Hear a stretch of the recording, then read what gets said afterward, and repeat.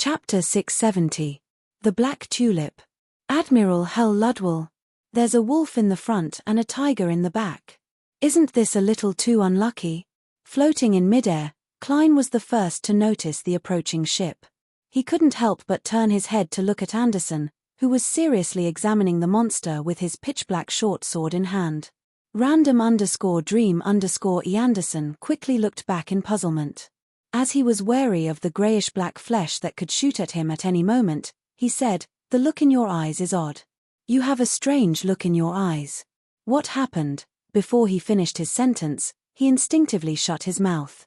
Sensing something, he leaped to the side and rolled, dodging the monster's body fragments that rapidly grew his fingernails. He quickly arrived at the other side of the ship. Straightening his back and stretching his neck, Anderson suddenly hissed, "Admiral Hell, this wasn't a kind-hearted fellow.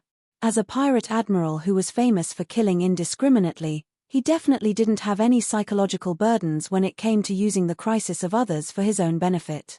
After weighing the pros and cons, he discovered that he could use the powerful monster's attack to finish off Admiral of Stars and everyone on the future. He would definitely take action after reaping the bountiful spoils of war. My bad luck hasn't weakened. It's just in a different form. A lump sum withdrawal." Anderson's expression warped. It was unknown if he was crying or laughing. At the same time, the corresponding information surfaced in Klein's mind. Admiral Hell Ludwell. Just Ruin alone had a bounty of £55,000. He was an extremely powerful spirit medium, the one with the highest bounty among the 7 pirate admirals. There weren't many pirates alive on his flagship, the Black Tulip. Most of the matters were handled by the undead creatures and spirit world creatures under his control. He killed indiscriminately, but he didn't have a perverted interest in it. All he did was seriously complete the job of casting living beings into hell. He was inextricably linked to the charismatic order. Rumor had it that he had a ring left behind by an ancient death. As Klein and Anderson stared at the Black Tulip, the golden brooch on Admiral of Stars Catlear's robe began to emit pure, bright, but not blinding sunlight. In front of the captain's cabin, a blurry figure appeared as it rapidly elongated. It was filled with a silent and tranquil ghostly aura, but it also emitted a warmth that resembled sunlight. This was an abnormally incongruous existence. It was like a wraith formed from the holy water of the sun. It was both sacred and evil. The sun wraith spread its arms and flew out at an exaggerated speed, hugging a greyish-black piece of flesh. The sun wraith and the wraith pounced at the greyish-black piece of flesh that was invading the future. Admiral of Stars's eyes flowed with a deep purple color as her brooch shone with a golden luster. She quickly created one sun wraith after another outside the captain's cabin's window, making them lunge at the greyish-black flesh that had invaded the future. And at that, bloodless, Hester Wraith, and Hell, and waved to Wraith, awakened. And at that read of, he, the dark, black, het. The king's son, the sea, king, 6, Luth dark. With, God, sea. The dark sailboat that suffused a gloomy green slowed down and stopped by the edge, as though it wasn't aware of what was happening. Suddenly, Klein saw a nearly transparent eye appear in midair corresponding to the future. It had a ghastly white pupil as it looked down without blinking. This is a spirit medium's version of a telescope.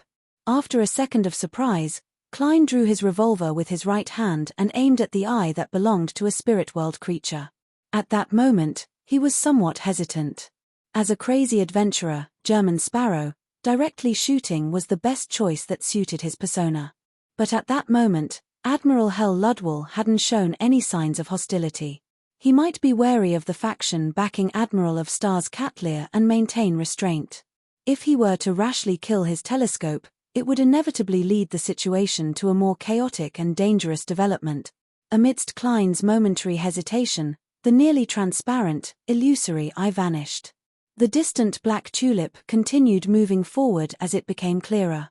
On it, white skeletons who were either unclothed or draped in leather armor busied themselves with controlling the sails. The pale white zombies with swords were patrolling, using their eyes that were dyed with gloomy green flames to observe their surroundings. shadows, wraiths, and all sorts of strange spirit world creatures would fly and circle around, boring into the ship's hull from time to time, revealing transparent faces with indistinct eyebrows. In Klein's spirit vision, there was only one living person on the Black Tulip. It was the man dressed in captain's attire who was standing on the front deck, silently watching him. He wore an exaggerated triangular hat embroidered with white skulls and feathers.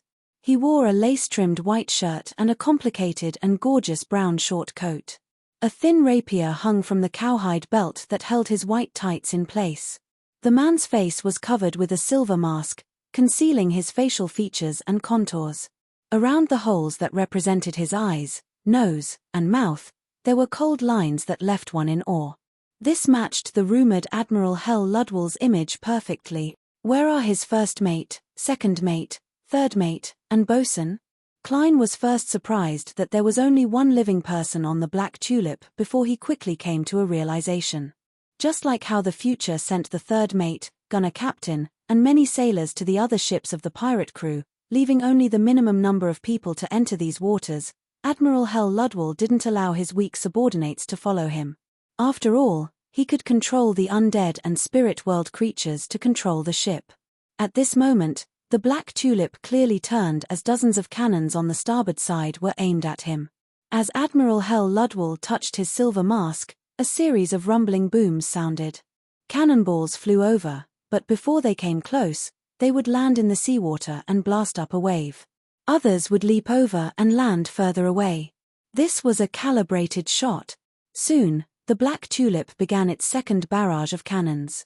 Just as Klein was about to activate Creeping Hunger and use the Baron of Corruption's distortion powers to change the target of the cannonballs and blast further away, he saw Anderson and Hood raise their right hand and push it forward. Orange-yellow fire ravens instantly condensed and flew out, accurately intercepting every cannonball. Boom! Boom! Boom! Blinding sparks flew in midair as shrapnel flew, as though dozens of fireworks had been released. I have to say that a pyromaniac's powers are quite useful at sea. A mysterious ballistic missile defense system. However, this is also because Anderson is the strongest hunter, having reached the level of a Sequence 5. If it were Danny's, there's no way he could intercept them one by one. It would be impressive if he could detonate half of them. Sigh, when I use flame controlling, I can only deal with one at a time. As Klein sighed, the Black Tulip stopped its cannons and accelerated once again, closing the distance between it and the future. As it approached, the surface of the sea between the two gigantic sailboats that was dyed with golden sunlight rapidly turned black. It was so black that it didn't look like ink, but like the deepest moonless and starless night. In the deep and dark sea, translucent and illusory ferocious creatures crawled out. Pale corpses reached out their palms that had rotting flesh hanging from them. Dark red or cold flames surfaced, forming pairs of eyes. Suddenly, this place seemed to become the entrance to hell. All kinds of undead creatures swarmed to the surface of the sea as they charged forward like a tidal wave. Anderson turned his head to look at the sun wraiths that were destroying the grayish-black flesh. Knowing that Admiral of Stars was at a critical stage in dealing with the terrifying monster, all he could do was hiss and look up at German Sparrow with a bitter smile. Just as he was about to press his hands on the ship's railing and create scarlet flames that spread outwards to stop the undead army's assault, he was surprised to see German Sparrow suddenly turn around and fly back into the cabin. He fled. No way. Anderson's expression clearly froze. He then revealed a grimace as he quickly leaned forward, reached out his palms, and pressed them on the ship's railing. Without a sound, a scarlet flame rose out of thin air and swept forward. At this moment, a charm suddenly fell in front of him as he heard a word in ancient Hermes. Storm. Hey! Anderson instinctively looked up and saw German Sparrow, who was wearing a round-neck shirt and a brown jacket, being swept up by a strong gust of wind as he rapidly flew towards the Black Tulip. Is he committing suicide? I can't understand this madness. Anderson's mouth gaped as he felt puzzled. Whoosh! With the charm's effects, Klein flew to the space in front of the Black Tulip under the blessings of the wind. Admiral Hell Ludwell looked up at him as two pale white flames burned silently in the eye sockets of his silver mask. The shadows, wraiths, and spirit world creatures that were circling around the black tulip immediately swarmed up and charged at the enemy. They either opened their mouths wide as they let out silent screams or spat out their thin tongues that were embedded with miniature human faces. They appeared extremely excited. Klein looked at them with a deadpan expression as he reached into his pocket with his left hand and removed the wall of spirituality from a square metal box. Then, he took out the Aztec copper whistle that was tied together with a few matchsticks and threw it towards the black tulip's rear deck. All of a sudden, the transparent, cold, and blurry vengeful spirits and shadows all stopped moving like frozen insects. Following that, they didn't hesitate to turn around and fly to the back of the black tulip at high speed. The strange-looking spirit world creatures followed closely behind. In less than a second, the skeletons and zombies that were adjusting the ship's cannons betrayed Admiral Hell. The front deck was instantly empty, leaving Ludwell alone. Pa. Klein pressed down on his hat and landed on the deck in front of Ludwell. He arched his body slightly as he released his right hand that was pressing down on his hat. His gaze locked onto the silver-masked Admiral Hell. P.S. It's the last 2 days of February. Seeking monthly votes. Chapter 671. On the future, Anderson had pressed his hands against the ship's railing as he watched the undead army that surged out from the pitch-black sea recede like a receding tide. They scrambled to rush to the black tulip's rear deck, and he saw German Sparrow press down on his cap with his right hand as he descended from the sky and landed firmly in front of Admiral Hell Ludwell. Such a scene had an indescribable sense of beauty when illuminated by dark red or dark green lights, wraiths, shadows, and all sorts of strange spirit world creatures. Cool. As expected of the craziest adventurer. Anderson praised from the bottom of his heart before thinking of something else. Before German Sparrow flew over, he seemed to have thrown a charm in front of him. Furthermore, he had specially demonstrated the incantation to activate it. What he means is... Anderson had lowered his gaze and discovered the charm made of tin by his feet. On the black tulip, Klein's body was slightly hunched as he locked his gaze onto his enemy. His heart wasn't as cold and calm as he appeared on the surface. Anderson, this fellow, quickly used the charm to fly over. There's a high chance I can't handle him alone. It might even be very dangerous. As his eyes reflected the silver mask and the two pale white flames, Klein suddenly prayed silently. Due to the existence of the mysterious pair of eyes that was watching the deck and him, as well as the fact that Anderson had mentioned the door opener in the depths of the world of dreams, he had carefully given up on immediately praying to himself and using the sea god scepter above the grey fog to respond. He also warned himself not to expose this problem unless he was in dire straits. He believed that creeping hunger, tinder, the various beyonder powers of magicians, and the different charms of Sea God's domain would allow him to have the strength to fight Admiral Hell Ludwell. And with Aztec's copper whistle's allure towards undead creatures and spirit world creatures that were inclined towards the undead domain, it could help him cripple the most powerful means of a powerful spirit medium. To a sequence 5 of the death pathway, as long as it didn't exceed the necessary limits, they would always have the advantage in numbers when facing a certain number of mid-sequence enemies. However, Klein didn't believe that he would definitely be able to defeat Admiral Hell Ludwell or even kill him in such a situation. Firstly, the main battlefield was on the Black Tulip. With reference to how Admiral of Stars used the future, anyone with a brain would know that the situation wasn't optimistic. Secondly, Admiral Hell Ludwell was currently the most senior pirate admiral. He had the King of the Five Seas and Charismatic Order backing him. The mystical items and sealed artifacts he had on him weren't much inferior to Klein's. In addition, there were many rumors that indicated that he had a ring left behind by an ancient death. Furthermore, his sequence was indeed lower than Admiral Hell's. Not only did Klein not have the excitement of a successful hunt or the excitement of a crazy adventurer, but he also restrained himself. He didn't dare be careless, hoping that the strongest hunter, who was plagued by bad luck, would fly over as soon as possible. With two people of equal strength joining forces, there was a high chance of defeating or resisting Ludwell, who had lost his undead army. This would give Admiral of Stars Catlear and her pirates the time and space to wipe out the monsters that were pieced together. As this thought flashed through his mind, Klein didn't hesitate to launch an attack. He made the toxic fog stolen by tinder rapidly spread outwards. No one could tell that he was feeling so conflicted and worried. Wearing the exaggerated triangular hat and silver mask, Admiral Hel Ludwell raised his clenched left fist at the same moment. He spread his fingers and aimed his palm at Klein. In the blink of an eye, the front deck was enveloped by a ghastly yellowish-green fog. And in front of Ludwell, illusory light first erupted.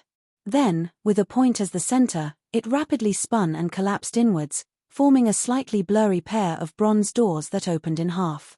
The surface of the bronze door was covered in all sorts of mysterious patterns. It had an indescribable sense of depth and stillness. With a creak, the door shook and cracked open a crack. Behind the crack was a boundless darkness that couldn't be seen through. It was like the deepest and darkest night sky. Pairs of indescribable eyes were hidden in the deep darkness. They were densely packed and everywhere, but it was impossible to discern their exact appearance. Skinless and bloody arms extended out as bluish-black vines with baby faces protruded out. Palms with cracked mouths filled with teeth reached out as they screamed, laughed, cried, and made a ruckus as they scrambled to grab at everything outside. This brought about a terrifying suction force as a cold hurricane that could freeze a person's bone marrow stirred. It pushed one item after another towards the strange objects, towards the crack in the bronze door. The yellowish-green toxic fog was instantly cleared as Klein involuntarily leaned forward as he staggered forward. The glove on his left hand immediately turned pitch black. It had the evilness of the night but also the nobility of the cosmos. Klein's brown eyes turned deep and dark as he spread his left arm to the side, making an inviting gesture. The terrifying suction force that swept the front deck suddenly changed directions as it grabbed the skeletons and rotting zombies that were running to the rear deck and threw them towards the crack in the door. It allowed them to be bound by the bluish-black vines with baby faces as they were grabbed by bloody arms and dragged towards the area behind the bronze door where the countless eyes were. Distortion. It was the Baron of Corruption's distortion. Klein had distorted the mysterious door's target, using the skeletons and zombies on the black tulip to replace himself. But even so, he was still affected by the aftermath of the massive suction force. It made it difficult for him to move, preventing him from using his advantage of agility and speed. The cap he wore had already been blown up by the hurricane as it spun in midair and floated towards the undead creatures that had been sucked in. At this moment, Admiral Hel Ludwell, who was wearing the exaggerated triangular hat, raised his right arm again and extended his palm forward. The right side of his upper body rapidly turned incorporeal as though it belonged to a spectre or a wraith. His arm and forearm constantly extended, instantly traversing the rather short distance as he grabbed at his enemy with his pale palm. Whoosh! The sound of the hurricane suddenly vanished as a soft sobbing sound entered Klein's ears. It left his body numb as though his blood had frozen. As the pale palm approached, he felt as though he had been possessed by a wraith or evil spirit. It was difficult for him to effectively respond. All he could do was watch helplessly as death approached. In despair, he felt his vitality rapidly drain away. Without putting up any resistance, Ludwell's pale, illusory right palm grabbed Klein and crushed him into a thin paper figurine. The paper figurine was covered in dark green traces of corrosion as it was quickly reduced to powder by the hurricane that didn't stop. In front of the bronze door, Klein's figure instantly appeared. The glove on his left hand was dyed with the color of pure sunlight. He immediately stood up and spread out his arms. A holy pillar of light that swirled with golden flames descended from the sky, striking the bronze door that was covered in mysterious patterns. The sunlight suddenly burst out, blinding Klein so much that he nearly couldn't open his eyes. As for the terrifying door that Admiral Hel Ludwell had created, not only shook and turned blurry, even the exaggerated suction force emitted from within had weakened. More than half the bluish-black vine with a baby's face and the bloody arm had evaporated. However, even more strange arms and distorted creatures had surged to the crack in the door in a bid to squeeze out. Klein was just about to continue using the Priest of Light's holy light to purify the bronze door when Admiral Hel Ludwell's pale white palm reached over in a frenzy. He hurriedly leaped to the side and constantly rolled to dodge the hurricane's aftershocks and soul-devouring palm. Once, twice, thrice. His body suddenly bounced up as he leaped diagonally. At some point in time, creeping hunger seemed to be made of gold. Klein's eyes first reflected Admiral Hell's silver mask and the pale white flames in his eye sockets. Following that, 2 bright bolts of lightning lit up deep in his eyes. Interrogator, psychic piercing. At this moment, a black, square-shaped ring on Ludwell's left index finger produced a faint glow. A scene immediately appeared in Klein's mind. It was a gigantic throne formed from the rotting heads of humans, elves, giants, dragons, demonic wolves, sea monsters, vampires, and other creatures. Every tiny side had the transparent faces of wraiths, shadows, and evil spirits protruding out. They were filled with hatred, venom, and indignation.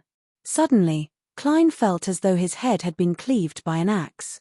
The terrifying pain filled his thoughts without any delay. Not only had his psychic piercing failed to show its effects, but it had even affected him, multiplying the effect. If he hadn't experienced extreme pain, Klein would definitely have fallen to the ground, wailing as he struggled. But even so, he had temporarily lost the ability to resist as he arched his back with a warped expression. Seizing this opportunity, Ludwell slowly spat out a language that ordinary living beings couldn't understand from his mouth. The surroundings turned increasingly dim, hazy, and illusory. This was the language of death that came from hell and the underworld. Just as Klein felt a little better, he realized that his spirit body was floating up uncontrollably, separating from his body inch by inch. And the terrifying suction force of the bronze door was something that spirits couldn't resist. No way. Before his spirit body completely separated from his body, Klein barely managed to raise his right arm and spread open the 5 fingers of his tinder glove. Different lusters instantly appeared before his eyes as they constantly changed and flickered. Without any hesitation, Klein grabbed a blob of pale white luster that flowed with a gloomy green luster, twisted his wrist, and pulled it away. In this battle, he wanted to steal the Beyonder power that created the bronze door the most, but he couldn't guarantee success. All he could do was pray for the goddess's blessings. The light flew out and entered Kindling's glove. However, this wasn't the Beyonder power that Klein wanted the most. However, it wasn't too bad. Ludwell's mouth behind his silver mask opened and closed, but he couldn't produce the difficult and awkward-sounding language that no living creature could understand. At the same time, Klein opened his mouth. P.S. Last day and a half in February. Seeking monthly votes. Chapter 672. One awkward, difficult, ear-piercing, and incomprehensible word after another was slowly said by Klein. It caused the hurricane created by the bronze door's terrifying suction force to turn silent. It made the dark surroundings turn darker. Only at this moment did he know that the Beyonder power Ludwell had just used was called Language of the Dead. It could bypass the protection of flesh and blood and target the spirit body. It was an advancement of a spirit medium's powers. It raised the direct connection between spirits to a form of control, or even enslavement. The language that living creatures couldn't understand resounded on the deck. Ludwell couldn't help but freeze in his spot as a layer of translucency rapidly surfaced on the surface of his pirate captain attire. His spirit was being tugged at by an illusory force. At this moment, the black square ring on Ludwell's left index finger lit up with a faint glow. The spirit body that had been forcefully pulled out immediately returned to his body as the two fused back into one. Clang! Ludwell pulled out the thin rapier hanging by his waist with his right hand. It was iron-black in color, and its tip absorbed the surrounding light, transforming into a black point. This Admiral Hell suddenly took a step forward, and with a violent gust of wind, he suddenly closed the distance between them. Following that, the rapier in his hand stabbed out like lightning. The bronze door covered in mysterious patterns remained standing where it was. It didn't vanish despite Ludwell retracting his left palm. This was different from the powers that Klein had previously seen from Miss Sharon that relied on mystical items. Pua! The black rapier pierced through Klein in an unavoidable manner. Klein's figure rapidly shriveled, turning into a thin piece of paper. The paper's surface was a dry yellow, as though it had been weathered for 10,000 years. The hurricane that the bronze door stirred up blew past, pulverizing the paper figurine. In midair, Klein leaped out of the abyss with a large number of charms from the sea god domain in his hand. Storm. Hurried and awkward-sounding ancient Hermes words burst forth as the tin flakes burned, sacrificing themselves to the sea god. This also meant that as long as Klein was willing, he could retrieve most of the materials and repeat the cycle several times until the metal could no longer withstand spirituality. Woo! Azure-colored wind blades shot out as the surrounding sea churned up heavy waves that were as tall as the ship's cabin. As Klein didn't attempt to distinguish the charms, while these attacks inundated Ludwell, there were corresponding supernatural effects that appeared on Admiral Hell. Underwater breathing, freedom of movement, levitation, and resistance to pressure, which were currently useless, stacked upon each other. Ludwell suddenly opened his mouth and let out a silent scream. The waves and countless wind blades that were about to strike him froze in midair.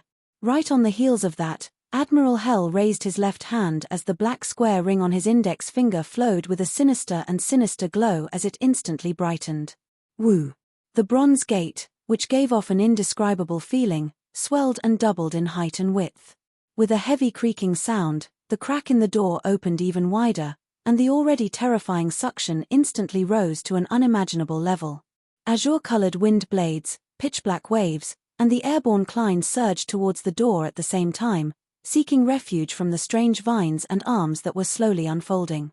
Just as Klein was about to control the priest of Light's soul to use Light of Holiness to slam the bronze gate to gain a breather, he saw a blazing white fireball the size of half a person fly over from another direction. The fireball's speed was augmented by the ridiculous suction force produced by the door. It flew past Klein and smashed into the crack in the mysterious door. Boom! Blazing white flames splattered everywhere as they rained down on the surrounding areas.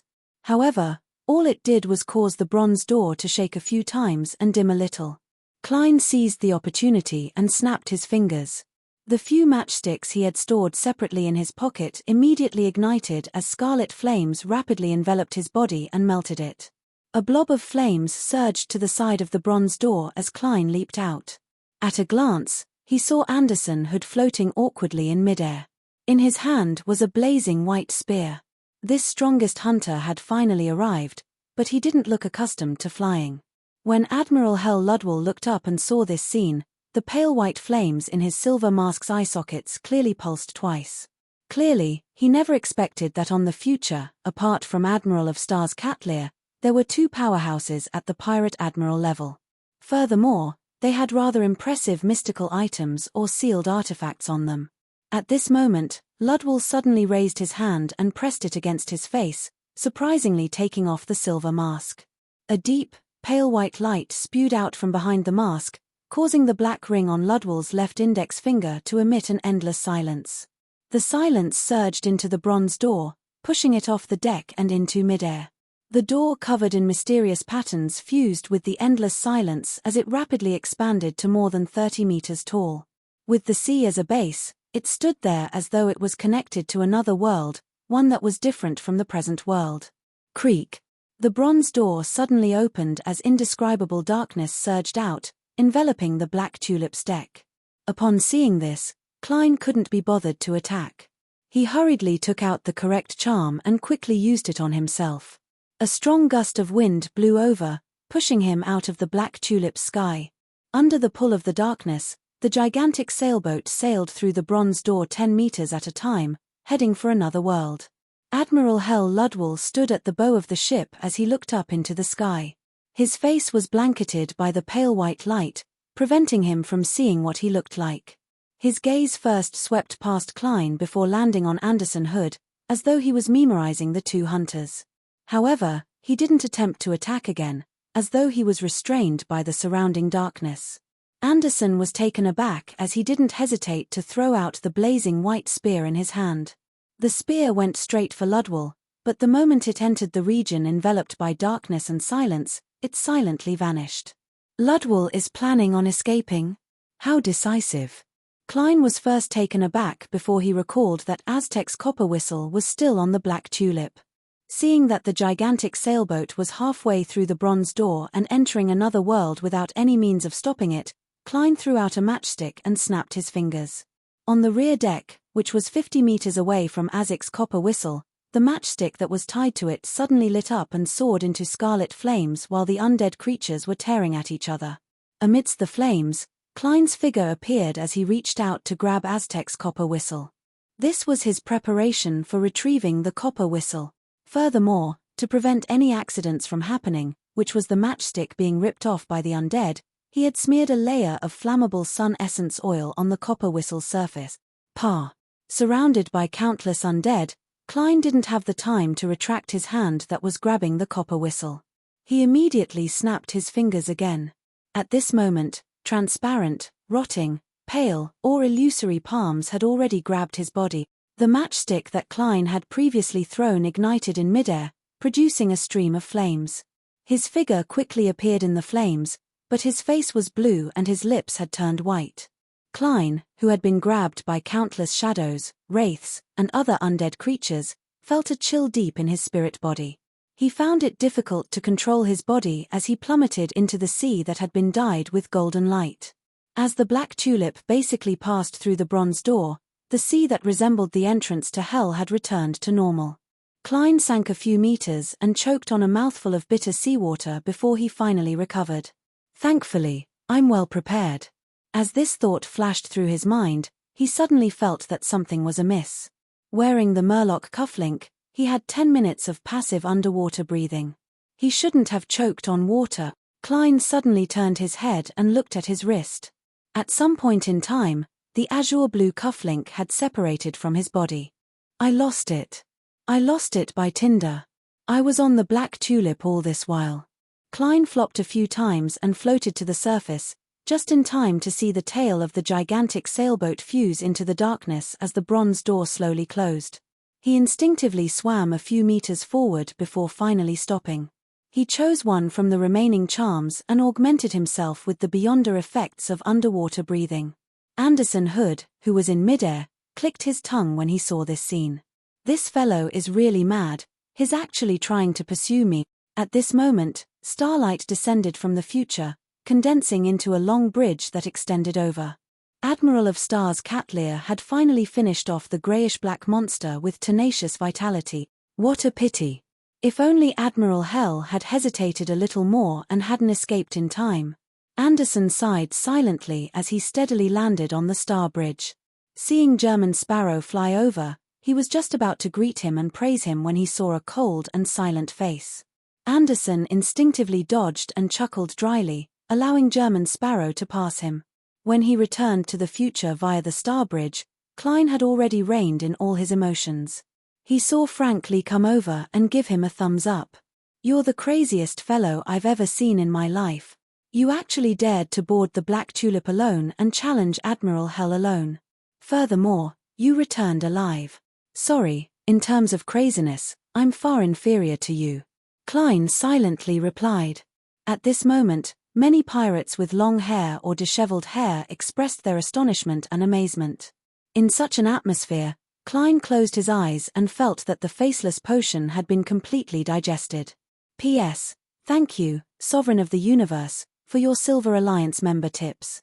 Also, requesting for monthly votes on the last day of February M. Chapter 673. Frankly noticed German Sparrow's abnormality as he added with a chuckle, I wanted to provide you with some help just now and throw some seeds over. Unfortunately, I can't throw them that far. Throw some seeds onto the black tulip. These waters have the remnant aura of the Earth Goddess. Beyonder items in the corresponding domain will mutate and attack without differentiating between friend and foe. I was on the black tulip back then. Thankfully, you didn't throw them. Klein suddenly recalled the tragic state the future had been in and the watermelon that had grown out of the dead pirate's head.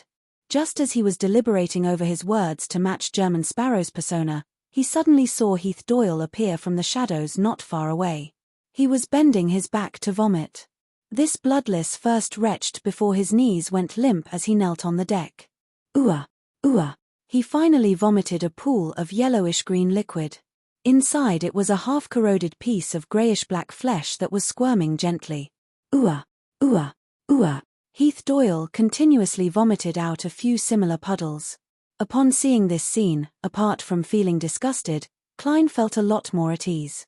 He was originally worried that Rose Bishop Heath Doyle would be corrupted by randomly eating, but from the looks of it, it was likely that Heath Doyle had isolated it and hadn't truly digested it.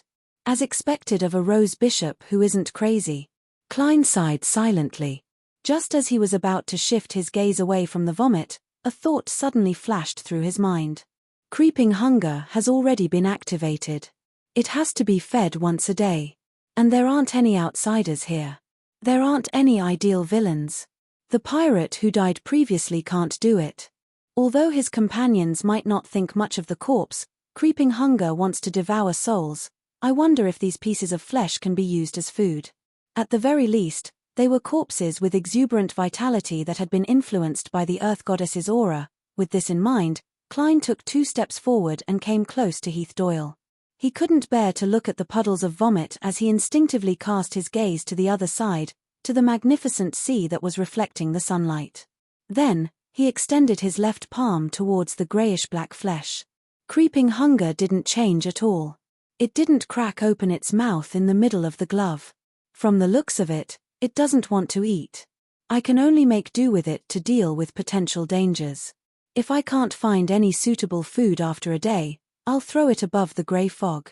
Klein helplessly retracted his hand and looked up at the captain's cabin. The golden brooch in front of Admiral of Stars Catlear bloomed with light once again, condensing a sun wraith that purified the greyish-black flesh Heath Doyle vomited. This pirate admiral's expression didn't change, but he seemed a little tired. The dark purple luster in his eyes became more obvious. After confirming that the ship had set sail again, Klein did not stay any longer and prepared to return to his room to change his soaked clothes. Anderson glanced at him, leaned over, and opened his mouth curiously. "Shut up." Klein spoke first.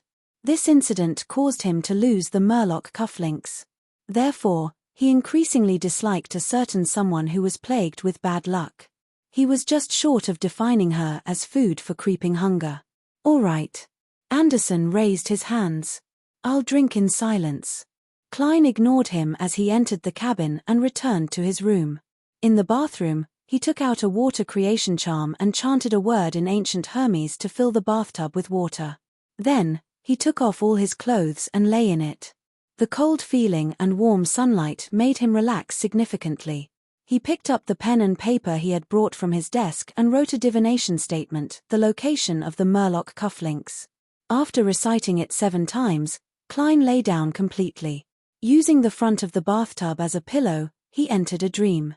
In the grey, fragmented, and illusory world, he saw the deck and a zombie whose body had rotted in several spots. The blue Murloc cufflink was embedded in the flesh on the zombie's left waist. Beyond the deck, it was pitch black, making it impossible to see where the ship was. "Indeed, I threw it on the Black Tulip." Klein opened his eyes and made a judgment. "I hope Admiral Hell doesn't discover it. This way, I can use the cufflink to lock onto the Black Tulip's location. It doesn't matter even if I discover it. As long as Ludwell didn't throw the cufflink away, and it hasn't been too long since the incident, I can locate him. However, the location of the divination has to be changed from the real world to above the grey fog. Also, I have to interfere with the divination later to prevent Admiral Hell from using the cufflink to locate me or even curse me. That ring of his is really suspected to be an item left behind by an ancient death. Yes, I'll write to Mr. Aztec." Klein quickly washed his body and walked out of the bathtub. After wiping himself clean and changing into the ruined gentleman's suit, Klein first adjusted his equipment and washed his clothes. Then, he unfolded the letter and took out the Aztec copper whistle. Standing by the desk and looking at the item on it, Klein's right hand suddenly slowed down. His eyes shimmered a few times as he put away the Aztec copper whistle and placed it into a tiny metal box. He then used a wall of spirituality to isolate its aura. He planned on leaving these waters and the future before summoning the messenger. "I suffered quite a huge loss this time. Thankfully, I've finally digested the faceless potion. I can focus on waiting for the mermaid to appear. The actual situation in the ruins of the Battle of the Gods is different from what I imagined. There's actually the aura of Earth Mother. This definitely wasn't left behind after the battle. Otherwise, it's impossible for a deity to not be able to control their auras. None of the 8 ancient gods of the Second Epoch wielded the authority of the Earth domain either. Among their subsidiary deities, there are some that are suspected. For example, the giant queen, goddess of harvest Omabella, or the goddess of life who is a subsidiary of vampire ancestor Lilith. Is this a battle of the gods with subsidiary deities involved, or is it really not something that happened in the Second Epoch? Klein was troubled by his lack of understanding of the ruins of the Battle of the Gods. All he could do was make guesses and use his imagination as a supplement. He reined in his thoughts and cut the paper figurine again. He then drew the changes and secret symbols belonging to the fool on it. Pa. Klein lifted the paper figurine and shook it. Flames appeared out of thin air, burning the paper figurine to ashes. This way, he had already obtained the initial results he wanted. If he wanted to get better, he needed to head above the grey fog to make a response. He needed to use the Dark Emperor card to stir the power of the mysterious space and cooperate with the Paper Angel to provide protection. After relying on Aztec's copper whistle and Will Orseptin's paper crane to interfere with any possible spying, Klein returned to the bathroom and completed the operation in an orderly manner. After tidying up the room, he wore creeping hunger and tinder and slowly walked to the deck. He planned on carefully observing his surroundings and not letting go of any clues regarding mermaids. Just as he left the cabin, he saw Anderson Hood sitting on the ground, leaning against a wooden wine barrel. His expression was calm, and his aura was converged, as though he was thinking and feeling melancholic. Did he really keep his promise and keep drinking in silence? Klein mumbled and walked past Anderson. Anderson slowly raised his head and asked dreamily, "Is there a problem with the wine here?" Klein was taken aback for a moment before he replied seriously. Anderson was speechless. This fellow is too unlucky. His application of Beyonder powers failed, so much so that he didn't realize that there was a problem with the wine. The corners of Klein's mouth twitched as he walked forward. On the front deck, many sailors were gathered together, watching Nina perform the duties of a priest of the Lord of Storms and hold a short funeral for the pirate who had just died. After a simple prayer, Nina looked around and said, "Revere's wish was to be buried on the mountain in his hometown's harbor. It has the most beautiful sunset. He wishes to be cremated so that he won't be disturbed after his death. Holy Lord of Storms, may he rest in peace." Most of the sailors believed in the Lord of Storms as they punched their left chests with their right hands. Upon seeing this scene, Klein didn't approach. He stood a distance away and watched silently. After the funeral was over, Revere's corpse was reduced to ashes with the help of the scroll. Klein sighed as he inwardly drew the crimson moon. For the rest of the day, the sun remained bright and the sky remained midday. The future circled around a few ruins as it ventured deeper into the sea. At some point in time, Anderson had returned to normal as he came to Klein's side. He looked into the distance and pointed at the submerged buildings in front of him. "After passing this ruin, turn left for about 10 nautical miles, and you'll have a chance of encountering mermaids." Finally. Klein was just about to respond when the sky suddenly turned dark as the sunlight vanished. Another night had arrived. Without another word, he returned to his room and lay in bed. Soon, he woke up from his dream. In front of him was a clean floor-to-ceiling window, a long table, chairs, and bookshelves filled with books. This time, he returned to the spot where he had left the dream, to the library. The light of dusk shone in, covering everything with a layer of pale gold. Klein walked forward in puzzlement and walked to the bookshelf he had browsed previously. As expected, he saw mysticism manuals like the Book of Charms. Just as Klein planned on pulling out a book and quickly flipping through it, his gaze suddenly swept to the bookshelf opposite him. He saw a book with a black cover. Roselle's Notebook 3-inch. The Emperor's Diary? An entire diary? Klein subconsciously reached out his hand. At this moment, the pair of mysterious eyes that looked at him from the deck flashed across his mind. The person who opened the door in the depths of the Hall of Murals that Anderson had mentioned flashed across his mind. He also thought about the abnormal change of location in his dream. Klein retracted his gaze and continued pulling out the Book of Charms. He came to the long table and sat down before quickly browsing through it. Suddenly, He heard a series of footsteps approaching from the depths of the library. Klein instantly tensed up as he slowly raised his head. The first thing that entered his eyes was a pair of black leather boots. P.S. Requesting for a monthly vote. It will expire if you don't vote. Chapter 674. I hope to maintain the pace of updating in March. I will try my best not to take time off to update. However, I can't guarantee anything on the first day. Recently, I've been running around outside. I've only written half a chapter for tomorrow, so I'll have to stay up late to finish it. There's still a meeting at the Writers' Association tomorrow. I'll try my best to write another chapter during my lunch break, but I don't dare to promise anything. Give me some adrenaline. Seeking for a guaranteed monthly ticket tilde. Lord of the Mysteries seeking for a guaranteed monthly ticket in March currently typing. Please wait a moment. After the content is updated, please refresh the page to receive the latest update. Chapter 675. As his gaze moved up, Klein roughly observed the owner of the footsteps. She was a lady, wearing beige trousers that made it easy for her to move about. She wore a pair of black leather boots that weren't too short, but she wore a light brown knee-length skirt. The hem of the skirt was slanted, giving off a sense of uninhibited elegance. Such an outfit instantly made Klein feel like he had returned to Earth. This was because be it Rouen, Intes, or even Faysac, Fana Potter, Lemberg, Mason, East and West Balam, none of them had a similar style. The speed at which Klein raised his head increased, and he finally saw the lady's appearance. She had long chestnut-colored hair that cascaded down naturally. Her straight eyebrows were perfectly extended, and her eyes were blue and deep, as though they contained a concentrated ocean. She had outstanding beauty, but that wasn't what was most eye-catching. Her actions naturally exuded a sense of nobility, as well as the bearing of someone who had been in a high position for a long time, leaving a deep impression. Klein even subconsciously wanted to lower his head to avoid eye contact. Besides, she's very tall, about the same as my Klein Moretti. Klein suddenly added inwardly. After completely digesting the faceless potion, he increasingly realized that his self was a combination of personality, experience, knowledge, and various interpersonal relationships. His appearance and figure were the type that could be changed at will. Therefore, as long as he knew who he was, he didn't mind using the word state to describe the physical characteristics of his previous identities.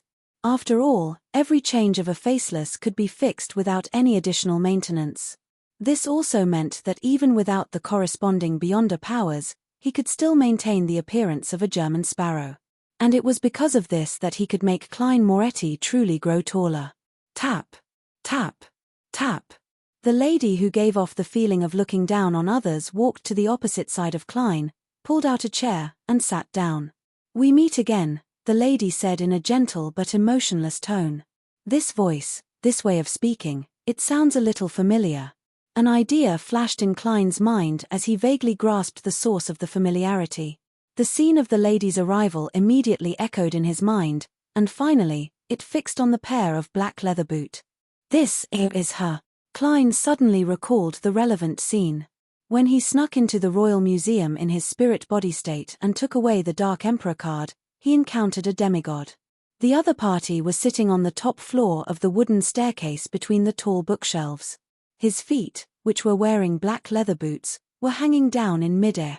He turned back into Sherlock Moriarty, and after being chased by the devil dog, he ran into a forest road made of green pea vines. He had no choice but to follow the carriage all the way to the sky. Outside the window, he saw a hammock made of pea vines and a pair of feet wearing black leather boot. It was her. Why would she appear in this world of dreams, and in this part of the sea? And he even said that they met again. I am now the German sparrow. As his thoughts raced through his mind, Klein replied with an indifferent expression. We haven't met before. So what if he was a demigod? As long as it's not an angel, I can use the sea god scepter to fight against it in this world of dreams. Klein silently encouraged himself. The lady with slender eyebrows sat opposite him and raised her chin slightly. She stared at Klein for 2 seconds and said, Is that so? Mr. Hero Bandit Dark Emperor. With a boom, the thoughts in Klein's mind seemed to be struck by lightning, exploding into countless tiny pieces. It was messy, jumbled, and he couldn't find the main point. She knows that I'm Hero Bandit Dark Emperor? She recognized me as the spirit body that stole the card of blasphemy from the Royal Museum? How is that possible? Wait, why did she directly address me as Hero Bandit Dark Emperor? If it were Sherlock Moriarty, I would be even more shocked. I might not even be able to hide the change in my expression. As thoughts flashed through his mind, Klein instinctively controlled the muscles on his face and calmly said, I don't understand what you're talking about. The lady, who was dressed in a different style from any of the current trends, didn't repeat her words, nor did she explain anything. Instead, she said in a straightforward tone, I was the one who provided your identity as German Sparrow. Klein instantly felt his scalp tingle. He felt that he had no secrets in front of her. The identity of German Sparrow was forged through Miss Sharon's means. This lady, this demigod, is her means. Right, Miss Sharon mentioned that someone in her circle is investigating the true identity of Hero Bandit Dark Emperor. She promised to fulfill a reasonable request from the person who completed it, and the material requirement was limited to high sequence beyond us and below. According to Miss Sharon's description, the person who entrusted the task is about 1.7 meters tall and has a good body proportion. She has long chestnut-colored hair and likes to wear black leather boots. Man, isn't that the person opposite me? Back then, I suspected that she was the demigod I met in the Royal Museum. Furthermore, she knew very well that I took the Dark Emperor card. As thoughts flashed through his mind, Klein was momentarily at a loss for words. All he could do was maintain his silence. The lady with a slightly curved chin didn't continue the question of German Sparrow's identity. She looked out the window at the frozen dusk. She looked at the frozen dusk outside the window and said, while you were in the Rorsted Archipelago, Nast Solomon's Dark Emperor also appeared in those waters. I believe you should know what this means, Mr. Hero Bandit. Seeing that the other party had not only exposed his identity, but had even provided him with clues and evidence, Klein could only move the corners of his mouth. The law of beyonder characteristics convergence. The expression of the lady opposite him softened a little, as though she was smiling. You really are Hero Bandit Dark Emperor. So you weren't sure. You only listed the clues and showed a confident attitude. How could she be so certain just now? Does she have any evidence that she hasn't shown? Klein felt vexed and abnormally puzzled. The lady who had been in a high position for a long time didn't speak further. She looked at the bookshelf and said, You discovered that the bookmark was the Dark Emperor card through his diary? Diary. This lady also knows that the so-called Roselle's notebook is a diary. Klein was stunned and did not answer. You didn't take the notebook just now because you sensed something? The lady asked again. This. Klein suddenly understood something and decided not to answer the question. He wanted to stop being so passive and not have to follow the rhythm of the other party. He looked into the lady's deep blue eyes and said, I'm not sure. You're the mysterious person spying on me on the future. The beautiful but unapproachable lady calmly replied, That's right. Catlear doesn't even know that I've secretly boarded the future, but you actually discovered.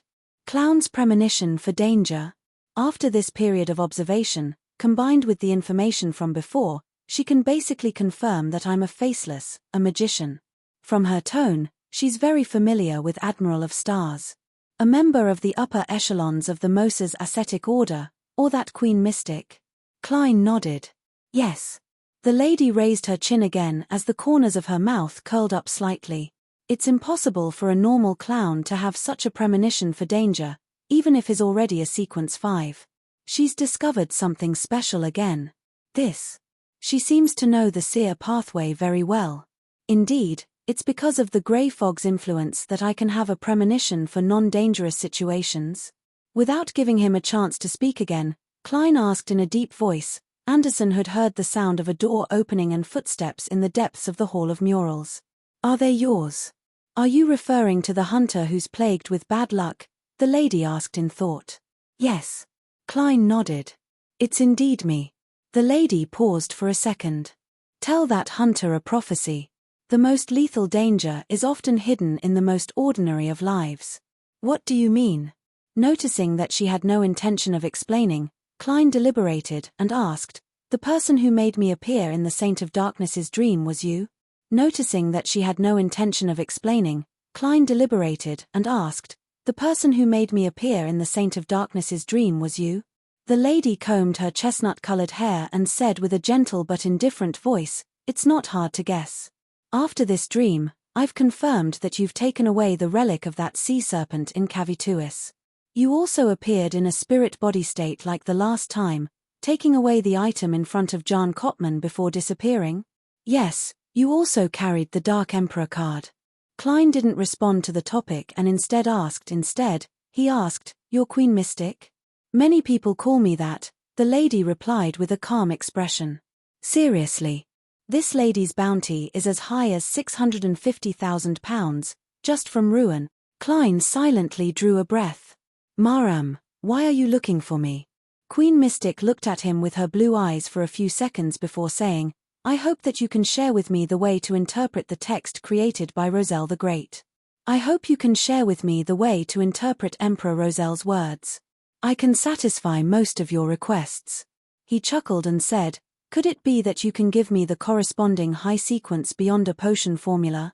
Queen Mystic converged her aura, but her bearing didn't diminish as she looked at him. "Your fate lies at the main peak of the Hornacis mountain range. This." Klein was shocked for some baffling reason. His eyes darted around slightly as he pondered over the problem. Queen Mystic stood up. "When you need some help or clues to a few cards of blasphemy, tell me the answer." She turned around and walked into the depths of the clean and spacious library. 1 step, 2 steps, her figure turned fainter and soon vanished. The entire library collapsed as Klein fell into a daze. He found himself back in the hall filled with beautiful murals. She turned around and walked deep into the library. 1 step, 2 steps, her figure turned fainter and soon vanished. The entire library collapsed as Klein fell into a daze. He realized that he had returned to the hall filled with beautiful murals. "Where did you come in from? P.S. I'm begging for a guaranteed monthly ticket. Also, I'm begging for little Kuz's birthday blessings. This is free. In the app discovery page, one is for starlight points, and the other is for blessings. The latter is free, but it requires 25,000 people. Everyone, just click on it. Our Pure Chidian platform has 35,000 people reading for 24 hours, and the average subscription is more than 50,000. We should be able to finish it. Everyone, please help out and let little Ku become rich overnight." Chapter 676. Upon hearing his question, Klein was momentarily at a loss for an answer. He couldn't possibly tell him that he had fallen out of a dream suspected to belong to Queen Mystic. He looked at the unlucky strongest hunter indifferently, raised his right hand, and pointed upwards. "If that's the case." Anderson had nodded in understanding. "What are you thinking of?" "I don't even know what I'm trying to express." Klein's lips moved indiscernibly. He changed the topic and recalled. "I met someone just now, not someone we know? Not a member of the future? The one who walked out from the depths of this hall?" Anderson suddenly became excited. "This fellow doesn't have the airs of a strongest hunter at all. He's just like a hot reporter in a newspaper." Klein lampooned silently. "She asked me to tell you a prophecy." What prophecy?" Anderson was a little surprised. "If I were to use my identity as Klein Moretti, I would reply, 'Sorry, I forgot.' She only said it once." As Klein imagined the prank that wouldn't happen, he said in a deep voice, "I'm sorry. The deadliest danger is often hidden in the most ordinary life." Anderson listened attentively and hissed. "This sentence is absolutely right. I nearly drank myself into a retard. Who would have expected that most of the crew on the future would drink problematic alcohol?" He pondered for a few seconds and asked worriedly, "That's it? Did you forget any details or key words?" "I think you're provoking me." Klein ignored Anderson Hood and walked to the entrance of the Hall of Murals. He looked at Frank, Nina, and the rest outside. Back at the library, he had first been forced into a passive state by Queen Mystic's sudden accusation that he was Hero Bandit Black Emperor. Following that, he had attempted to disrupt her rhythm and not follow her lead. Therefore, he had been extremely tense. His thoughts were completely focused on how to respond and engage in a verbal confrontation. He didn't have the time or opportunity to review the entire process and dig out any details that he couldn't figure out. Now, he finally had the time. First, the most important problem that I have to immediately figure out is how much Queen Mystic knows about my identity and Roselle's diary. She thinks that I have mastered the way to interpret the words created by Roselle the Great and not the words themselves. Although the two meanings are not too different, it is enough to prove that the identity of the Emperor and I as transmigrators is something that she can't think of and doesn't have any clues pointing to. Miss Sharon isn't someone who has just entered the mysticism circle, nor is she a novice who has just come into contact with complicated matters. When she found someone to help me forge an identity, it was impossible for her to reveal who the client was. Furthermore, the photo I provided was of the German sparrow. In other words, Queen Mystic hasn't come to the conclusion that Sherlock Moriarty is equivalent to German sparrow. Yes, if she's already aware, just as I thought, it would be better to address him as Mr. Dark Emperor Sherlock Moriarty. The impact on my psychological defenses would be 3 to 5 times greater than directly calling him Hero Bandit Dark Emperor. From her point of view, how did she find any useful information from those scattered clues? She knew that the bookmark was the Dark Emperor card, hence, she connected the ghost-like Hero Bandit Dark Emperor to the strange spirit body that stole the card of blasphemy from the Royal Museum. Then, due to King of the Five Seas Nast's sudden appearance in the Rorsted Archipelago, she guessed that Hero Bandit Dark Emperor might have also appeared in Bayam, appearing in the archipelago. After investigations, she discovered the familiar identity of German Sparrow, and from the similarity between his and Hero Bandit Dark Emperor's activities, she made a guess. She then chased after him and infiltrated the future to observe me from a close distance. This is logical, but there are certain coincidences. King of the Five Seas Nast appears wherever he wishes. Perhaps he's just reminiscing about a particular lady in the Red Theatre, so he made the ship traverse the spirit world and enter the Rorsted Archipelago. Perhaps Bayam happens to have high sequence beyonder ingredients of the Dark Emperor pathway that emit a strong attraction to him. There's no way to directly connect this to Hero Bandit Dark Emperor. Of course, it's not incomprehensible for Queen Mystic to make such a connection. Perhaps she'd rather be wrong about important clues than let them go.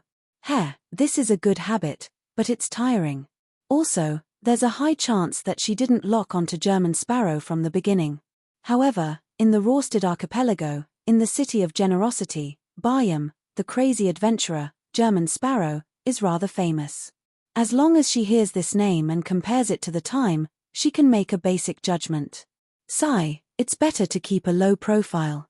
Thankfully, the acting is finally over. I can make the identity of German Sparrow vanish in the future.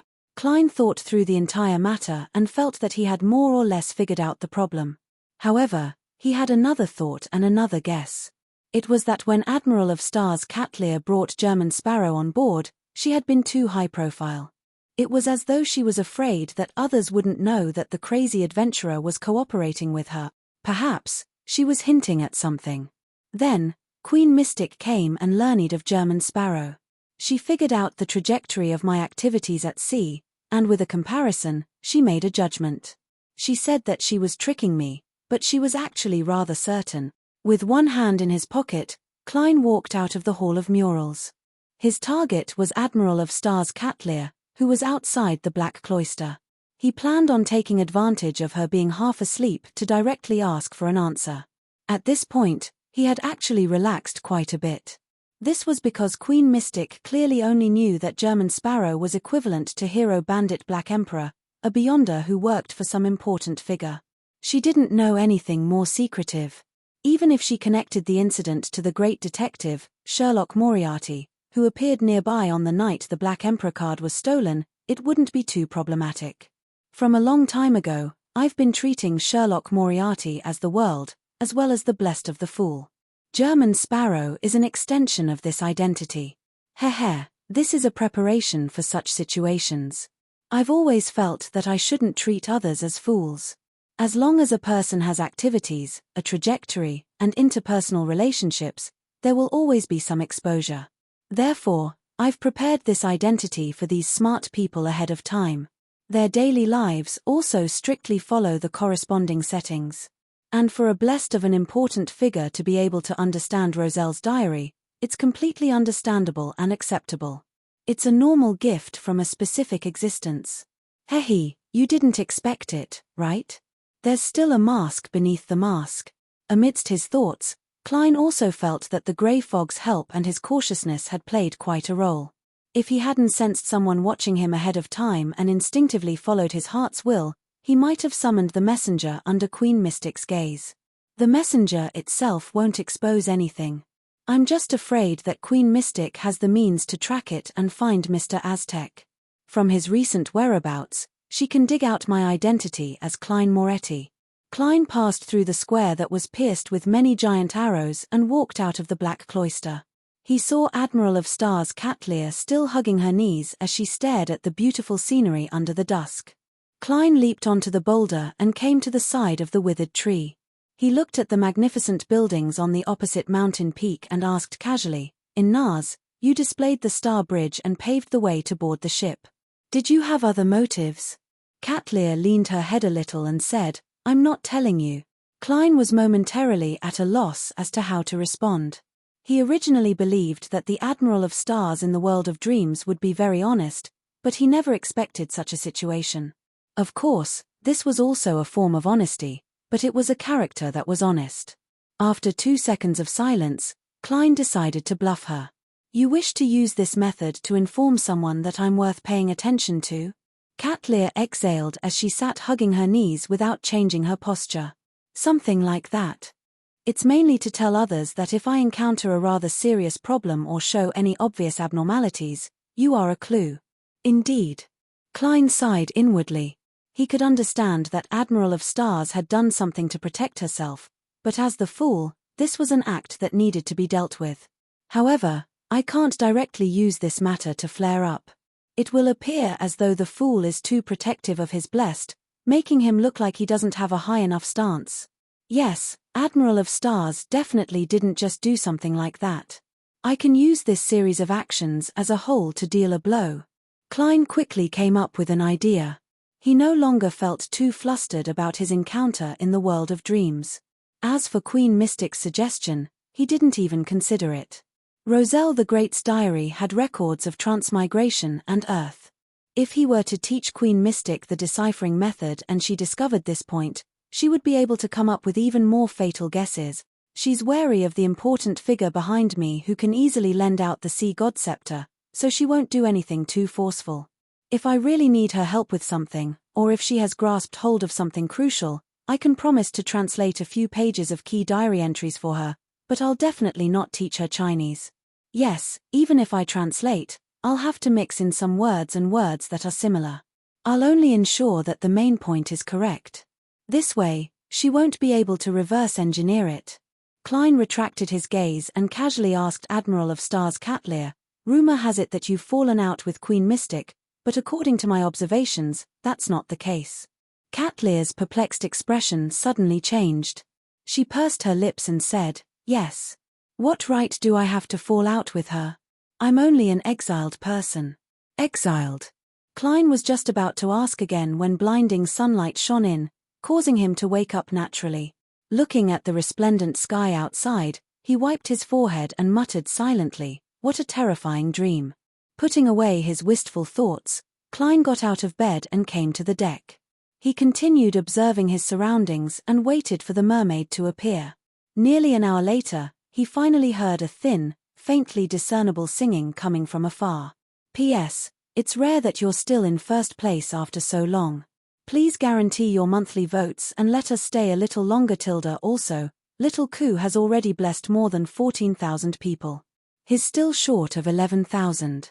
Friends who haven't sent their blessings, try your best to send one. It's free. As for how to do it, you can see the end of the previous chapter." Chapter 677. Mermaid. Klein was delighted as he felt a sense of excitement that he hadn't felt in a long time.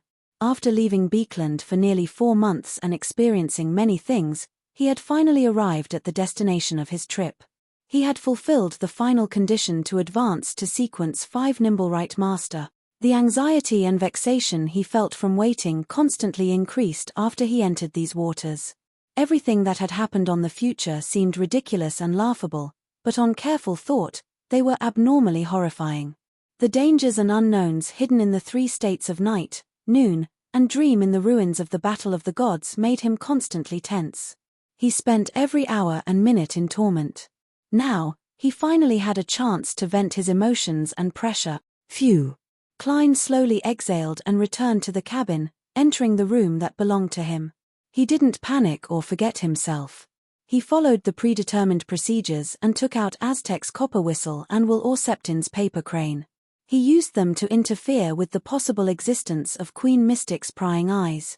After taking out the remnant spirituality of an ancient wraith, the eyeball of a 6-winged gargoyle, the bark of a dragon-patterned tree, and the metal bottle that contained Sonia's golden spring water from his suitcase, he spread them out on his desk and entered the bathroom. He locked the door and skillfully set up a bestowment ritual. After setting up the ritual, he wasn't in a rush to head above the grey fog to respond. Instead, he set up an additional ritual, a ritual to summon himself. Taking 4 steps counterclockwise and chanting the incantation, Klein arrived above the grey fog and responded to the summoning ritual.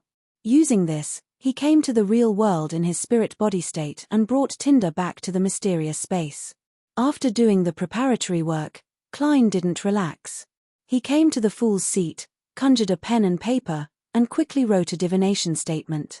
The one singing ahead is a mermaid. Taking off the topaz pendant, he used divination to confirm the situation. The one singing ahead of the future was a mermaid. After calming himself down, Klein beckoned for the iron cigar case to fly out from the junk pile and land on the long, mottled bronze table. With a smack, he opened the lid and saw that the pupilless all-black eye was still lying quietly inside. He could vaguely sense the extreme madness and danger, but it seemed to be in a deep sleep. After staring at it silently for 2 seconds, Klein picked up Tinder and slowly put it on his right palm. After completing all this, Klein no longer hesitated. He stretched out his right palm and spread his fingers. The scene in front of him was suddenly filled with all kinds of light balls. Grayish-white, bronze-green, dark red, and black formed the main key of this mysterious space. And inside the all-black eye, the steaming, ferocious iron-black light was entwining all the remaining colors. Without needing to rely on his spiritual intuition, just based on his understanding of the matter, he could clearly tell that the spiritual corruption of the true creator was this iron-black light. While on high alert, he closed his fingers and grabbed his target. Then, he twisted his wrist. The iron-black light was instantly extracted and fused into Tinder. Immediately, Klein heard an illusory, evil, terrifying, and seemingly familiar roar that was indescribable. This destroyed his thoughts and wiped out his psyche, bringing him a pain that felt like his head was about to explode. However, it was quickly suppressed by the grey fog's powers. Klein didn't have the ability to think too much about it. He followed the plan and the actions he had practiced many times. He grabbed Tinder with his left hand, took it off, and threw it onto the stone tiles of the magnificent palace. The roar vanished instantly as Klein grabbed the all-black eye in a somewhat numb manner. He quickly responded to the bestowment ritual and sent the Nimblewright masters beyond a characteristic through the illusory door to the altar in the washroom. He didn't dare delay any further. All he did was glance at the Tinder glove that had been dyed iron black. Its fingers were twisted, and its palm was torn. It was filled with a sinister vibe, and he used his spirituality to envelop himself. He simulated the feeling of rapidly plummeting and returned to the real world. If creeping hunger were to witness the entire process of Tinder's encounter and outcome, I wonder what it would think. Klein opened his eyes and grabbed the all-black eye from the altar. As he ran out of the room, this thought flashed across his mind. Stopping in front of his desk, Klein took out the steel milk pot that originally belonged to the future's kitchen and poured 80 milliliters of Sonia golden spring water into it. The pale golden liquid slowly rippled. It was clear and transparent, making one's mouth subconsciously dry up. It made one wish to drink a cup to quench their thirst. The dragon-patterned tree's bark, the eyes of a 6-winged gargoyle, and the remnant spirituality of an ancient wraith were thrown into the pot by Klein, stirring up different reactions. Finally, the color of the potion turned dark gold, but it looked light and weightless. At this critical juncture, Klein turned abnormally calm. He steadily picked up the pupil-less black eye and sank it into the potion. He could already confirm that the true creator's mental corruption was unable to penetrate the gray fog and return to the all-black eye. And this was something he could foresee. The all-black eye was instantly drowned by the dark gold liquid as bubbles began to rise from its surface. Every time a bubble burst, the potion would darken slightly. About 10 seconds later, all the changes came to a halt. Inside the milk pot, the potion had taken form. It was completely black, and inside, there seemed to be countless tiny worms that couldn't be seen with the naked eye rapidly swimming about. Klein took out a gold coin and quickly confirmed it with divination. After receiving the revelation of success, he heaved a sigh of relief, poured the Nimblewright Master Potion into a metal bottle he had prepared ahead of time, and stuffed it into his pocket. He wasn't in a rush, nor did he panic. According to the predetermined procedures, he quickly dealt with the altar in the washroom and retrieved Aztec's copper whistle and Will Septin's paper crane. Only at this moment did he leave the cabin with slightly faster footsteps and come to the deck.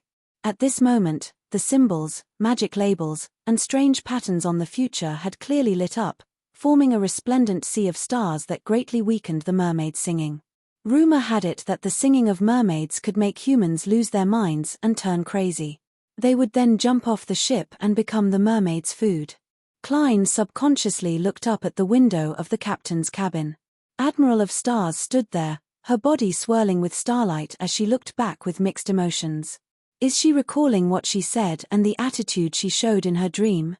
Klein lampooned as he said with an indifferent expression, "I want a boat." "It's ready." Cat Lear pointed to the shipboard without any surprise. "It's ready." Cat Lear pointed to the side of the ship without any surprise. Back when German Sparrow hired the future, he had already mentioned that his goal was to find Mermaid. Soon, Klein left the future and the protection of the resplendent sea of stars. He stepped onto the tiny boat and found himself in the middle of the ocean.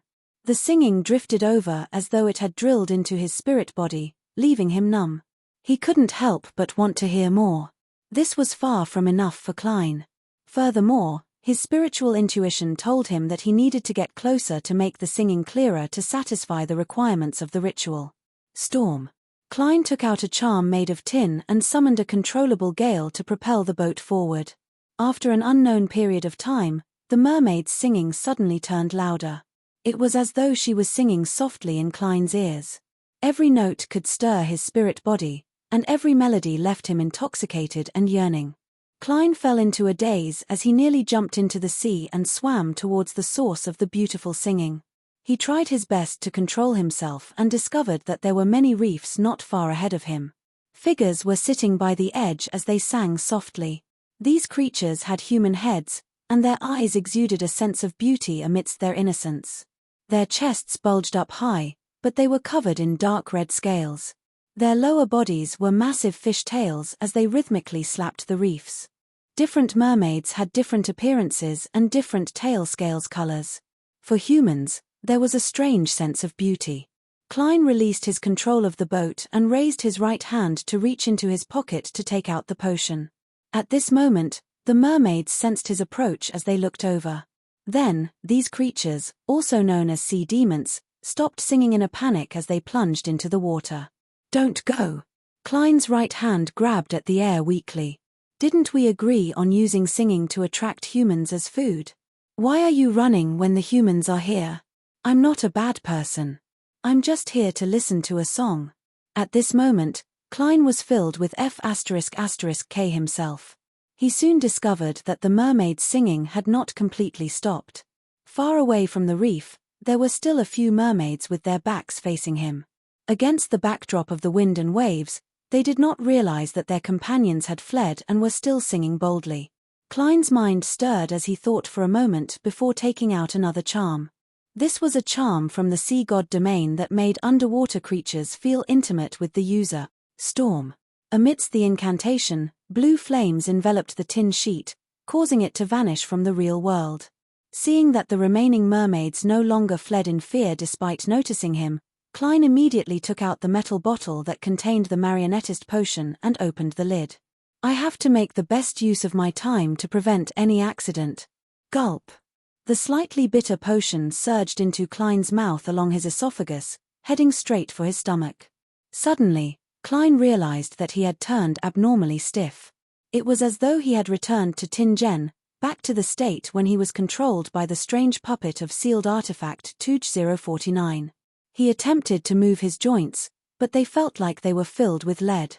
At the same time, he felt tiny worms boring into every cell in his body, drilling into his spirit body. His thoughts began to slow down as the ability to reflect his condition in his mind gradually lost its effectiveness.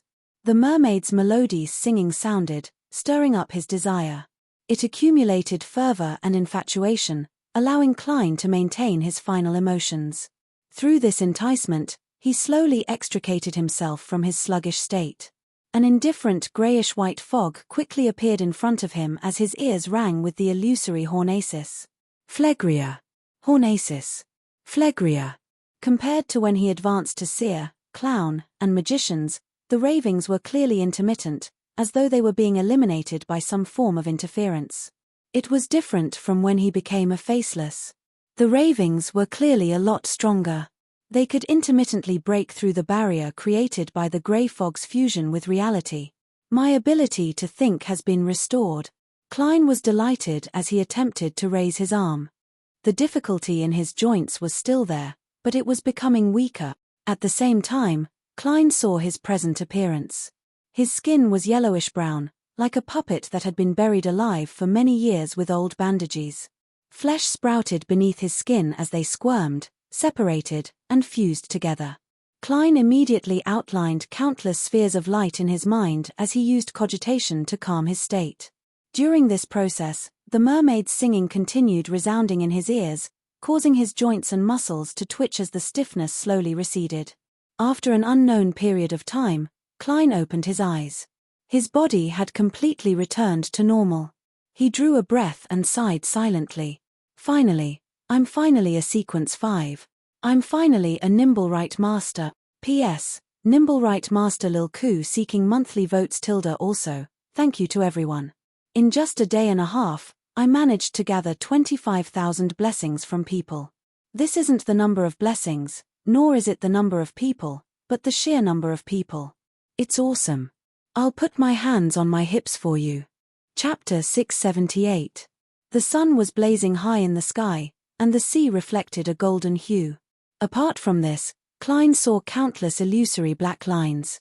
They extended out from the nearby mermaid's body, from his body, and from different parts of the nearby sea. They were thin, numerous, and densely packed.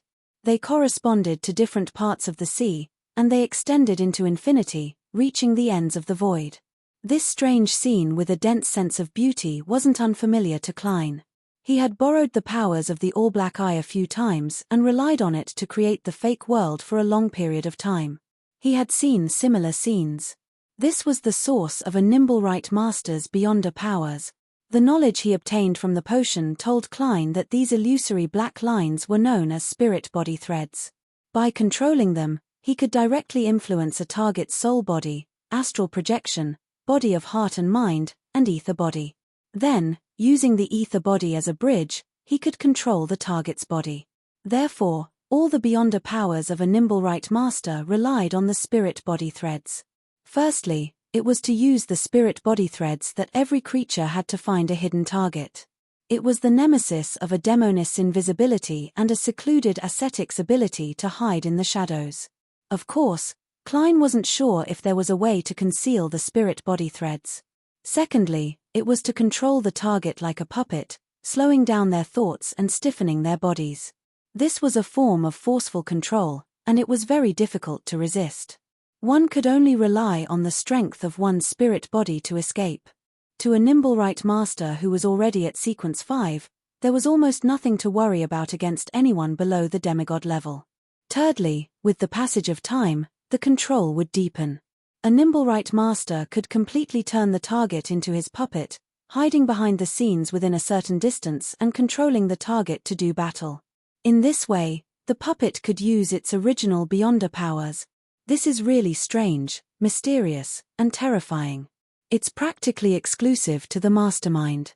It's no wonder Rozigo said that the control of spirit body threads is one of the most difficult powers to deal with below high sequence beyond us. However, this requires time. Control isn't something that can be achieved in an instant. It needs to be deepened step by step until it's complete. To gain initial control, I'll need about 20 seconds in my current state. However, as the potion is gradually digested, the time needed will clearly shorten. Once a Nimblewright master completely digests it, it might take less than 5 seconds. Yes, before the effects take place, the target won't be able to sense it. Once he gains initial control over the target's spirit body threads, his thoughts will immediately turn sluggish, his actions will turn sluggish, and his body will turn stiff. Then, he will slowly develop in the direction of a puppet. If a marionettist has companions, during this process, he can easily finish off the forcefully controlled target. Yes, if the enemy's spirit body isn't too strong, a marionettist will have some strength to spare. He can even divert his attention to draw a gun or use a mystical item to coordinate with himself. If the process of control is not interrupted by external forces, the target will become my puppet in 5 minutes. In a sense, he is already dead, and there is no turning back. Once the potion was completely digested, the time needed to transform into a puppet would definitely be greatly reduced. At present, the maximum number of puppets I can control is 1. There's no way to determine what will happen in the future, but it will definitely increase. From the looks of it, the limit won't exceed 3. Apart from needing time, there's also a limit to the distance. At present, I can only see spirit body threads within a 100-meter range. And to control them, I need to be within 5 meters of the corresponding target. When controlling a puppet, the distance between my body and it can't exceed 100 meters for now. It will definitely increase in the future. Apart from retaining its beyonder powers, puppets can also use mystical items and sealed artifacts normally. Furthermore, it expends its spirituality and not mine. Of course, the act of controlling it expends a lot of spirituality. This power suits me very well. When I encounter extreme danger and have no choice but to investigate, I can let the puppet do it. Although losing it would be a pain, it's better than dying on the spot. Before marionettist Rozigo came to deal with me, he must have done something else, causing him to lose his puppet. Yes, he definitely hasn't completely digested the marionettist potion, so he can't gain initial control over me while waiting for the door to open. All he can do is engage in a face-to-face conversation. In short, as expected of a sequence 5 beyonder power. Furthermore, the powers of the first few sequences have been enhanced by 50%, or even more. I'm really looking forward to it. I wonder what kind of qualitative change a sequence 4 will have after fusing so many strange powers. Sigh, I don't even know what its name is. Klein ended the inspection of his body and sighed. He then relied on his experience of setting up the activation and deactivation methods for spirit vision to restrict his ability to see spirit body threads, so as to prevent himself from seeing things he shouldn't see. My left thumb pinches the first joint of my index finger, activating it twice and deactivating it once. My right hand can do the same. He reined in his thoughts and looked ahead. He saw that the remaining mermaids had turned around and were curiously sizing him up with their watery blue eyes. Considering how he would have lost control and become a sealed artifact similar to Tuj 049 if not for their singing and the simple ritual, Klein smiled at them in a friendly manner. The mermaids were affected by the charm's power as they gently parted their lips, revealing a slightly shy smile. As their purplish or crimson lips parted, Klein saw their teeth. They were as sharp as wolf fangs, one after another. They were white and shiny, dripping with a sticky liquid. Klein was taken aback as he realized that this was even more unacceptable than a real monster. He was already mentally prepared to treat mermaids like the ones in the saws. Therefore, no matter how crazy or terrifying their forms were, he believed that he could withstand it. However, the situation exceeded his expectations. The mermaids were clearly beautiful and alluring females. Their tails also had the beauty of a different species, but their teeth were so hideous and disgusting. The contrast was just too stark, making Klein unable to look at them directly. He nearly moved his eyes away. Waving his hand, he quickly took out the charm of the sea god domain and created a strong wind to push the boat back to the future. Along the way, Klein couldn't help but recall the feeling from before. So the mermaid's singing is a form of neutralization, a form of balance. Otherwise, most faceless wouldn't be able to resist the nimble right master potion's corruption of their spirit body threads and would directly lose control. A lucky person like sea serpent Cavituous isn't in the scope of discussion.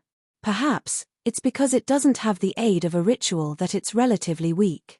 In theory, as long as it has similar effects, a voice or beyond a power can replace the mermaid singing.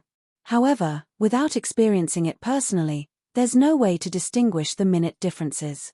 Therefore, it's very difficult for high sequence beyonders of the seer pathway to provide any effective suggestions. Amidst his thoughts, the boat returned to the vicinity of the future. With the help of a rope, Klein easily reached the deck.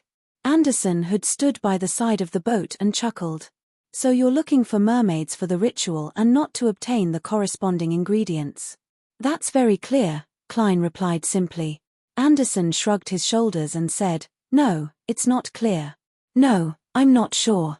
Normal people would guess that mermaids are the ingredients you need because they aren't worthy of a sequence 4 ritual.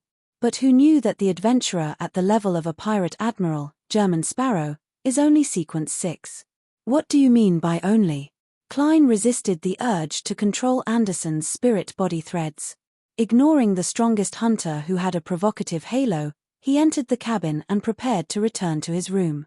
Just as he approached the captain's cabin, he heard a creak as the door opened in front of him. Admiral of Stars Catlear wasn't wearing her heavy glasses as her dark purple eyes flowed with flowing water as she looked at German Sparrow.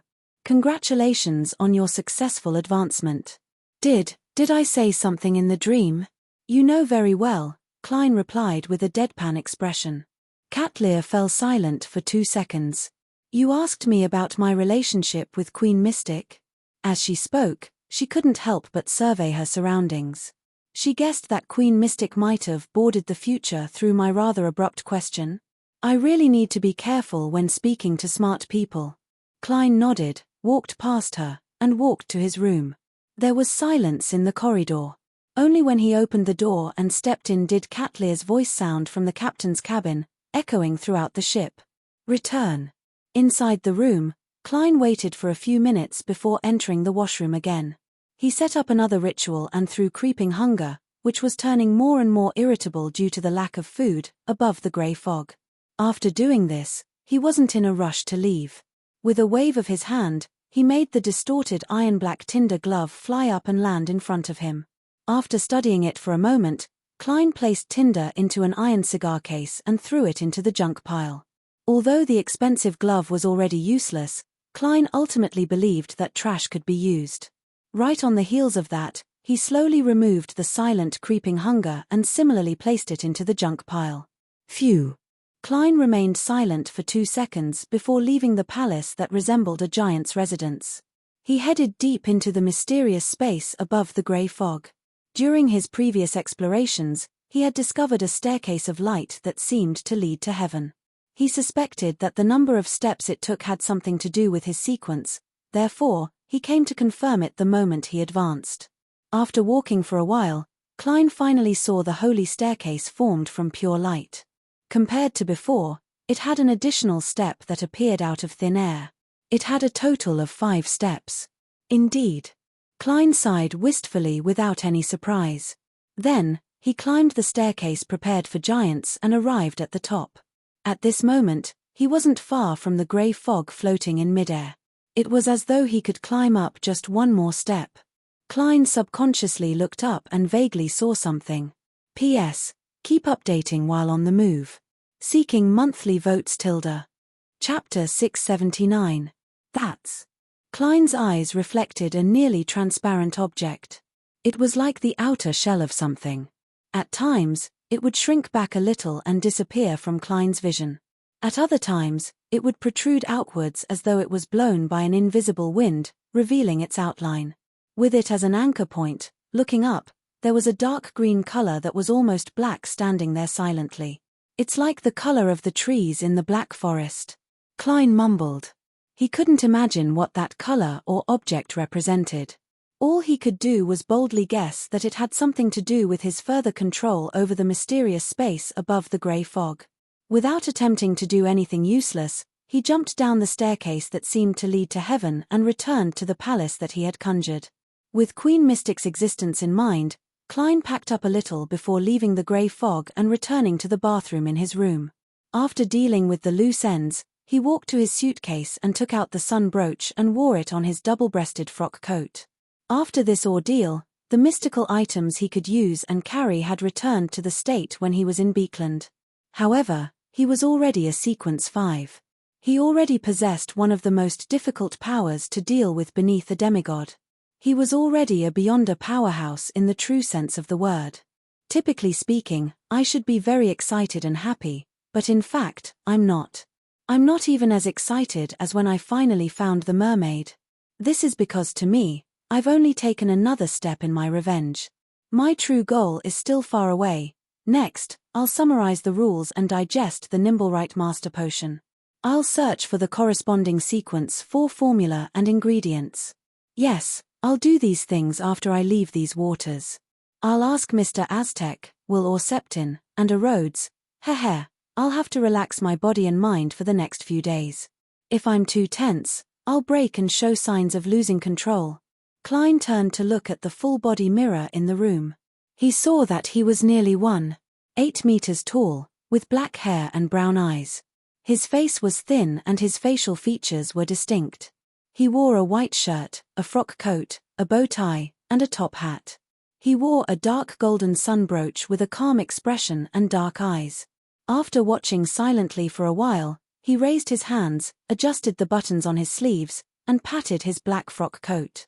Lightning streaked across the sky, illuminating the dark grey buildings in front of them. Demon hunter Colin Iliad, who carried 2 swords on his back, pointed across him. Afternoon Town it is.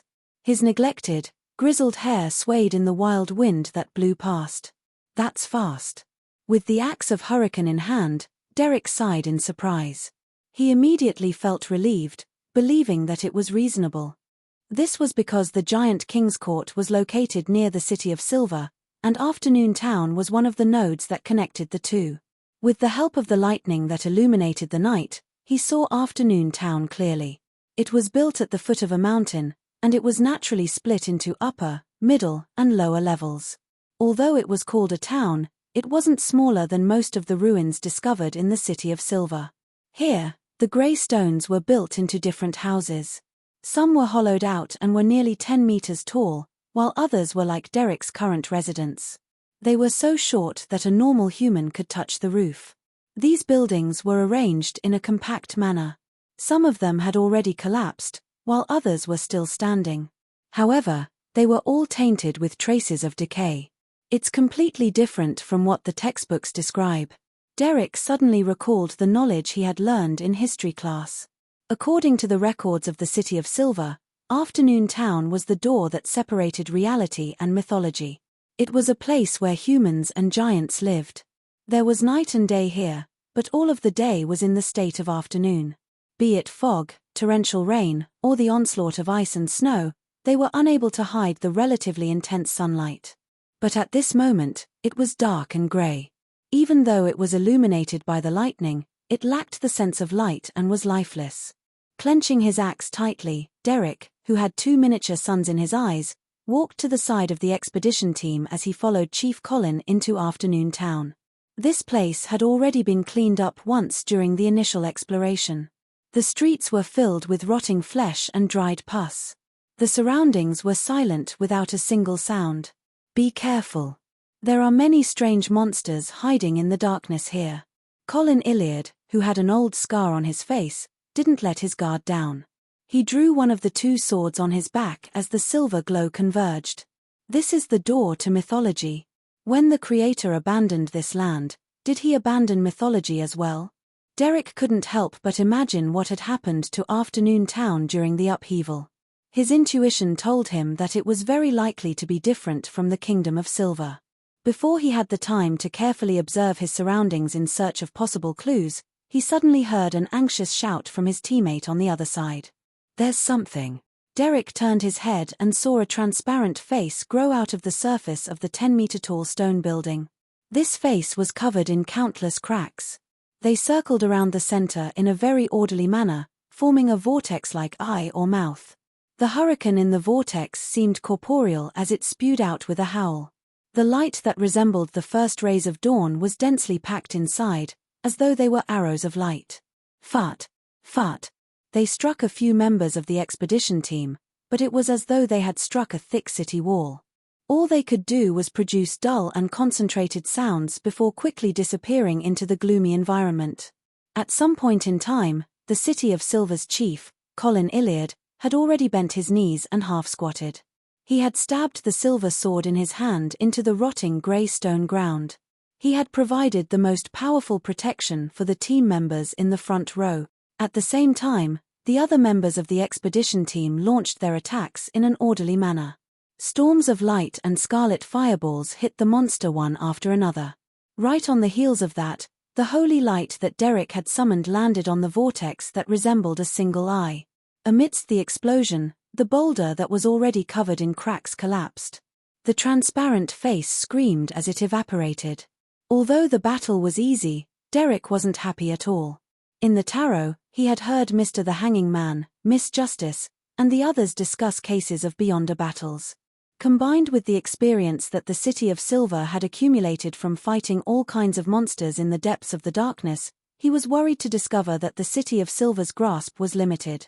Below the demigod realm, they lacked effective means of control. The situation just now had confirmed this point. Thankfully, there's a sealed artifact formed after the monster's death to make up for it. Derek thought silently as he heard the chief instruct, "Follow the arrangements we made when we set off." According to the arrangement we made when we set off, 3 to 4 people will form a team and explore and clear different areas. Yes, Chief. Most of the members of the expedition team had rich experience, so they quickly divided themselves into teams. Derek's team consisted of 3 people. Apart from him, there was Joshua and Hyam, who had gone to the abandoned temple with him. The former was a Sequence 7 weapon master, and he had a magical glove that could control flames.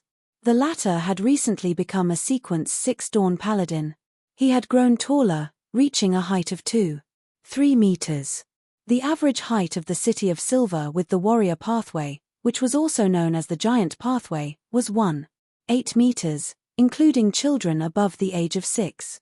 Even if Beyonder characteristics weren't inherited, the normal genes that had been changed would be accumulated over generations. Although Derek wasn't old, he was nearly 1.8 meters tall, and there was still room for him to grow taller. According to the assigned targets, Derek, Joshua, and Hyam entered an alley on the left in a triangular battle formation and explored every house that could still be entered. Perhaps it was because they had previously cleared the area, but they didn't encounter any monsters. They unknowingly relaxed a little. "I heard that the 6-member council wishes to build a camp here and turn Afternoon Town into our base," Joshua, who was wearing a scarlet glove on his left hand, said after inspecting the hall of a house. Hyam nodded and looked down at his 2 companions. "Their true goal seems to be," he pointed diagonally downwards. "Giant King's Court?" Derek asked in surprise. "Aren't we searching for the seaside where Jack and company came from? Don't we need to circle around the Giant King's Court?" Derek was filled with questions. Hyam shook his head. "I only heard of it." He swept his gaze and pointed at the entrance to the basement. "Let's finish exploring this place first." Derek tersely acknowledged. With his night vision and illumination powers, he wasn't afraid of the darkness as he rushed into the basement. Hyam carried an animal hide lantern and followed closely behind with Joshua. The basement of the house was rather spacious. There were puddles of blackened dried blood, and the smell of blood still lingered despite the passage of time. Derek surveyed the area and felt that a sacrificial ritual had been held here. A very, very long time ago, he silently added. He discovered a stone table that resembled an altar and a candle that was left behind, confirming his guess. Why would the residents of Afternoon Town secretly hide in the basement to hold a sacrificial ritual? When the Giant King's Court was ruled, they were all believers of the Giant King. Later on, They belonged to the Lord who created everything. The owner of this house secretly worships another god. Questions surfaced as Derek approached the altar. He saw that the stone table was originally engraved with words, but they had been destroyed by natural and unnatural elements. After careful identification, Derek read out 3 names from it: Ouroboros, Medici, Sasria. Ouroboros? Isn't that the name of the angel of fate? Mr. Fool mentioned that Medici is also a king of angels. Sasria is the other one? Derek suddenly felt excited and horrified. He hurriedly turned his head, hoping to get his companions to take a look. However, the entrance to the basement was empty and dark. Hyam and Joshua, who were supposed to be following behind him, had vanished. P.S. I'm finally home. I need to make some adjustments and make some changes. Chapter 680. Gone. Complete darkness. Faced with this sudden change, Derek's first reaction wasn't horror. Instead, he clasped his hands and held them to his mouth. A rather clear light emanated from his body, dispersing the surrounding darkness and illuminating every corner of the basement. In the environment that Derek lived in, night was the most terrifying existence. Once they left the City of Silver, they had to maintain a state of illumination at all times. Even if it was temporarily lost, the interval couldn't exceed 5 seconds. When Derek first joined the exploration team and lacked experience, he had nearly made a mistake and lost his life. Thankfully, the chief was standing nearby. The light slowly and continuously rippled. Derek raised his right hand that was tightly gripping the axe of Hurricane as he cautiously observed his surroundings. He discovered that apart from Hyam and Joshua, the 2 teammates who had entered the basement with him, vanishing, the large patches of blackened marks on the stone slabs and walls had turned blood red at some point in time. It was so wet that it looked like it had just been splashed on. This made Derek, who was familiar with the exploration materials and had calmed down, think of a possibility. It was that the problem wasn't with Joshua or Hyam, but with himself. I only approached the altar and silently chanted those 3 names. Normally speaking, even angels need to have a complete and accurate honorific name to receive the prayers that others chanted or copied. Furthermore, it's said that there's a limit to the range. I wonder if the kings of angels have to do the same. One of these 3 names is the key to activating the altar's hidden powers. I used Jotun that can stir nature, causing the problem to arise. No, that's not right. I have to say it out loud for it to be effective. Even if it's the true name of the kings of angels, there haven't been any problems in the past. Derek was puzzled and uneasy as he turned around and returned to the side of the altar and the stone table. He was surprised to see that the words and symbols on the stone table were much clearer and more complete than before, as though the host of the ritual had just finished carving them. There were a total of 3 types of text: Jotun, Dragonese, and one that Derek didn't recognize. However, he suspected that it was the ancient Hermes that Mr. the Hanging Man and Miss Justice spoke of. This was because he had gained a basic grasp of some of the words from his conversations with Tarot. It was rather similar to the text on the stone table. The content expressed in Jotun and Draconic was very similar.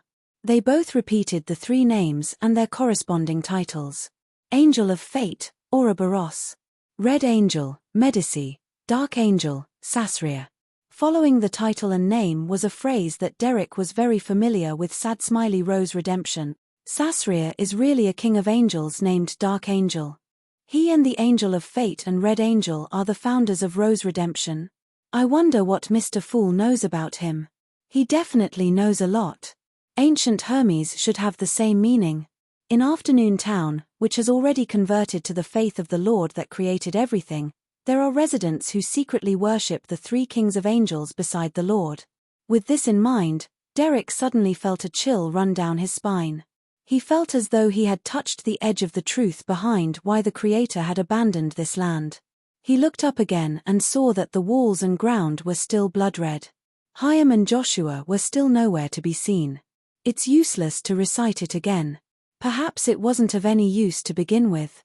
Derek drew a breath, raised the axe of Hurricane, and carefully walked towards the basement entrance, hoping to find the root of the problem and determine which side was the problem. 1 step, 2 steps, 3 steps. He was like a giant candle as he teleported back to the hall above. The shadows here were thick, grey, and quiet. The rotting chairs and the remnants of the stone table were silently placed, no different from before. Derek still hadn't found Joshua and Hyam. All he could do was nervously walk to the window to see if he could meet any other members of the exploration team. Pa! Amidst light footsteps, he approached the hole that should have been in the window frame. He leaned forward and looked outside. Countless grey buildings were spread out in a compact manner. They were either tall or short as they ascended the stairs. The frequency of the lightning in midair was very low.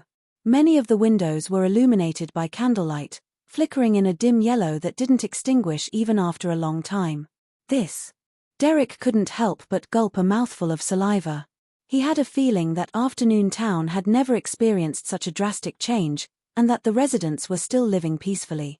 With an animal hide lantern in hand, Hyam didn't need to bend his back to pass through the basement entrance. He said to Joshua in amusement, "This house definitely belongs to humans, but their family definitely has the bloodline of giants. Their height should be about the same as mine. TSK, back in the ruined city we went to, we had to lower our heads just to enter the door." The bloodline of giants didn't necessarily mean that one had the bloodline of giants. Instead, it represented the physical characteristics that were passed down to their descendants after consuming the potion of this pathway. Being tall was one of the main manifestations. Joshua looked up at Hyam and scoffed. "That's you. I don't need it. But it won't take long for you to advance. When the time comes, you won't be much shorter than me," Hyam said with a smile. He used the corner of his eye to watch Derek, who was approaching the altar, to prevent any accidents from happening. Joshua thought and said, "Actually, I'm curious. The chief is a sequence 4 demon hunter. He should be about 3 to 4 meters tall like an ordinary giant. Why does he look normal, only half a head taller than me?" Hyam subconsciously surveyed the area. It's said that the chief has a giant form. Giant form? Will his clothes be completely torn after he becomes a giant? Joshua asked with a smile. Unless his clothes and pants are mystical items. Hyam and Joshua exchanged looks and smiled. Just as they were about to share the joke with Derek, they realized that the youth had vanished when they turned their head. Derek, who was supposed to be in front of the altar, had vanished. Hyam and Joshua's expressions instantly turned heavy. One of them raised his broad and huge sword, while the other extended his scarlet-gloved left palm. They carefully approached the altar and carefully checked it, but they didn't find any suspicious traces. Joshua was just about to attempt to decipher the remnant text on the stone table when Hyam patted him on the shoulder. "Don't look at it. I recall that Derek was reading the text before he vanished. Let's get the chief here." Joshua nodded. He didn't leave in a hurry. After surveying the area again, he rubbed his thumb and middle finger and lit the remaining candle on the altar. This would protect Derek, preventing him from falling into true darkness. The City of Silver's expedition team had encountered a similar encounter in the city ruins. A team member had seemingly disappeared, but in fact, he had been hidden by some sort of power. He remained in his original spot, but his teammates nearby were in a hurry to seek help. They hurriedly carried lanterns and left the area.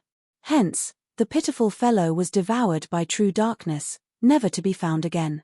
If not for another team member falling into the same situation and being rescued on the spot, no one would have known the exact cause of the former's death.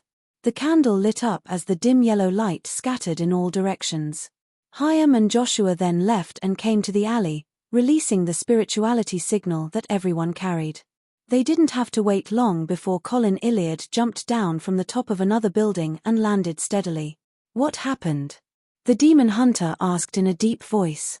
The silver sword in his hand was smeared with a layer of light grey ointment.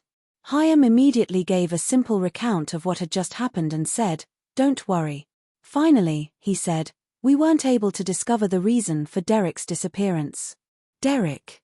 Colin nodded thoughtfully, walked past the two of them, and walked into the corresponding house. The candlelight outside was dim and warm, but Derek felt as though he had fallen into a so-called ice cavern. He couldn't help but feel a chill in his heart. He clenched the axe of hurricane in his right hand and retracted his gaze from the town. He turned to walk into the basement and stood in front of the altar again. He was basically certain that he was the one in trouble. However, he didn't have the urge to explore this strange afternoon town. He didn't even dare to open the door. Derek wasn't too nervous, nor was he clearly flustered. This was because he didn't believe that he had encountered a serious problem. As long as it's not a direct danger, it can't be considered serious. Derek drew a silent breath and bowed his head slightly as he piously whispered, "The fool that doesn't belong to this era, the mysterious ruler above the grey fog, the king of yellow and black who wields good luck, Klein, who was admiring the scenery of the ruins of the Battle of the Gods by the window, had no choice but to enter the bathroom again." He set up the interference items and took 4 steps counterclockwise to arrive above the grey fog. He sat on the high-back chair at the end of the long bronze table and extended his right hand. He emanated his spirituality and touched the crimson star that symbolized Little Sunday. Suddenly, the prayers became abnormally clear as a corresponding scene appeared in front of Klein. He first saw the still blurry little sun, and then he realized that the environment he was in was a little off. There was an indescribable darkness flowing around Sunday. In the darkness, there were eyes of different shapes silently watching him. These eyes were densely packed and indistinct. They were dark and reserved, like uninvited spectators. However, Little Sun didn't notice them at all. Afternoon town, is that dangerous? Klein knew very well what Sun had been up to recently. He thought about it and intuitively felt that the darkness was extremely strange and unreal. Therefore, he gave up on using the Sea God Scepter to respond to Little Sunday. Instead, he pulled him above the grey fog. Klein released his spirituality, but he felt that the crimson star seemed to have sunk into a swamp, making it rather strenuous for him to pull Klein over. Which king of angels did I offend this time? With a thought, Klein made the grey fog and the mysterious space beneath him ripple and transmit it over.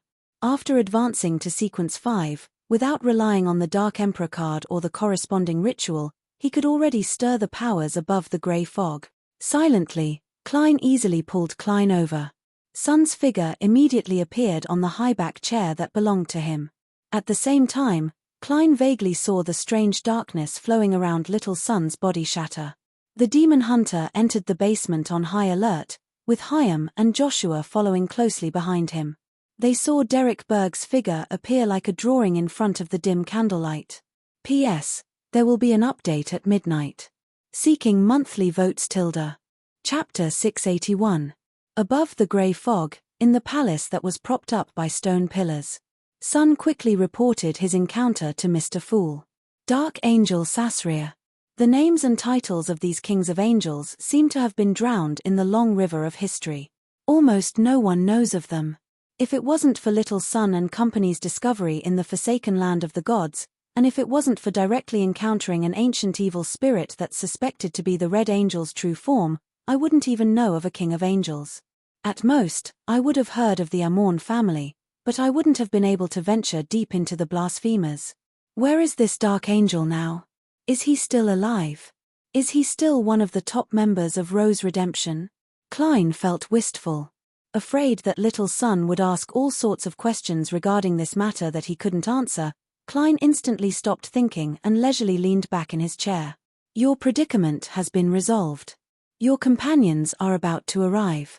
As he spoke, he didn't give Little Sun a chance to speak and directly cut off the connection. As for how to explain Little Sun's abnormality if it was discovered, Klein couldn't be bothered to remind him to fabricate a reason. Isn't it normal for something strange to appear after it disappears, accompanied by all sorts of strange situations? At that moment, Derek was very grateful that Mr. Fool didn't question him further. This was because he was afraid that after leaving that different afternoon town, he would be exposed to the fatal darkness or be targeted by hidden monsters. Therefore, he was eager to grasp the current situation of his body as soon as possible so that he could make the most effective response. However, if Mr. Fool really raised a question, he would also seriously and patiently describe the corresponding situation. When his consciousness returned to his body, Derek's senses rapidly recovered. He opened his eyes and saw a candle that was about to burn to the bottom. The wick was holding a small flame that was swaying in the wind. Then, he realized that the chief was standing beside him at some point in time. The tall Hyam and the red-gloved Joshua were 2 steps behind him with a wary look. How long have they been looking at me like this? Although Derek had already thought of a reason above the grey fog, he still felt a little guilty and nervous. Colin Farrow's heavily wrinkled face was expressionless as he looked at Derek Berg and asked in his usual voice, "What happened to you just now?" Derek didn't immediately answer, as that would make it seem like he had already prepared an excuse. Following the trick taught by the hanged man, he deliberately paused for a few seconds, recalling and describing at the same time. He said, "After entering the basement, I saw an altar.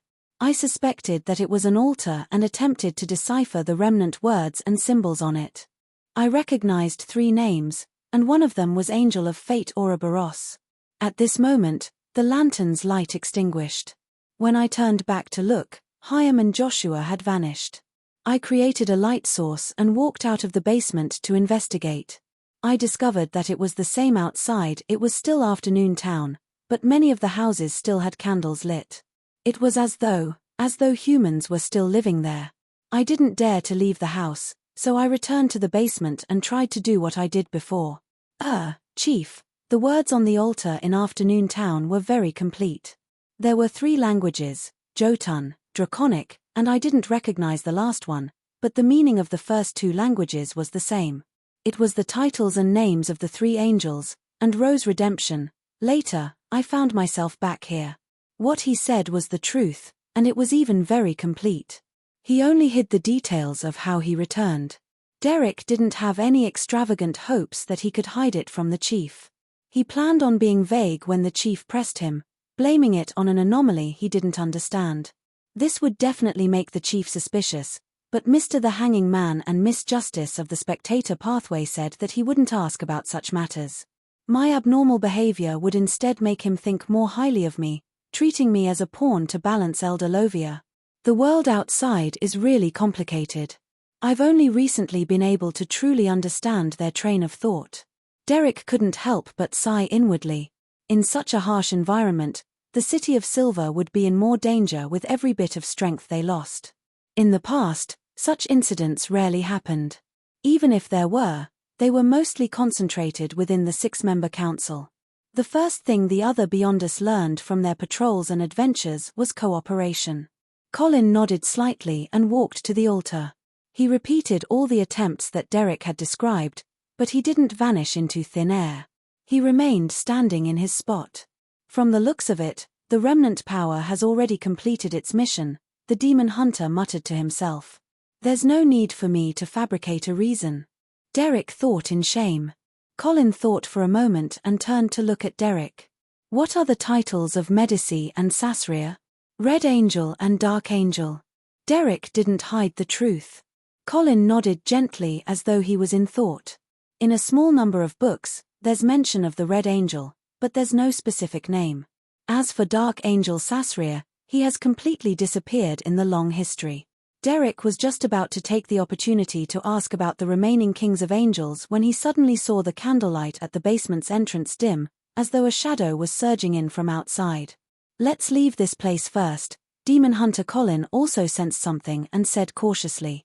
With Axe of Hurricane in hand, Derek immediately approached Hyam and Joshua, hoping to form a combat formation with them. However, just as he took a step forward, he discovered that Hyam had retreated 2 meters to the side. Joshua had raised his scarlet-gloved left palm. Both of them wore unconcealable wariness as their eyes sized him up. Derek knew that their reactions were very normal. This was because exploration-related courses had the corresponding teachings: observe more and avoid contact with companions who have just escaped a strange situation, and I still have no way of explaining how I escaped that strange afternoon town. Derek opened his mouth to explain, but he silently shut it. He was ashamed and aggrieved as he tightly pursed his lips. With Axe of Hurricane in hand, he turned around and followed the chief out of the basement. The quartet quickly came to the door and prepared to leave, but they were surprised to see that the greyish afternoon town outside seemed to darken a little. Almost instantaneously, candlelight after candlelight shone out from different windows in different houses. The dim yellow light was either separated or connected. It was quiet and silent. Klein didn't stay above the grey fog for too long as he quickly returned to the washroom and put away the corresponding items. I hope nothing happens to little Sunday, otherwise, it wouldn't be good to frequently enter and exit the washroom. Those in the know would know that it's a secret, but those who don't might think that German Sparrow has a prostate problem. This is ruining his persona. Although I've completely digested the faceless potion, Nimblewright Master Rozigo also advanced one sequence at a time. The Beyonder characteristic he left behind definitely contains a portion of the faceless potion. Using this Beyonder characteristic as the main ingredient is equivalent to me drinking an extra bottle of faceless, a bottle of magicians, a bottle of clown, a bottle of seer, or even more. Sigh. I should try my best to abide by the rules I previously summarized so as to digest the excess ingredients. Klein made some water and washed his face before walking out of the washroom. Just as he was wondering if it was dinner time and was about to take out his golden pocket watch to take a look, his vision suddenly darkened. He couldn't even see his fingers. It's night again. The intervals are very irregular. If I were to encounter a monster and both parties are engaged in an intense battle, what would I do when the sky turns dark? Monsters are also living beings, so they should sleep as well. Otherwise, there's a high chance that they'll disappear into the night. Heh, both parties would lie down while fighting, sleep, and then continue after waking up. Isn't this an indescribable story from the neck down? After successfully advancing, Klein, who was in a relatively relaxed mood, lampooned and quickly walked to his bed. Just as he lay down, he suddenly thought of a problem. The night here is very dangerous. If living beings don't sleep, they'll disappear completely. The darkness in the forsaken land of the gods, including the City of Silver, is also very dangerous. If humans don't have light to dispel the darkness, they might disappear completely after 5 seconds. It's very similar. Is there a connection? Klein shook his head and entered a dream with the help of cogitation. In the dream, just as he woke up, he realized that his location had changed again. The last time he left the dream, he was on the boulder where Admiral of Stars Catlear was hugging her knees. Now, he was at the foot of a staircase. The light of dusk shone through the stained glass high above, making the black staircase that spiraled downwards that was covered with relief sculptures appear extremely gorgeous. Klein instinctively looked to his side and indeed, he saw Queen Mystic standing at the staircase that led to the upper level. This chestnut-haired lady was no longer wearing the dress that had a slit at the bottom. She was wearing a white shirt with lace and ribbons, paired with a simple dark blue coat. She was still wearing beige trousers and black leather boots. However, Klein believed that Queen Mystic's trousers and leather boots could be found in a row, a wardrobe, or even a room. "What's the matter?" Klein rushed to ask. Queen Mystic stroked the staircase with her right hand as she slowly walked down. "Confidence is sometimes a flaw. I trusted that copper whistle and that paper crane too much.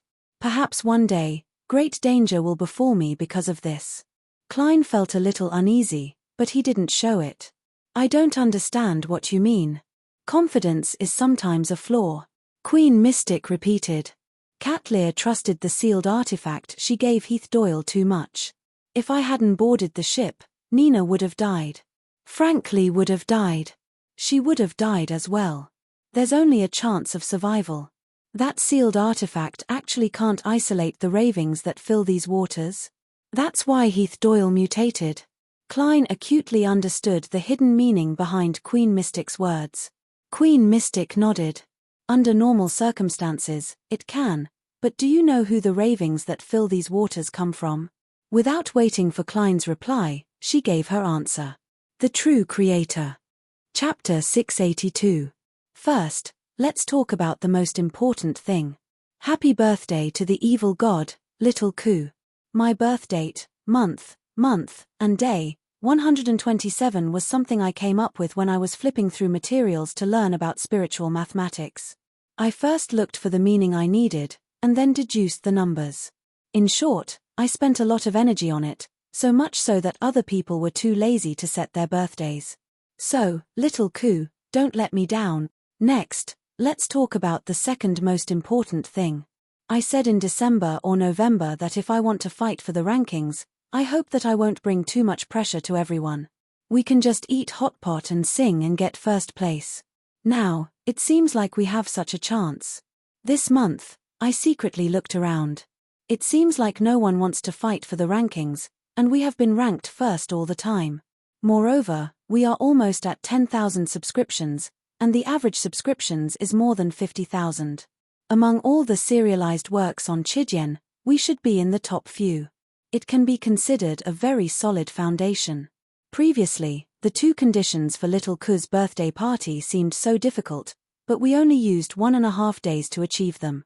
So, I want to fight for first place this time. Everyone, please vote for me. However, I still say the same thing. Everyone, just do your best within your own capabilities. Don't burden your own lives. I won't discriminate against any readers because of this. I like friends who give me monthly subscriptions and monthly subscriptions. I also like those who subscribe and comment. My wife always says that after I finish updating every day, I would be scrolling through my phone with a smile on my face. Those who know would know that I'm reading the comment section, but those who don't know would think that I'm talking about a mistress. Everyone's comments and lame jokes are the source of my happiness and my motivation to write. However, there are more and more comments now, and I can't frequently scroll through them. Otherwise, I won't have time to write. I can only force myself to scroll through them twice a day. Finally, since I want to fight for first place, I have to show off. I estimated my ability and chose a low difficulty one. 20,000 monthly votes and 1 chapter. Everyone, look, it's not far from the first chapter. Finally, I beg for monthly votes very seriously. Chapter 683. The True Creator. The ravings that fill these waters come from the true Creator. Upon hearing Queen Mystic's answer, Klein was surprised, but he was also glad. He was glad that it was just as Queen Mystic had said. If she hadn't boarded the ship, even with the sealed artifact that reduced his hearing, it would have been difficult for Heath Doyle not to mutate. To low and mid-sequence beyond us of other pathways, if they didn't directly hear the true Creator's ravings, they would at most feel depressed or irritable. They would occasionally have nightmares, but they wouldn't suffer any obvious damage. But to a Rose Bishop, the sequence 0 of his pathway was the true Creator. He had been immersed in the ravings of this evil god, so even if he was deaf, it was only a matter of time before he suffered a problem. Once Heath Doyle went crazy or lost control, with the uniqueness of these waters, it would be difficult for the others on the ship to survive. However, Klein believed that as long as he could survive the surprise attack, he would have a chance to pray to the Fool and respond with the Sea God Scepter above the grey fog. He would still be able to resolve the problem. What surprised him was that the owner of the ravings completely contradicted his guesses. He originally believed that these waters were a battlefield between the Second Epoch's ancient gods and the Creator worshipped by the City of Silver. He suspected that the subsidiary deities, which were the corresponding angels, were also involved. To his surprise, this seemed to be wrong from the start. This was because the true Creator's earliest appearance was around the cataclysm of the Third Epoch. I can't eliminate the possibility that the ravings were left behind later on. Klein didn't blindly make a judgment as he watched Queen Mystic walk past him, caress the sculpture on the armrest, and slowly descend. This lady's back was tall, and she had an excellent figure. Her chestnut hair was draped over her shoulders in a simple manner. This made Klein feel a baffling sense of familiarity. After recalling the incident involving Queen Mystic, he finally recalled the source of the sense of familiarity. When he visited the Roselle Memorial Exhibition in search of the Card of Blasphemy, he had seen a similar back. Back then, the back was dressed rather strangely. She was clearly wearing a girlish yellow cake dress, but she was wearing a rather old-fashioned black bonnet. It should be Queen Mystic. She also visited the Roselle Memorial Exhibition in advance. Back then, she was looking at the foundational education textbooks that the Emperor had improved for his children, the chess and building blocks he invented. She was certain that I took the Dark Emperor card. The Emperor's eldest daughter, Bernadette, created the element Dawn to resist the Moses ascetic order. And from the diary, this lady admires the maxim of do as you please, but do no harm. Therefore, from these 2 points, it can be inferred that she's likely a demigod of the mystery prior pathway. Sequence 4 of A Mystery Prior is Mysticologist. Queen Mystic. Of course, Queen Mystic's reputation has spread across the seas for centuries. She's definitely not just Sequence 4. Yes, after Catlear left Queen Mystic, she joined the Moses ascetic order. The Queen is very concerned about whether she can decipher Roselle's diary. When all kinds of fragmented information were interwoven together, Klein suddenly had a guess. Perhaps, Queen Mystic is Roselle the Great's eldest daughter, Bernadette Gustave. This might explain why this queen's dressing style is Earth style, but it's rather strange. She's deeply influenced by the Emperor's preferences in this aspect, but she's unable to completely break away from the trends of the current era. Therefore, she has a unique and strange style. As for whether she looks good or not, that's another matter. A beautiful person looks good wearing a gunny sack. It's also fashionable. Klein lampooned inwardly, but he remained silent and restrained on the surface. He unhurriedly followed Queen Mystic down the beautiful staircase. Queen Mystic didn't turn back as she said, "This world of dreams isn't vast. It only has two parts. One is the projection of the giant King's Court on the opposite mountain, and the other is the Black Cloister here." Giant King's Court? The magnificent buildings that stood in the frozen dusk surfaced in Klein's mind. This was actually the projection of the giant King's Court. As for Little Sun and company, they were at the entrance to the real giant King's Court, Afternoon Town.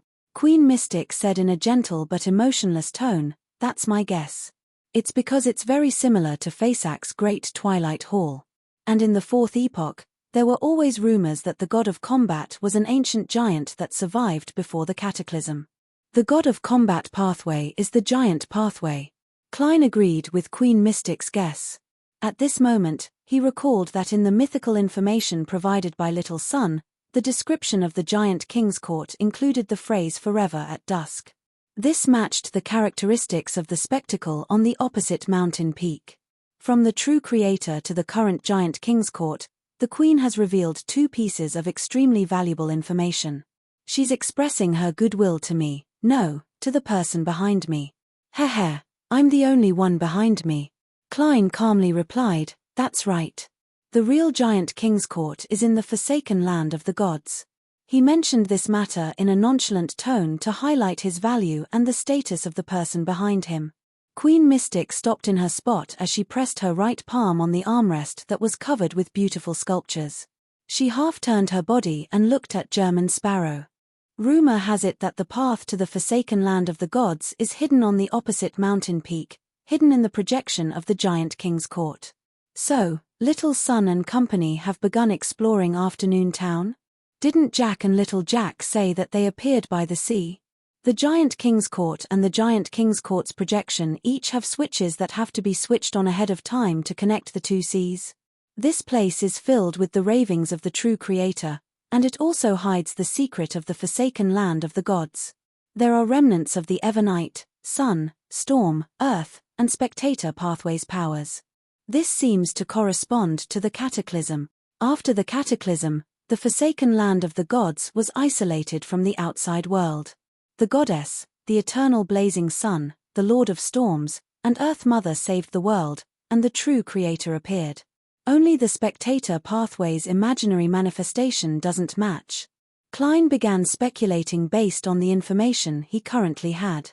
Queen Mystic continued descending and said, "That's right.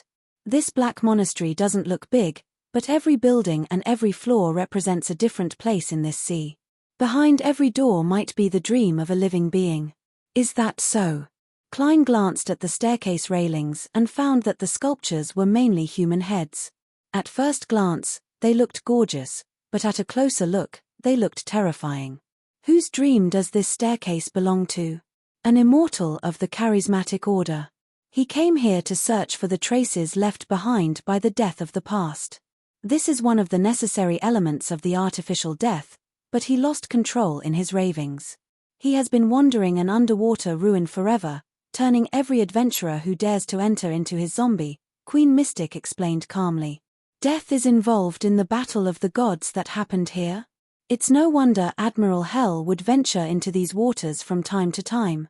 Klein was instantly enlightened. He wasn't shocked by the matter of artificial death because he had previously heard Demonis of Unaging, Katerina Peller, mention it. Furthermore, the charismatic order was still far from succeeding. At this moment, Queen Mystic had just finished walking down the staircase and turned back to glance at him. Right on the heels of that, the lady turned into the corridor and entered the building. Klein surveyed his surroundings and realized that there were no more staircases that led downwards. This seemed to be the bottom level. Queen Mystic stopped in front of a black wooden door that was covered in strange patterns. She reached out to grab the handle. She reached out to hold the handle and said, "I've always suspected that the dream inside is the key to supporting the existence of this place. The remnant powers of the Evernight only provide the possibility of such development." As she spoke, she twisted the handle and opened the door. The black door slowly retreated. Inside wasn't the room that Klein had imagined, but a sea. The sea was illuminated by blinding sunlight as the waves seemed to have large swaths of rich gold. As the door opened, Klein felt an unimaginably intense aura seep out. The entire building began to tremble as the dust above and the stone bricks on the walls fell one after another.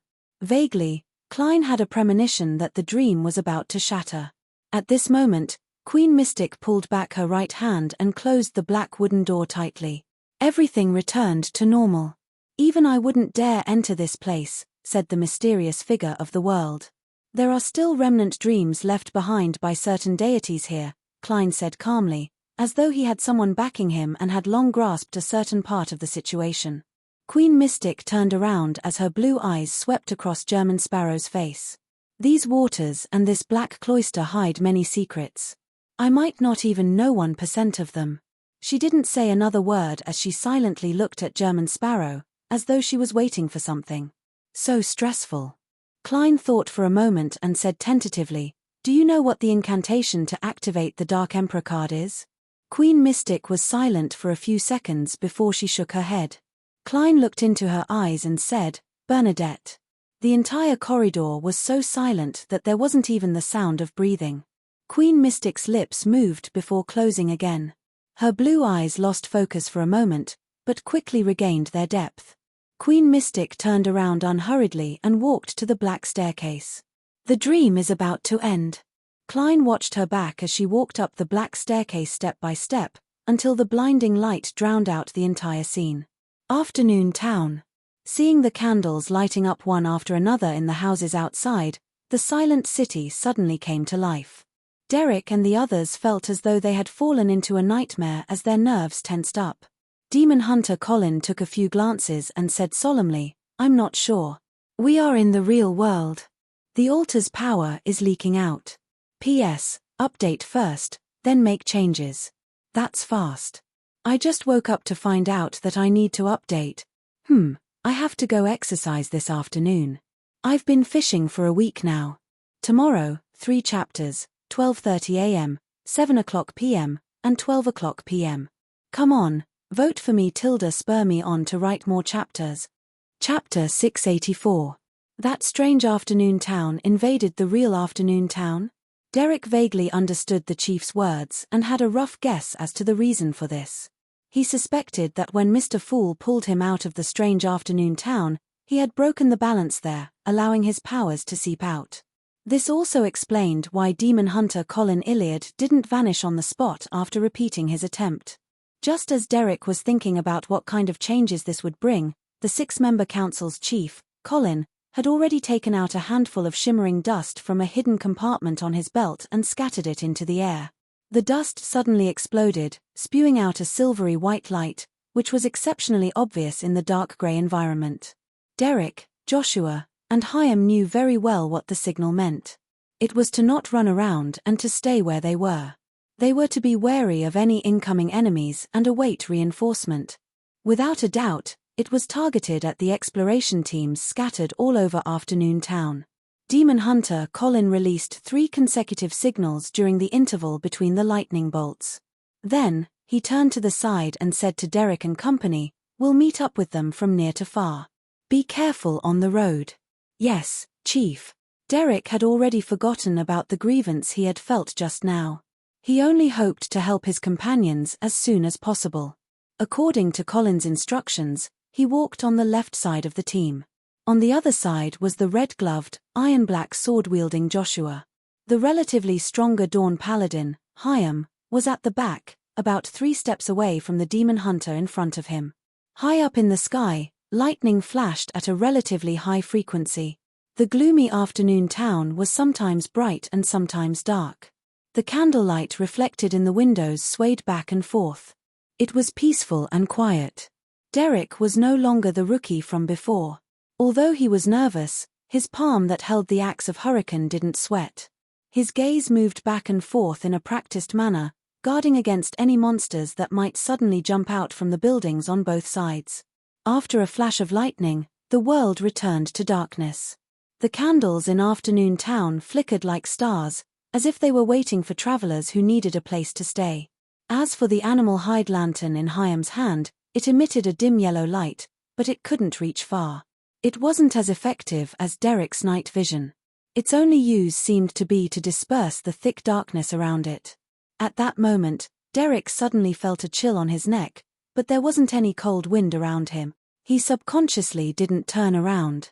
Instead, he took a step to the side, turned his body halfway, and looked behind him out of the corner of his eye.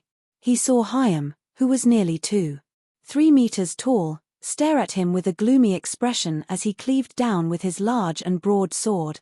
Bang! Derek rolled and dodged the attack, his ears still ringing with the intense sound of the wind. Then, he heard the chief's voice. What happened? Hyam attacked me. Derek rolled towards Demon Hunter Colin and stood up. Me. Hyam held an animal hide lantern in one hand and a large straight sword in the other as he asked in puzzlement. Colin glanced at Derek. I didn't sense any unusual movements from him. As he spoke, 2 dark green symbols appeared in the demon hunter's eyes. He looked around and said, "The attacker can transform into Hyam's appearance." Before he finished speaking, the silver sword in his right hand suddenly stabbed backward. Fart! Amidst the silent collision, a figure appeared in the dark and gloomy environment. He had disheveled white hair, deep wrinkles, and pale blue eyes that were filled with the vicissitudes of life. In his hand was a silver sword smeared with light grey ointment. He looked almost identical to Demon Hunter Colin. The only difference was that his expression was gloomy and his skin was dark. Fart! Fart! 2 silver swords clashed in midair, producing sparks. At the same time, Colin Iliad shouted in a deep voice, "Light! Light!" Derek instinctively raised his hands and held them in front of his mouth and nose. At that instant, he discovered 3 figures running out from the darkness around him. One of them was the tall and muscular Hyam, the other was the scarlet-gloved Joshua, and the last was the rather tall Derek who still had traces of childishness on his face. Derek didn't panic. According to the chief's instructions, he released a rather clear luster from his body. The 3 figures seemed to be afraid of this. As they raised their palms to block their faces, they attempted to flee to the side. However, how could their speed be faster than light? The clear luster illuminated the surrounding area, completely drowning the 3 figures. They opened their mouths and let out a silent scream, but it quickly faded away. The light surged, enveloping the 2 demon hunters who were engaged in an intense battle in a bright domain. One of them immediately stiffened and slowed down before losing its color and turning completely black. Fart! The silver sword smeared with light grey ointment pierced through the monster, but it seemed to stab into invisible air, failing to cause any damage.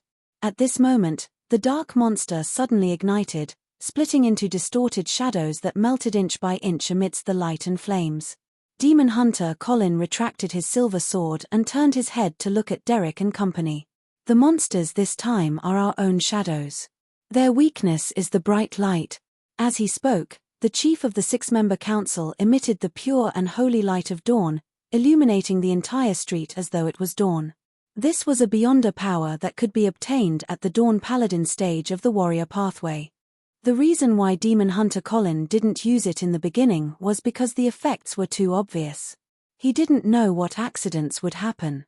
Now, he knew the weakness of the monsters in Afternoon Town. The light of dawn created by the chief was like a domain. Hyam gave up on using similar beyonder powers and continued holding the animal hide lantern.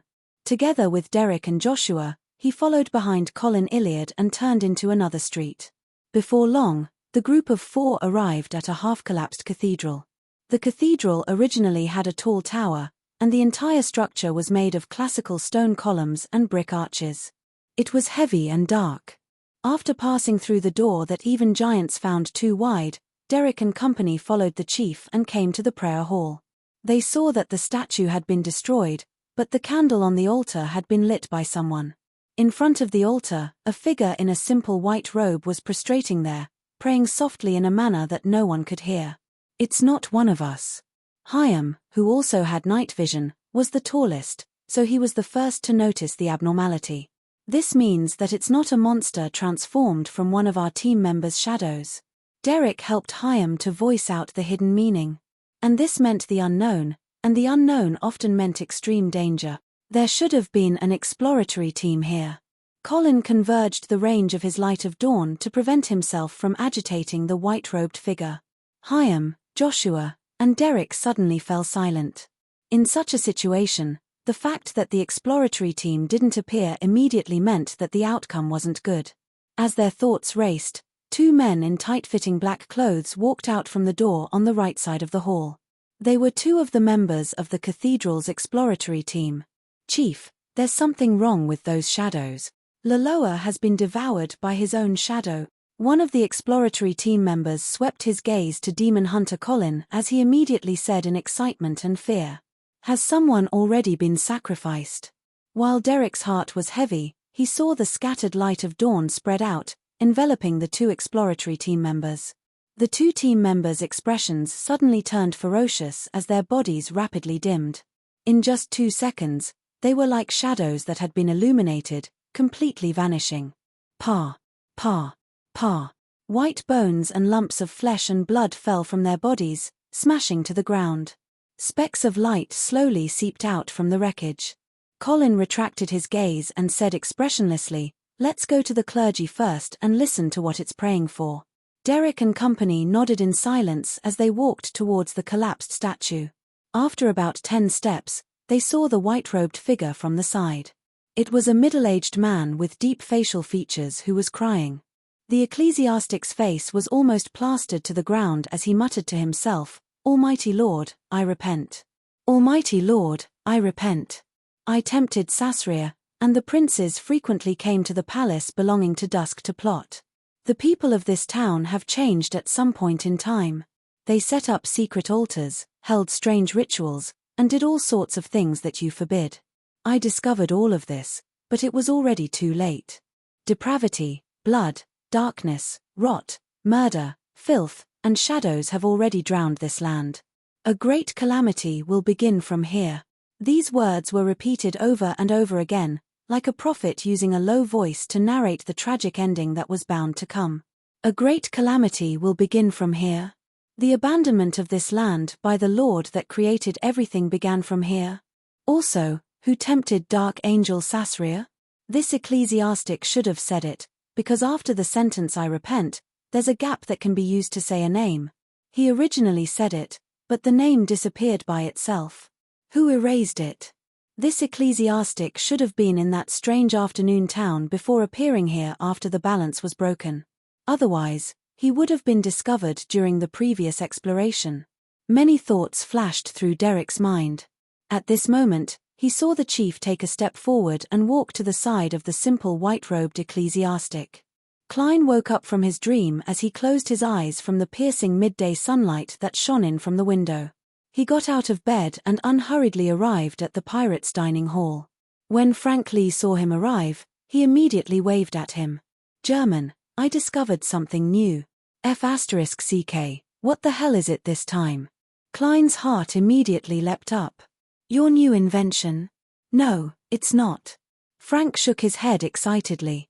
"I originally wanted to study the fish in these waters. They should be able to dream. I tried to fish just now, but I caught something strange. P.S. First update, seeking monthly votes. Chapter 685. Something strange?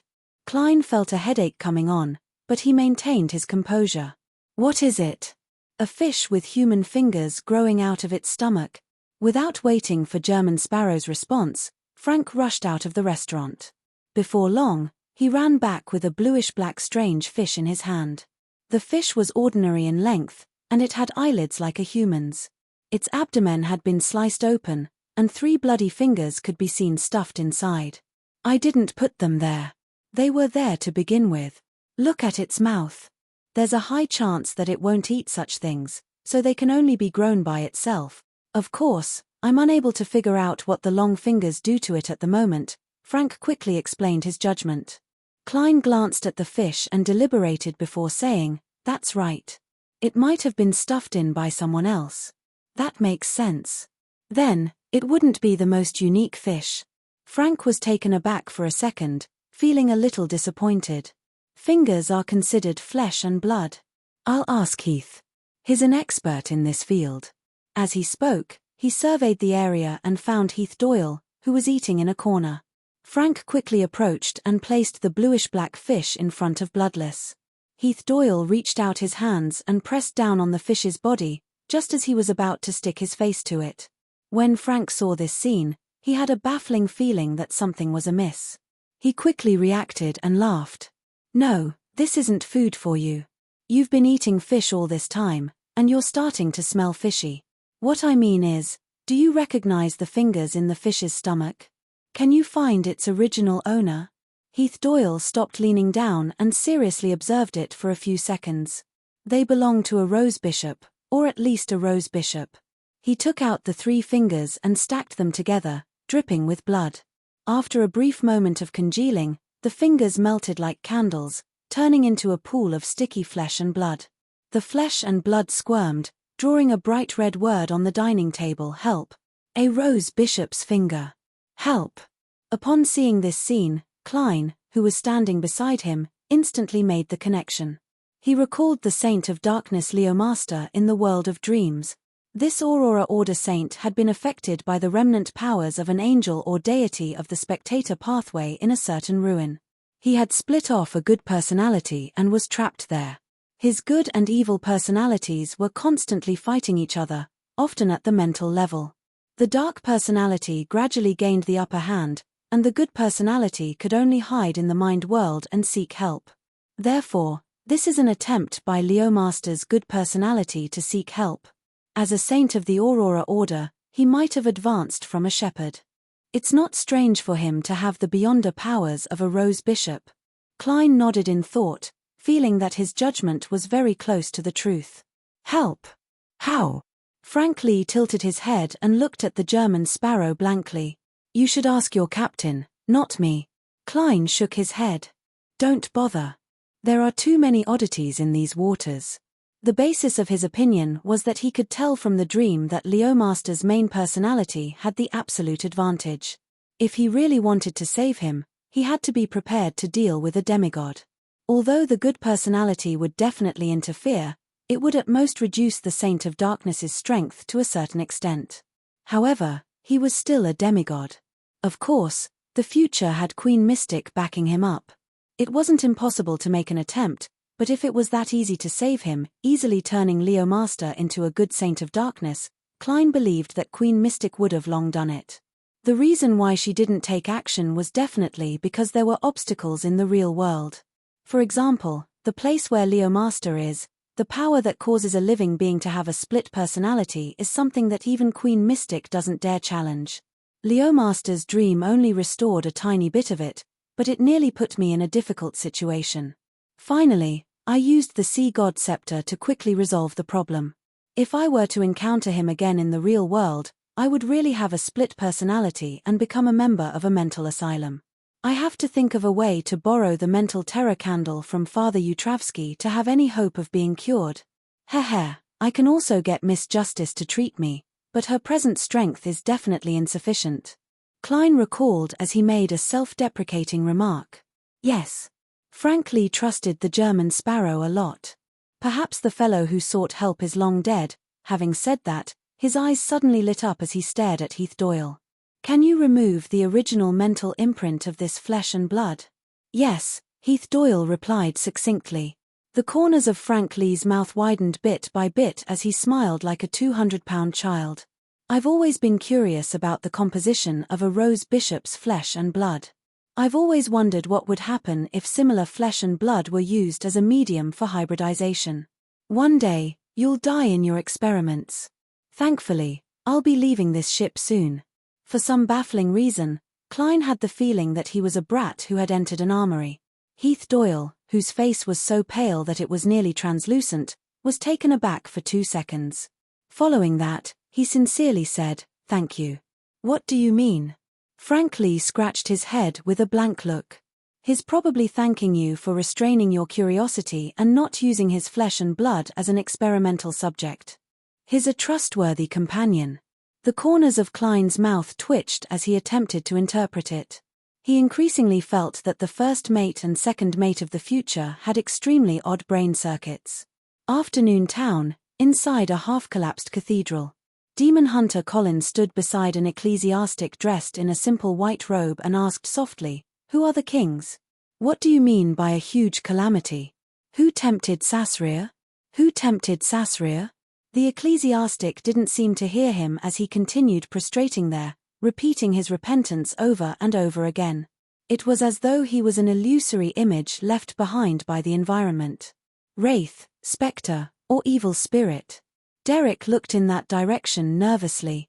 Seeing that the ecclesiastic didn't respond at all, Colin extended his right hand, allowing the silver sword smeared with light grey ointment to approach him inch by inch.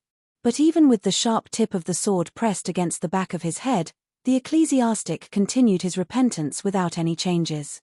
Colin Iliad retracted his silver sword as his eyes suffused dark green symbols as he surveyed the area.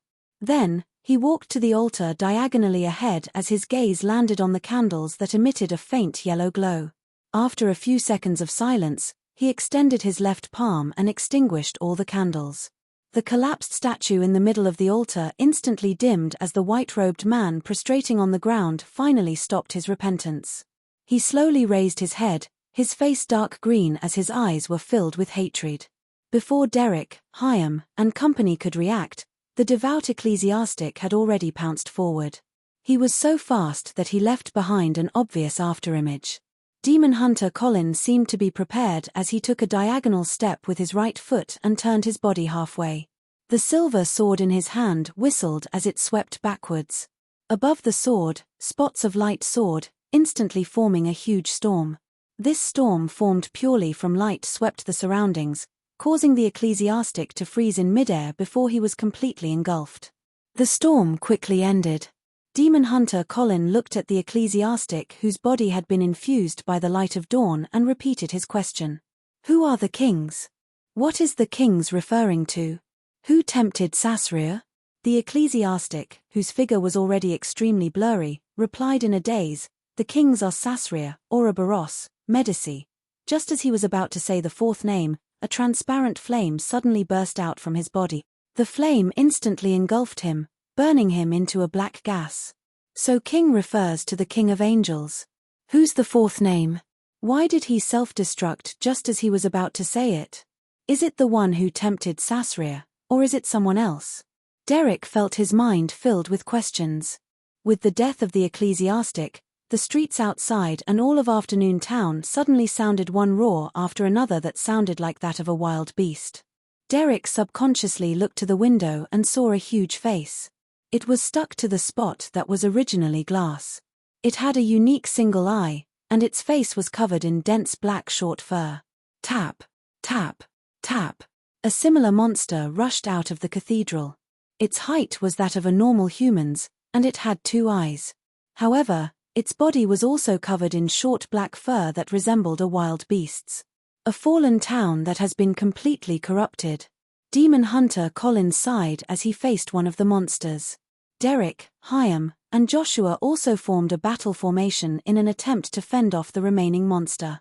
The future cruised peacefully as it once again welcomed a short period of night. After Klein arrived in the world of dreams, he realized that he had returned to his previous spot, beside Admiral of Stars Catlear. He was just about to look at the projection of the giant king's court on the opposite mountain to search for possible clues when he suddenly heard Catlear, who was hugging her knees, ask in a muffled voice, "Did you meet her?" Klein tersely acknowledged and didn't hide the truth. Catlear pursed her lips. She's on the ship. Yes. Klein turned his head to look at Admiral of Stars and casually said, You seem to have deep feelings for her. Catlear's expression was no longer lost and sluggish. She bit her lips and laughed in a self-deprecating manner. That's right. I was by her side before I was 3. Heh, that's what they said. I no longer have any concrete impressions of her. She taught me knowledge, held my hand, and took risks. She watched me grow up bit by bit. To me, she's both a captain, a teacher, and a mother. As Catlear spoke, she suddenly fell silent. P.S. Seeking monthly votes for the 2nd chapter. There will be additional chapters at midnight tilde. Chapter 686. Glancing at the silent Catlear, Klein suddenly felt a little embarrassed. He didn't say another word as he turned around and jumped off the boulder, walking into the black cloister through the half-open door. In the square surrounded by the dark tower and buildings, there were still a few piles of remnant flames from the battle. Gigantic arrows were stabbed into the ground, their tails swaying gently in the wind. Frank Lee was still digging a hole to plant something, but what was placed by his feet was no longer food, but a pool of flesh that resembled mud. As he passed by, Klein couldn't help but ask, What experiments do you plan on using them for? Frank smiled excitedly. A lot. For example, a cow that can satisfy the meat requirements of the entire ship. Every time a portion is cut off, it will regrow. Why is it a cow again? Klein was momentarily at a loss for words. All he could do was silently draw the crimson moon in his heart. He passed by Navigator Ottolov, who was reading a book on the ground, Nina, who was drunk to the point of taking off her clothes, and Heathdal, who was quietly hiding in the shadows in a corner. Klein walked into the hall that was covered in all kinds of murals. At some point in time, Anderson and Hood had conjured a reclining chair, and he was leisurely lying on it, admiring the extremely religious and sacred paintings on the dome. Sigh, I'm finally leaving these darn waters. It's only going to be 2 or 3 times before noon and night change. Upon seeing German Sparrow enter, the strongest hunter sighed from the bottom of his heart. As long as I can successfully leave this place, I won't have to worry about any lingering problems. Klein originally wanted to shut him up, but when he heard that he was only targeting himself and didn't involve anyone else, he couldn't be bothered. He casually asked, Are you Intis? I guess so. My father is Intis, and my mother is Siegel, Anderson replied in a chatty manner. Klein took a few steps forward. Then, do you believe in the eternal blazing sun, the god of steam and machinery, or the god of knowledge and wisdom? Anderson's expression suddenly became a little strange. I originally believed in the god of knowledge and wisdom, but their priests were too despicable. Just because I didn't pass the exam, they ignored my ordinary handsome face and looked at me like I was an idiot. Pooey. I'm just a little biased, but my intelligence isn't low at all. I've always been outstanding in terms of art knowledge, painting foundation, and other field. Before I became a hunter, my dream was to be an artist.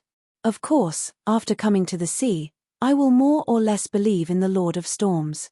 Upon hearing Anderson's description, a joke suddenly came to Klein's mind. A priest of the god of knowledge and wisdom might say something like this: Failed the exam? This child can't be saved. Let's bury him. He was just about to direct the topic to Anderson's hunter career. After all, he was the only person in the world of dreams who could communicate with him normally apart from Queen Mystic when he suddenly heard the door open. From the depths of the Hall of Murals came the sound of a door opening. That fellow, Anderson, just said that as long as I can successfully leave this place. Klein felt a baffling headache as he focused his gaze towards the source of the sound. Following that, he saw a man in a short linen robe rush out from the depths of the Hall of Murals at an extremely fast speed, heading straight for him. The man's hair was raven black and glossy, but his face was covered in wrinkles, as though he had experienced many hardships. The Saint of Darkness, Leo Master, the kind-hearted Leo Master. Klein recognized the man and immediately discovered a tall figure appear from the depths of the Hall of Murals.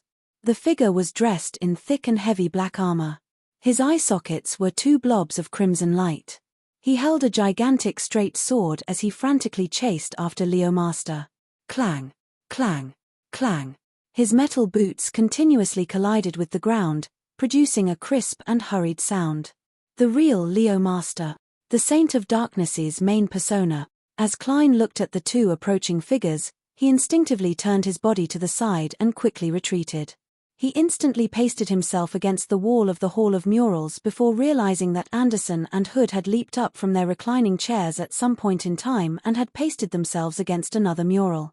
Upon sensing German Sparrow's gaze, Anderson grinned and replied with a smile that said, "So you're the same as me." "Who's the same as you?" "I'm not being cowardly. If you weren't here, I would have taken out the Sea God Scepter and fought the Saint of Darkness for 800 round. I've always been thinking, if I were to help the kind-hearted Leo Master kill the main persona in his dream, would there be any corresponding changes in the real world? There's the people on the future outside. If Leo Master's main persona really goes crazy, Queen Mystic will definitely take action. It shouldn't be a coincidence for these two fellows to leave their dreams and come here. Both parties are already very close to each other in the real world. Or is there someone guiding the kind-hearted Leo Master over? Queen Mystic. Many thoughts flashed through Klein's mind. Leo Master, who was dressed in a short linen robe, saw the two people in front of him.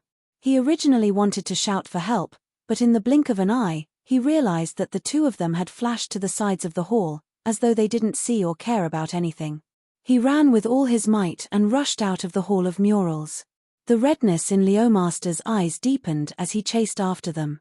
He completely ignored Klein and Anderson, who were pasted to the two sides of the mural. After they left the hall, Klein, who had some guesses, didn't hesitate to take a step forward and follow behind them as fast as a cheetah. Anderson raised his right hand and grabbed at the air, failing to stop German Sparrow in time. This fellow was still rather rational just a moment ago. Why did he suddenly go crazy?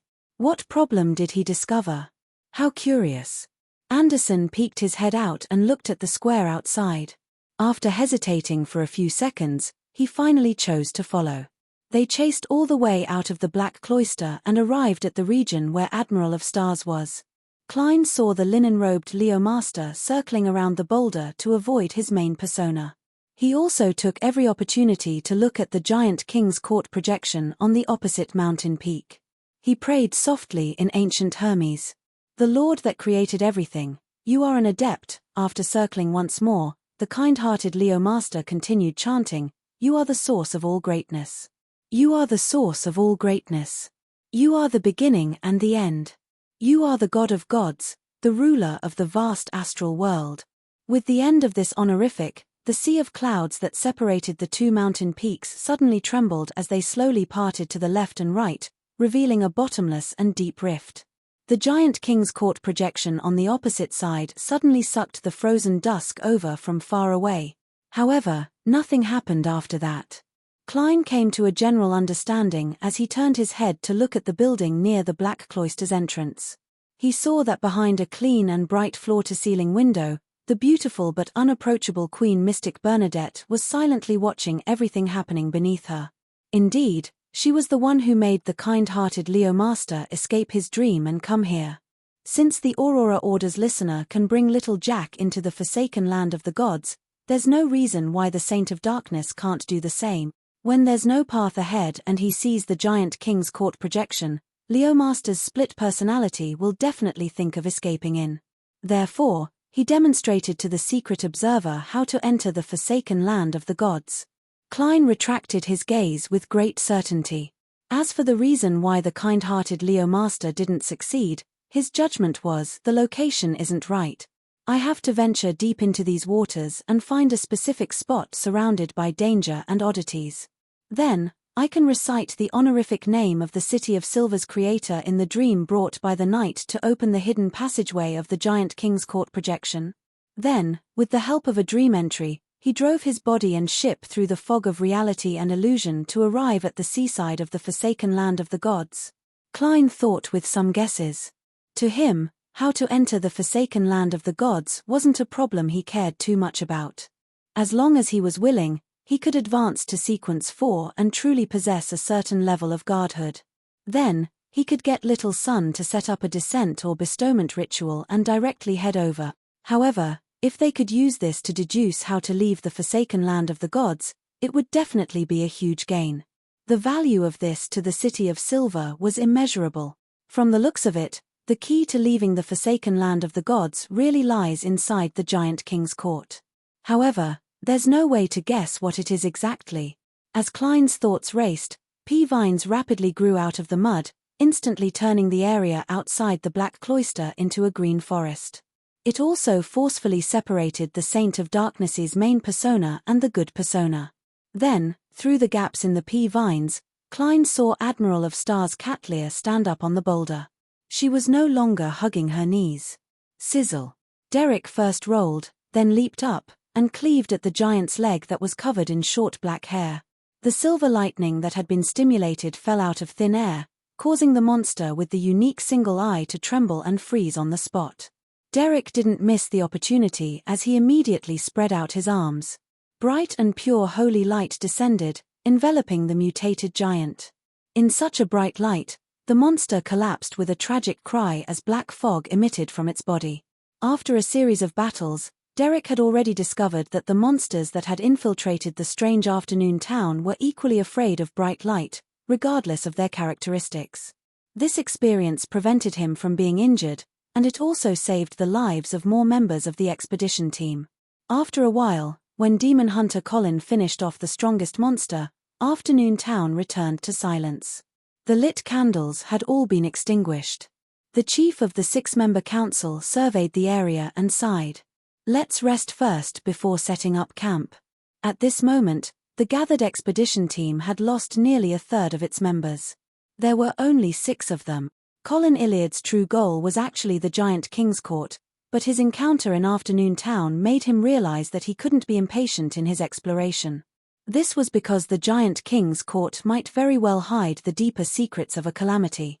There was unimaginable danger, therefore, he needed half a year, or even 2 years of preparation and repeated explorations before he could attempt to open it.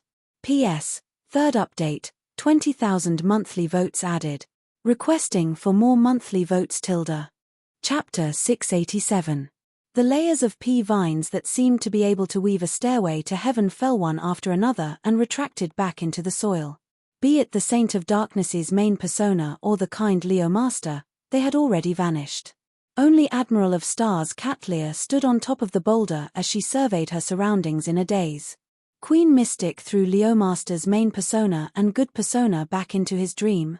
Or should I say, she pulled them somewhere else in an attempt to figure out the specific location of the forsaken land of the gods. These 2 personas can't be pulled into different dreams. Otherwise, Queen Mystic would have long been able to talk to the kind Leo Master alone, using the condition of helping him defeat the devil in exchange for the corresponding information. There's no need to go through so much trouble, of course, to really wipe out the Saint of Darkness's main persona. She might have to enter the dangerous ruins in the real world. Even Queen Mystic wouldn't dare to rashly attempt it. This is because it's very likely that an evil queen who does whatever she wants and loves to cause harm will appear. Klein turned his head in thought and looked at the building near the Black Cloister's entrance.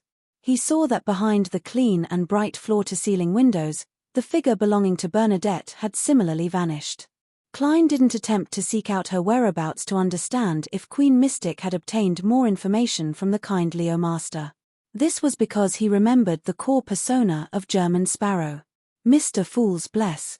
And Admiral of Stars knew very well that in Mr. Fool's tarot gathering, Sun came from the City of Silver in the forsaken land of the gods.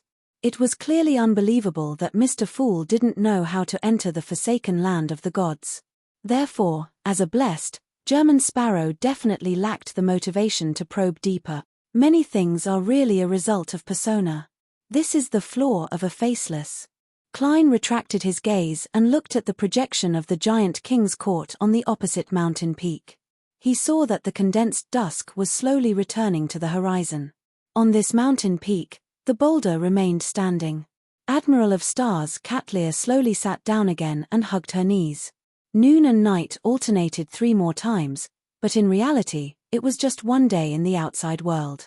The future circled around the dangerous ruins and dodged the latent dangers hidden in different spots of Onang Sea before finally returning to the vicinity of the entrance to these waters.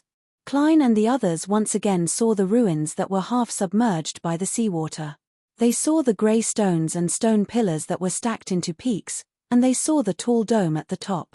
Earlier, they had heard loud and obvious panting sounds.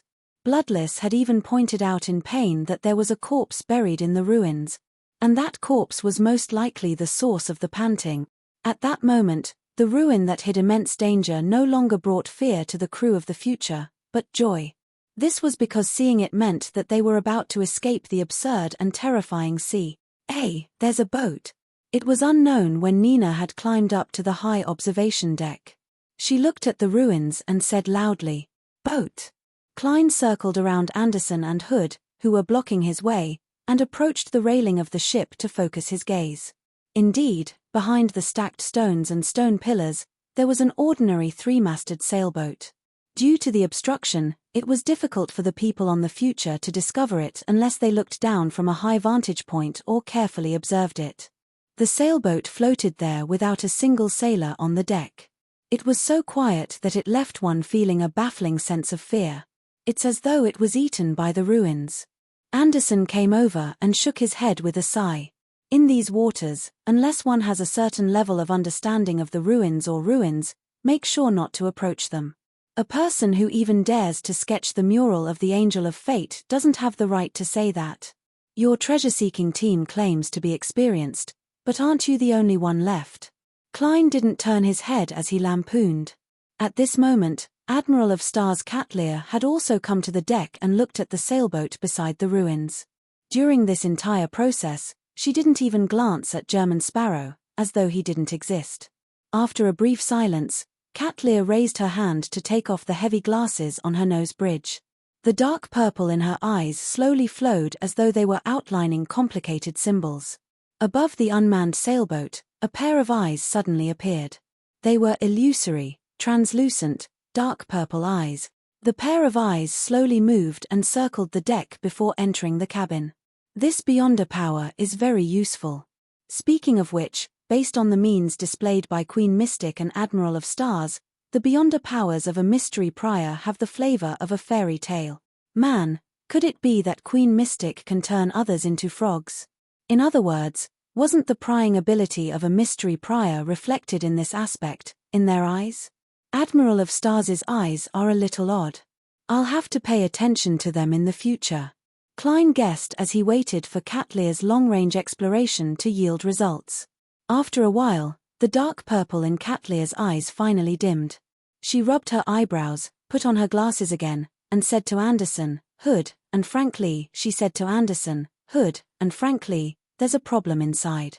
As she spoke, she took out a handful of colorful powder from a secret pocket in her classic warlock robe and threw it out. These powders sprinkled on the ground, forming a vivid and lifelike colorful picture scroll. The background of the picture was similar to a captain's cabin. There was a photo on the desk and a portrait on the wall. All of them were of the same person, a faceac with broad shoulders, pale blonde hair, and deep blue eyes. This. Klein first found him familiar before he recalled where he had seen him before. Back when he was in Nars, an adventurer had been chased by the second mate of the King of Immortality, Kerchase. He had run into Lairdal Bar and sought help from the Adventurers Association. At that moment, among the powerhouses who stood up to provide protection, there was a burly man from Faceac who was more than 2 meters tall. He gave Klein the feeling that he wasn't weak. He was probably a Sequence 6. Why would his ship suddenly enter these waters and rashly explore the dangerous ruins? Amidst his puzzlement, Klein carefully observed the supernatural picture on the deck. This time, he saw a pool of blood on the floor. Beside the blood were a few words in Faceac, Fountain of Unaging. At the end of the words, the blood trail stretched out and connected to a clear drag mark that led to the door. Klein's mind seemed to be able to reenact the scene from back then. The Sequence 6 Faceac man had suffered a baffling attack and collapsed to the ground with serious injuries. He tried his best to write down the source of his encounter, but just as he started writing, he was dragged away by an unknown object by his legs or head. Considering how the blood-colored words hadn't been erased, Klein suspected that the thing that dragged the adventurer away wasn't a living person. It should be the corpse in the ruins, he thought, feeling a headache coming on. Fountain of Unaging? They came here in search of the Fountain of Unaging? Anderson and Hood said in excitement. Clearly, they didn't find it. Frank Lee shook his head in disappointment. He was similarly filled with yearning for the Fountain of Unaging, believing that the fountain water could allow his various experiments to undergo a qualitative change. Fountain of Unaging. Back then, the one pursuing the young adventurer was Slaughterer Kerchase. He's the second mate of the King of Immortality. Rumor has it that the King of Immortality had once drunk the Fountain of Unaging's water. Kerchase even warned me and German Sparrow not to interfere with the young adventurer's matters, saying that it was the will of the King of Immortality. Klein barely managed to piece together the truth based on all the information. The young adventurer obtained or stole the secret of the Fountain of Unaging from a trusted aide of the King of Immortality. Hence, he was pursued. Later, under the protection of a few quasi-powerhouses from the Adventurer Association, he barely escaped Slaughterer Kerchase. Later on the one hand, they wanted to avoid the King of Immortality, and on the other hand, they wanted to find the Fountain of Unaging. Finally, they chose to venture into these waters, but who knew that they would be wiped out in these ruins? Could it be that the Fountain of Unaging is deep in these ruins? Klein looked at the grey stones and stone pillars that were piled up into a mountain again. He had a vague guess. Because it was difficult to verify his thoughts for the time being, and he did not know who the corpse buried in the ruins was, he did not have the urge to explore and take risks, so he rationally withdrew his gaze. I can ask Will or Septin or a Rhodes later. Perhaps the so-called Spring of Unaging is the pus produced from that corpse's rotting. Klein speculated with the worst of ill intentions. At this moment, Catlear, who had heard Anderson and Frank's conversation, thought for a moment. If he died while searching for the Fountain of Youth, I don't think the owner of the portrait and the photo would have enough motivation to leave the correct information for the people who came after him before he died. After all, the people who found this place were most likely not his family.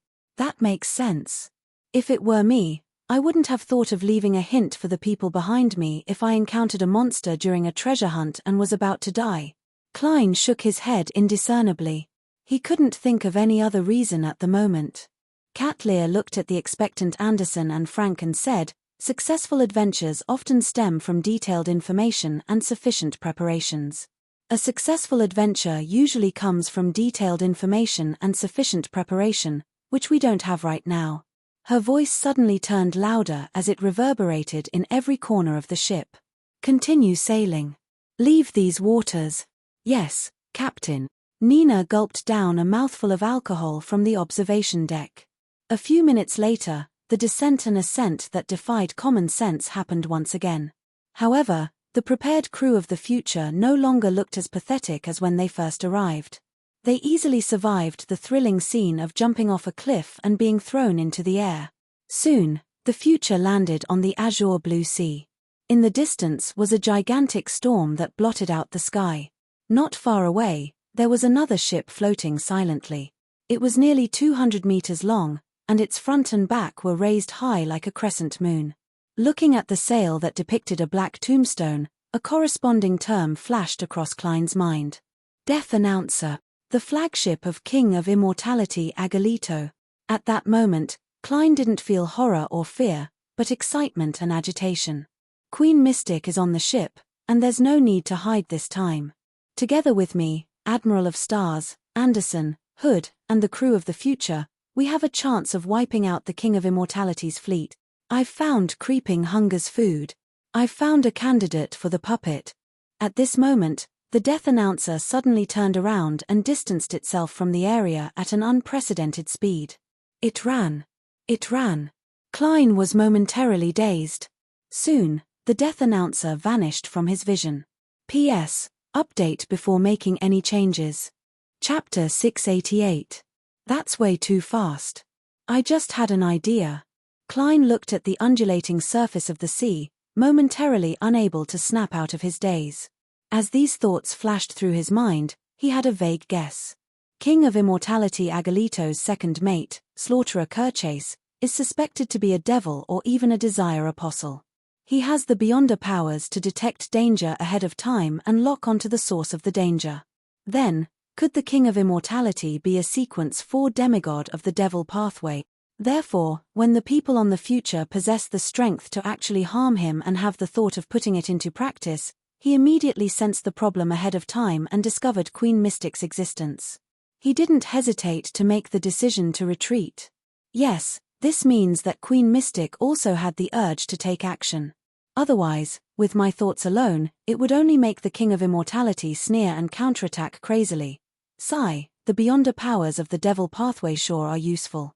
It's almost impossible to bury the King of Immortality or his first mate, second mate, and third mate. Klein sighed as he turned to look at Anderson Hood.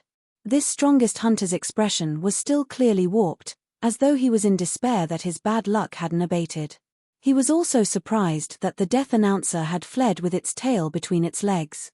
It gave him the feeling that he had gotten the wrong script. His eyes darted around slightly as he looked around with a guess, as though he had made a connection. Unfortunately, Anderson's bad luck isn't strong enough. Otherwise, I could have sacrificed him and successfully baited the King of Immortality. Heh, isn't this the correct way to use a provoker? Klein turned into the corridor and returned to his room. Just as he pushed open the wooden door, he saw a familiar figure standing in front of the window. Her figure was extremely proportioned, and she was dressed rather strangely. She was none other than Queen Mystic Bernadette. Maram, didn't your father teach you? Don't enter other people's rooms, especially the rooms of unfamiliar men. As a lady of noble birth with a good upbringing, you should be waiting at the door and sincerely ask me if I can enter. Emperor, have you not recalled any books on education? Klein lampooned silently as he closed the door. Without waiting for him to say a word, Queen Mystic Bernadette spoke with her back facing him.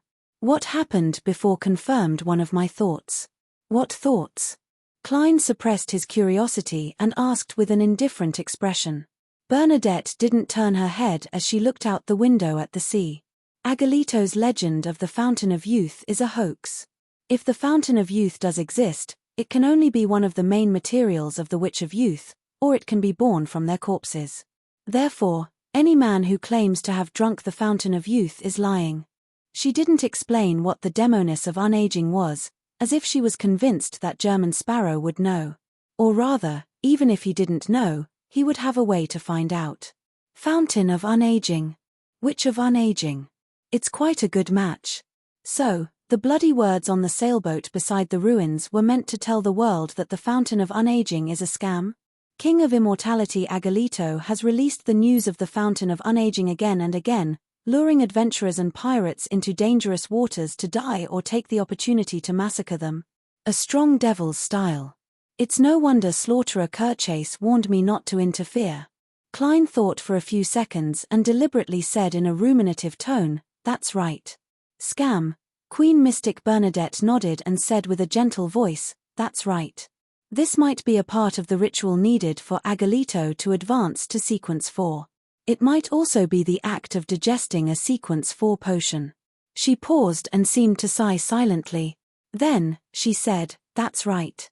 That's because the Sequence 4 of his pathway is devil." Devil? Sounds very cunning. Setting up a treasure scam to harm others perfectly fits the style of a devil. Klein was enlightened. At this moment, Queen Mystic turned around and looked into German Sparrow's eyes through the black checkered veil. "It's my turn to provide information." Klein deliberated for 2 seconds. According to the analysis of the limited diary entries, Roselle the Great encountered an extremely serious predicament in his later years. This forced him to have the idea of attempting crazy acts. In this aspect, he was very calm. This was because the diary entries he had obtained so far didn't reveal what Roselle the Great wanted to do in his later years, the predicament he encountered, or the crazy acts he did. Therefore, by providing this information, he was also hinting to Bernadette that to figure out the truth, she had to hand over the diary entries of Roselle the Great's critical period to Admiral of Stars Catlear. Queen Mystic Bernadette fell silent for a few seconds without saying a word. The dark clouds moved high in the sky as sunlight shone in. This queen who reigned supreme over the 5 seas suddenly separated like a pile of soap bubbles before shattering and vanishing. The light reflected by the bubbles split into different colors, creating a dreamy scene that resembled a fairy tale in the room. If it wasn't for the hidden sage, the mystery prior pathway would really be rather interesting. As Klein reflected, he used his left thumb to pinch the first joint of his index finger twice. He had activated the concealment vision provided by spirit body threads, but he didn't discover any additional black threads in the room. This meant that Queen Mystic Bernadette had indeed left. Phew! Klein silently exhaled as he quickly switched off the vision. Just as he was about to lie in bed to rest, he suddenly heard light footsteps approaching. Knock, knock, knock. Someone knocked on his door, jolting him awake. Who is it? Klein sat up. It's me. Admiral of Stars, Catlear's voice sounded. Puzzled, Klein went over and opened the door. He didn't ask what was the matter as he looked at her indifferently. His gaze explained everything. Catlear nudged the heavy glasses on her nose bridge and said, "Coming out of those waters won't bring you back to where you entered. This place is less than 100 nautical miles from Tuscata Island. It will take about 3 days to reach Nars. Where do you wish to return to? Entering or exiting in a different place?" Klein was somewhat surprised as he asked in confirmation, "Then, can I enter those waters from here? No, you will fall straight into the bottomless crack that separates the sea. According to divination, those who do so are truly dead," Catlear explained simply. "Is that so?" Klein thought for a moment. To Tuscata Island. The reason why he didn't choose Nars was that it was already close to the next tarot gathering. He didn't wish to do something that would take up a lot of time on the future. Furthermore, Tuscata Island was the easternmost colony of the Ruin Kingdom. Its currency was pence, soli, and gold pounds. Klein didn't need to consider the issue of exchange. All right. Catlear didn't have any objections. Watching her turn around and walk to the captain's cabin, Klein shook his head slightly as he sighed inwardly. If you had come earlier, you would have met Queen Mystic. At night, the future arrived at Tuscata Island's harbor and forcefully docked at the dock. Klein dressed up as a Ruin gentleman and walked to the deck with a leather suitcase in hand. He took out the remaining money from his 2 pockets and handed it to Catlear. After deducting the £700 for the pugilist Beyonder characteristic, he had a total of £1,300. And with that, Klein was left with £8,436 and 5 gold coins. Catlear received it in silence and opened her mouth as though she wanted to say something, but she ultimately didn't say a word. "Are you disembarking here or heading elsewhere?" She turned to look at Anderson Hood. Thinking of how German Sparrow was about to leave and how this was a pirate ship, as well as how he had hunted many pirates, Anderson immediately forced a smile. "Here. You can pay the fare now." Catlear didn't let Anderson off just because he had borrowed a change of clothes from the pirates. "All right." Anderson didn't hide his pained expression as he reached out to pull off an ordinary button in the middle of his shirt. He reluctantly handed it over and said, "This is the only harvest I have left in those waters. It comes from the corpse of a Lun military explorer. I'm not sure of its original name. I can only call it based on the powers it displayed and the corresponding sequence 6 name. Judge. Its negative effects aren't particularly strong. It just makes the wearer easily offend people or monsters. Perhaps, they might be targeted by a demigod if they aren't careful." "You call that not particularly strong? If I were Admiral of Stars, I'd definitely choose that sword of yours." Klein lampooned as he watched Catlear accept the fare Anderson Hood had paid. He ignored the matters of others as he carried his suitcase, left the future, and boarded the dock of Tuscata Island. Bang! Anderson Hood leaped down from the edge of the deck and landed beside him. "Are you having a drink?"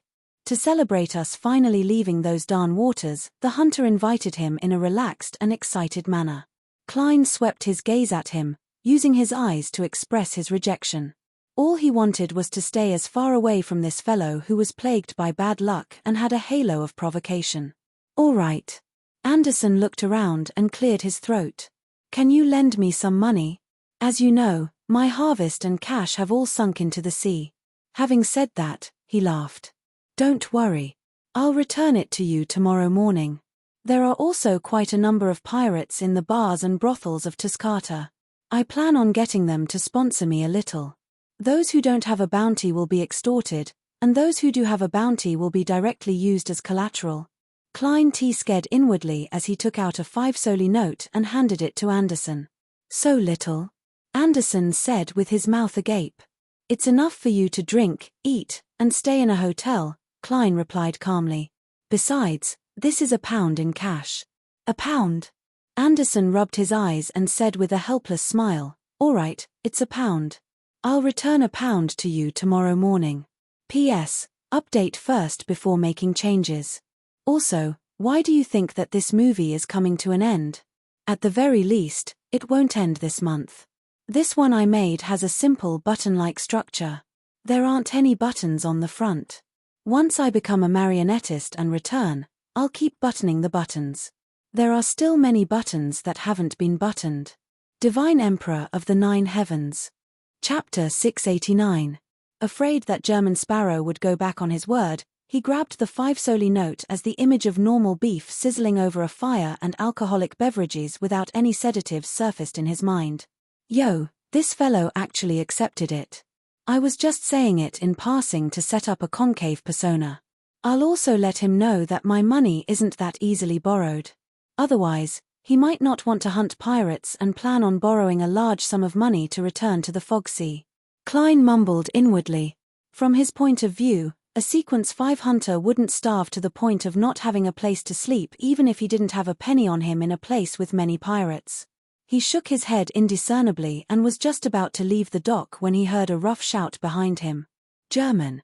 Upon recognizing Frank Lee's voice, Klein shuddered as he tensed up and turned around.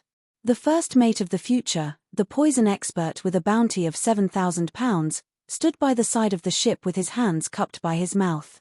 Where do you hang out often? Where should I send my letters?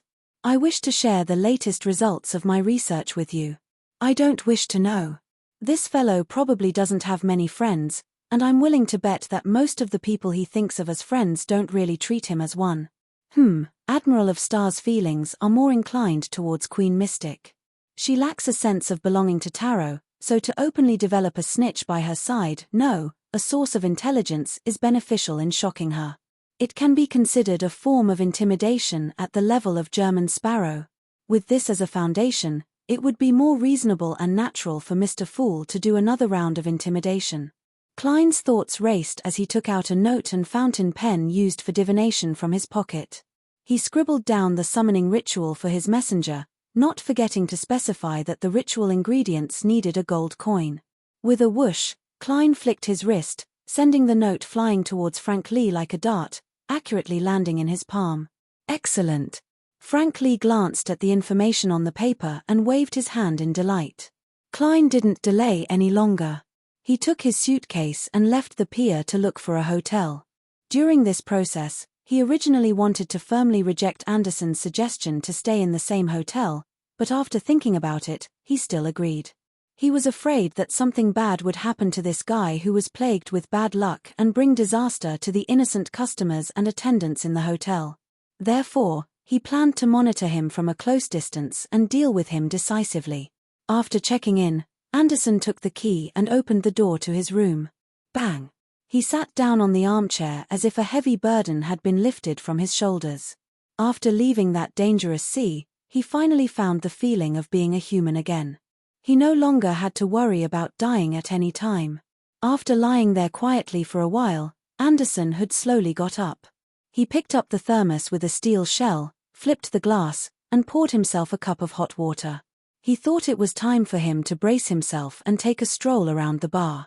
Drink some wine, fill my stomach, and look for sponsors. When the hot water was slightly cold, Anderson picked up the cup and gulped it down. He was very carefree. Suddenly, he coughed so violently that his face turned purple. Cough, cough, cough. Anderson reached for his throat, as if he couldn't catch his breath. With a crack, the glass fell from his hand and shattered on the floor. Cough, cough, cough. Anderson's coughing became weaker, and his face had already turned purple. At that moment, his eyes were burning, and the veins on the back of his hands squirmed as if they had a life of their own. Bang! Anderson fell to the ground and twitched a few times before he stopped moving. Even his breathing seemed to have stopped. A few seconds later, the corpse-like Anderson suddenly sat up and touched his face in fear. Bastard, I almost choked to death from drinking water just now. If that's really the case, I'll probably be the hunter with the funniest cause of death. Thank goodness, thank goodness. I spent a lot of money to buy this before entering that sea region. It's finally coming in handy today. As he spoke, Anderson took out a doll made of straw from a hidden pocket in the lining of his vest. There were 2 eyes, a nose, and a mouth drawn crudely in ink on it. The doll's surface was already corroded, and pitch-black liquid dripped down drop by drop. In just 8 seconds, it completely melted into liquid, turning into a stain on the floor. This bad luck hasn't weakened, and it seems to be getting fiercer. Man, German Sparrow once told me a prophecy. He said that the most fatal danger is often hidden in the most ordinary of lives. Anderson paced back and forth, carefully avoiding the glass shards beneath his feet, afraid that it would lead to another death. No, I have to save myself. I have to save myself immediately. Anderson suddenly pulled open the door and carefully walked out. He walked all the way to Klein's room, bent his finger, and knocked on the door. Soon, the wooden door that was neither sturdy nor heavy opened without a sound. German Sparrow, who had only taken off his coat, appeared in front of Anderson. Anderson squeezed out a smile. Surprised. Creak. The door slammed shut in front of him. He was first taken aback before he muttered to himself with a stiff expression, I have to adjust the way I speak. Knock. Knock. Knock. He knocked on Klein's door again. The door quickly opened, and a revolver was aimed at him. Haha, I wanted to ask if you know any Beyonders who can help people change their luck. Anderson half raised his hands, frantically hinting for German Sparrow to mention the powerhouse who had provided the prophecy. It's too late. I have no idea where Queen Mystic is. She didn't even leave me a way to contact her. However, since my messenger's summoning ritual is known by Frank Lee, it's equivalent to Admiral of Stars knowing of it. It's equivalent to Bernadette knowing of it. Also, when I return to Beekland, I can seek Miss Sharon's help. Queen Mystic is in her circle, although she doesn't appear often. Klein gave Anderson Hood a pitiful glance. He didn't like this strongest hunter, always making up stories about him and showing all sorts of ill intentions. After all, he was partially responsible for the loss of the cufflink. However, he was only limited to his thoughts, with no intention of putting them into practice. If he were to really encounter him seeking help, he similarly wouldn't directly reject him. Klein considered and said, I can help you ask. I can help you ask, and I'll give you an answer tomorrow morning. But I'm very doubtful that you have the ability to pay me. I'll head to the bar later. Besides, I have quite a number of private collections over at the Fogsea, Anderson replied without any hesitation. Klein nodded and said as he closed the door, See you tomorrow morning. See you tomorrow morning. I hope you can survive until then. Creak. The door was locked once again. Is this a curse or a blessing? Anderson muttered with a bitter smile. According to my experience, there won't be any more accidents in the next 2 to 3 days. Inside the room, Klein returned to his desk. There was a letter that had just been opened and a paper crane that had been brutally dismantled. With regards to Anderson's question, Klein had already thought of a person to consult before he opened his mouth. The person who understood the means of a snake of fate the most was undoubtedly another snake of fate. He pondered over the area of the paper cranes and the questions he wanted to ask. He first made a draft in his mind before picking up his pencil and saying, I'm not sure. Then, he raised his pencil and said, How can the curse of misfortune brought about by the Angel of Fate mural be removed? What's the name of the corresponding sequence 4 potion for seer? Where can I obtain its formula and main ingredients? Putting down the pencil, Klein carefully read through the contents twice. Then, he carefully folded the paper crane according to the creases and stuffed it into his wallet. After doing all of this, he continued writing the letter to Mr. Aztec. In this letter, Klein first mentioned that he had entered the dangerous zone in the easternmost part of the Sonia Sea with the help of Admiral of Stars and successfully completed the ritual. Following that, He changed the topic and mentioned that he had encountered Admiral Hel Ludwell's unprovoked attack midway and nearly suffered heavy losses. With this topic in mind, he began describing the ring on Admiral Hel's hand that was suspected to be a relic of ancient death. He very considerately asked Mr. Aztec if he had any impression of it and if he wanted to hold it in his hand to study it so as to jog up more memories. After making this point, Klein began talking about Charismatic Order's artificial death project in a casual manner. He also asked Mr. Klein if it was feasible and if there were any specific details recorded in the literature. After saying that he didn't know what the subsequent sequences would be like, nor did he know where he could obtain the opportunity, Klein began describing the matters to take note of in the dangerous waters he had concluded from his travels. He was providing information to Mr. Aztec, preventing him from suddenly heading there to seek out the remnant aura of ancient death without understanding the latent dangers. It's said that the waters are filled with the ravings of the true creator. The higher the sequence, the clearer one hears it, and the easier it is to be influenced, go crazy, or lose control. This is at sequence 4. But a small number of demigods have found a way to move freely there. Klein wrote at the end of the letter. After folding the piece of paper, he picked up Aztec's copper whistle and summoned the gigantic skeleton messenger. The messenger crawled out from the floorboards and politely looked at Klein at the same level as it opened its palm. Not bad. Klein praised inwardly as he handed the letter to the messenger. Then, he brushed his teeth, took a bath, and comfortably lay down in bed. After an unknown period of time, he woke up from his dream and saw a desolate plain and a pitch-black steeple. After familiarly walking deep into the steeple, Klein discovered Will Orseptin's reply amidst the scattered tarot cards. Friendly reminder, that paper crane is about to tear. The curse of bad luck brought by the murals can be resolved by Ricardo. The high sequence formula of Seer can only be obtained from the Crazy Zaratal or the Hornacis mountain range. If you are a blessed of the Evernight, pretend I didn't say anything. The corresponding sequence 4 of Seer is Bizarro Sorcerer. Chapter 690. Bizarro Sorcerer. Klein suddenly woke up from his dream and opened his eyes to see the dark night. It's not noon yet. It's still very dangerous, he mumbled and was about to go back to sleep. At this moment, he finally recalled that he had already left the dangerous waters. Even if he didn't sleep after dark, he wouldn't completely vanish. Phew, such a stable environment is still the best. I have to say that the matter of mysteriously disappearing after dark can be used to scare children, preventing them from sleeping late. Hee, I was often given such a fright when I was young. Klein sat up, walked to his desk, and poured himself a cup of water. After a moment of silence, he gulped down a mouthful of water and gradually regained his ability to think. Zaratal really went mad. What exactly happened to him, or did something happen to him? Bizarro Sorcerer. Sequence 4 is Bizarro Sorcerer. The focus of the Seer pathway is on words like craftiness, mischief, and oddity. Or can it be summarized as bizarro? Yes, clown, magicians, faceless, and marionettist do indeed give me such a feeling. Seer seems to be an exception, but in the eyes of others, a charlatan's style can be rather bizarre and terrifying at times.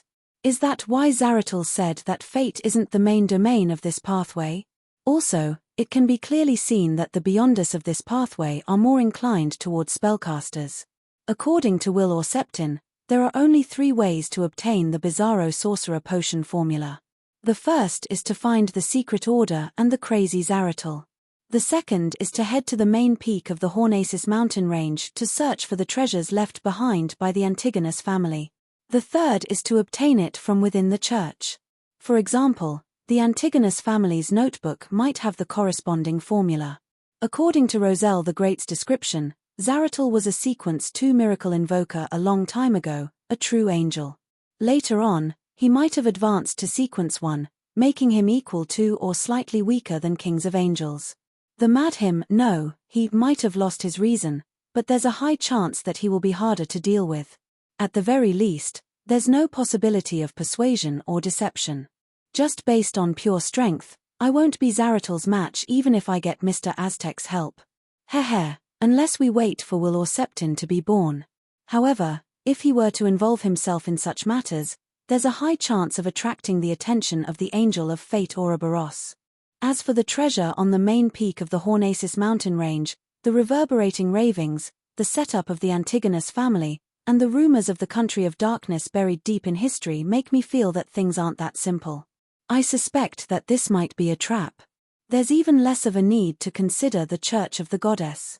Ignoring the fact that there's an angel presiding over the Holy Cathedral with a bunch of Grade 0 sealed artifacts, just the Beekland diocese where the Antigonus family's notebook is located has a terrifying demigod. Klein couldn't help but recall Mr. A, who had been erased like a pencil drawing. And the person who created all of this might very well be one of the upper echelons of the Church of the Evernight Goddess. A beautiful woman with eyes that lack spirituality. She even smiled at me. I have no idea what it means. Klein shook his head helplessly, feeling that there was only one feasible solution at present. That was to find a demigod from the secret order who was considered normal.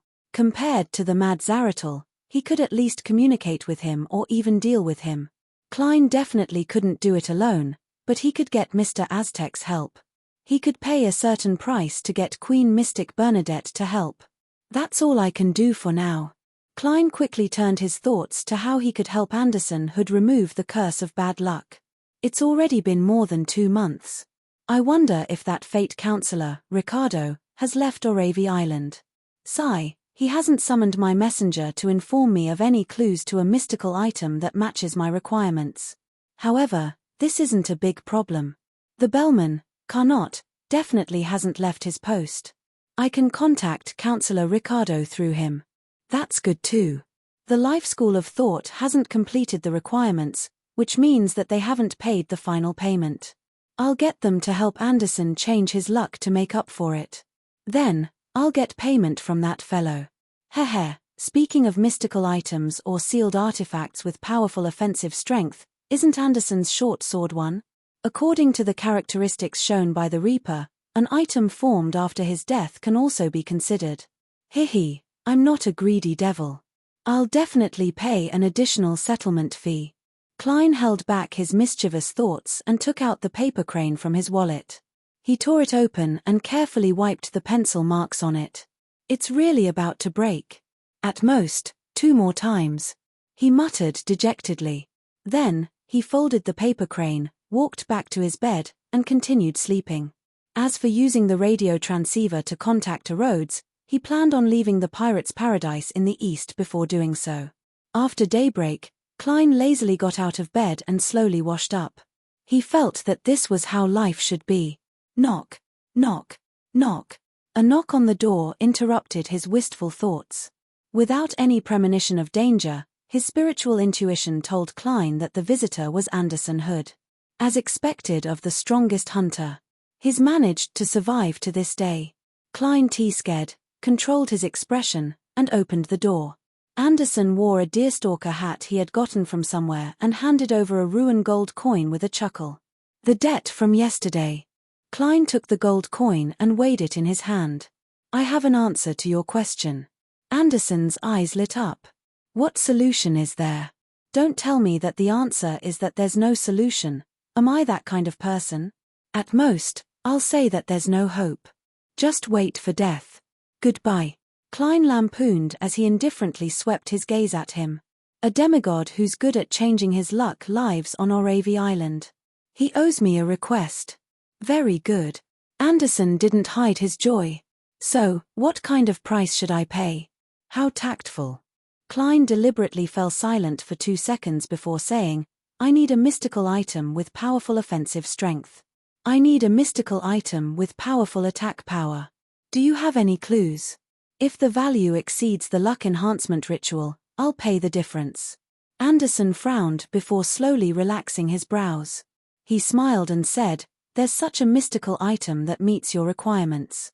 There's such a mystical item that meets your requirements. It has beyonder powers related to lethal attacks. The negative effects aren't strong either. It can eat and sleep, but its luck isn't too good. It easily attracts monsters and enemies. Occasionally, it's quite talkative and a little annoying. Haha, I'm just joking. To be frank, my death bracketant is the mystical item you need, but it's also the only weapon I have left. I have a corresponding clue. It's a rather special revolver. The bullets it fires have the effects of weak point attack, lethal attack, and massacre. Furthermore, it can be combined with bullets with different characteristics. The negative effect is that every time you use it, you will gain a weakness that originally didn't exist. For example, you will be afraid of light, boats, dogs, etc. And this weakness will last for 6 hours. If it's just placed on your body, there are almost no negative effects. It will only make you easily thirsty. That's something that can be tolerated. If it wasn't for the revolver's characteristics overlapping with my powers and the mystical items I already own, I would have definitely bought it back then. The seller's asking price is only £9,000. How about this? The total reward is £1,500 and the clue to this revolver. How about that? It sounds very suitable, and it matches my combat habits. Klein didn't directly agree to it. Instead, he asked, £1,500? Haha, I found more than 10 pirates yesterday. They were all very kind. They either contributed their wallets to me or lent their characteristics and brains to me. In just one night, I earned £1,600. Seriously, I really like this pirate paradise, Anderson said with a beaming smile. I have to leave £100 to buy a ticket back to the Fogsea, so I can only pay £1,500. He earned £1,600 in one night? Not only are there many pirates in Tuscata, but they're also very valuable or rich. Klein suddenly wished to stay a few more nights in this port city. But when he thought of how the targets that were easy to extract or find had most likely been dealt with by Anderson, he felt depressed again and asked coldly, "What's up?" He asked coldly, "Aren't you afraid of retaliation for doing such things in a pirate paradise? What's there to worry about? Even if they are subordinates of a pirate admiral, I'm not afraid. Heh, I believe it's the same for you. It's not a problem if they're from the Four Kings. We're about to leave, and the news needs time to spread. When the time comes, I won't even know how many ships and identities I'll have changed," Anderson said without a care. "Why are you cursing yourself again?" Klein swept a glance at him with a hint of pity. "Deal. Haha, here's £300. The remaining £1,200 can wait for the bounty and characteristic money. Don't worry, it'll definitely come today. The amount won't be huge." Anderson took out a thick stack of bills with quite a number of soli and handed it to Klein. In consideration of his persona, Klein only did a rough count before stuffing the notes into his wallet and pocket. He said without emotion, "That's right." He said without emotion, "Buy 2 tickets to Oravi tomorrow." He didn't specially exhort Anderson to change his appearance to buy the tickets because he believed that he was a mature hunter with rich experience. If he wasn't experienced and strong, he would have long been sunk to some unknown sea. Klein couldn't help but lampoon inwardly. "All right." Anderson pointed to the floor. "Shall we go down for breakfast? It's my treat." Klein nodded and didn't reject the offer. When they reached the first floor, the two walked to a table by the window. Along the way, they encountered a waiter carrying a white porcelain cup and a teaspoon. Just as they crossed paths, the waiter's eyes suddenly glazed over. He picked up the teaspoon and stabbed it at Anderson's throat without any warning. Although Anderson was surprised, his reaction wasn't slow at all. He immediately leaned back and dodged the lightning strike. Bang! Not far away, the hotel boss suddenly fired at Anderson's dodging body. What am I doing?" the boss muttered in horror and confusion after the gunshot. Chapter 691. At the same time the gunshot sounded, Anderson's entire body suddenly collapsed, dodging the bullet in an awkward manner. As for Klein, who didn't understand the situation, he had already leaped to the other side. As he activated his spirit vision, he drew his revolver. At that instant, his first thought was that Anderson had gone overboard with his hunting last night and had attracted revenge. All he wanted to do was shout, "I don't know him. It has nothing to do with me." At this moment, at the dining table beside Anderson Hood, a burly man in a shirt with his sleeves rolled up threw away his cutlery. He suddenly pulled out a double-barreled shotgun that had long been loaded from beneath his chair, aimed it at the ground, and pulled the trigger from a commanding position. His actions were almost identical to the hotel owner's shot. It was just that there were more steps, so he was slower. Bang! The canister shot out, and countless tiny particles formed a honeycomb pattern on the ground. Although Anderson managed to roll in time and dodge most of the bullets, he was still hit by some of them. His side was instantly mangled. Klein was just about to shoot the burly man with the double-barreled shotgun to help Anderson Hood escape danger when he realized that the man was in the same state as the hotel owner. His expression was blank, filled with shock and horror, as though he had finally sobered up. That's not right. They aren't the real attackers. Klein rationally stopped his finger from pulling the trigger as he quickly scanned the restaurant. Seeing that he didn't discover anything with his spirit vision, he immediately pinched the first joint of his index finger twice with his left thumb, activating his spirit body thread's observation. At this moment, the ladies and gentlemen in the restaurant had already stood up in a panic due to the shooting as they rushed towards the exit. When they passed by the rolling Anderson, a good-looking lady dressed in elegant clothes suddenly paused. She opened the dark glass bottle in her hand and splashed the liquid inside at the strongest hunter. Sizzle. The areas that were tainted by the liquid rapidly turned black, suffering from intense corrosion. Anderson covered his face, jumped up, and dodged the attack. Right on the heels of that, the quiet and adorable lady, the gentleman with the newspaper, the waiter in a red vest, and the 5-year-old child with candy in his hand attacked Anderson Hood at the same time. Flour, lit matches, fruit knives, scalding coffee, and high-alcohol drinks came one after another. Everyone in the hotel restaurant seemed to have only one goal, and that was to kill Anderson Hood.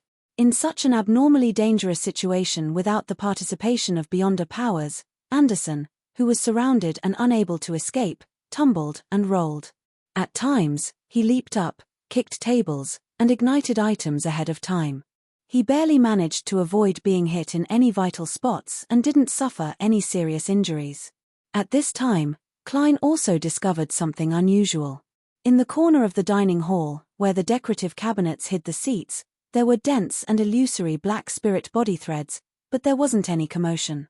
This seemed rather abnormal in the hall that was filled with chaos and fear. The real attacker who planned this passerby murder was sitting there.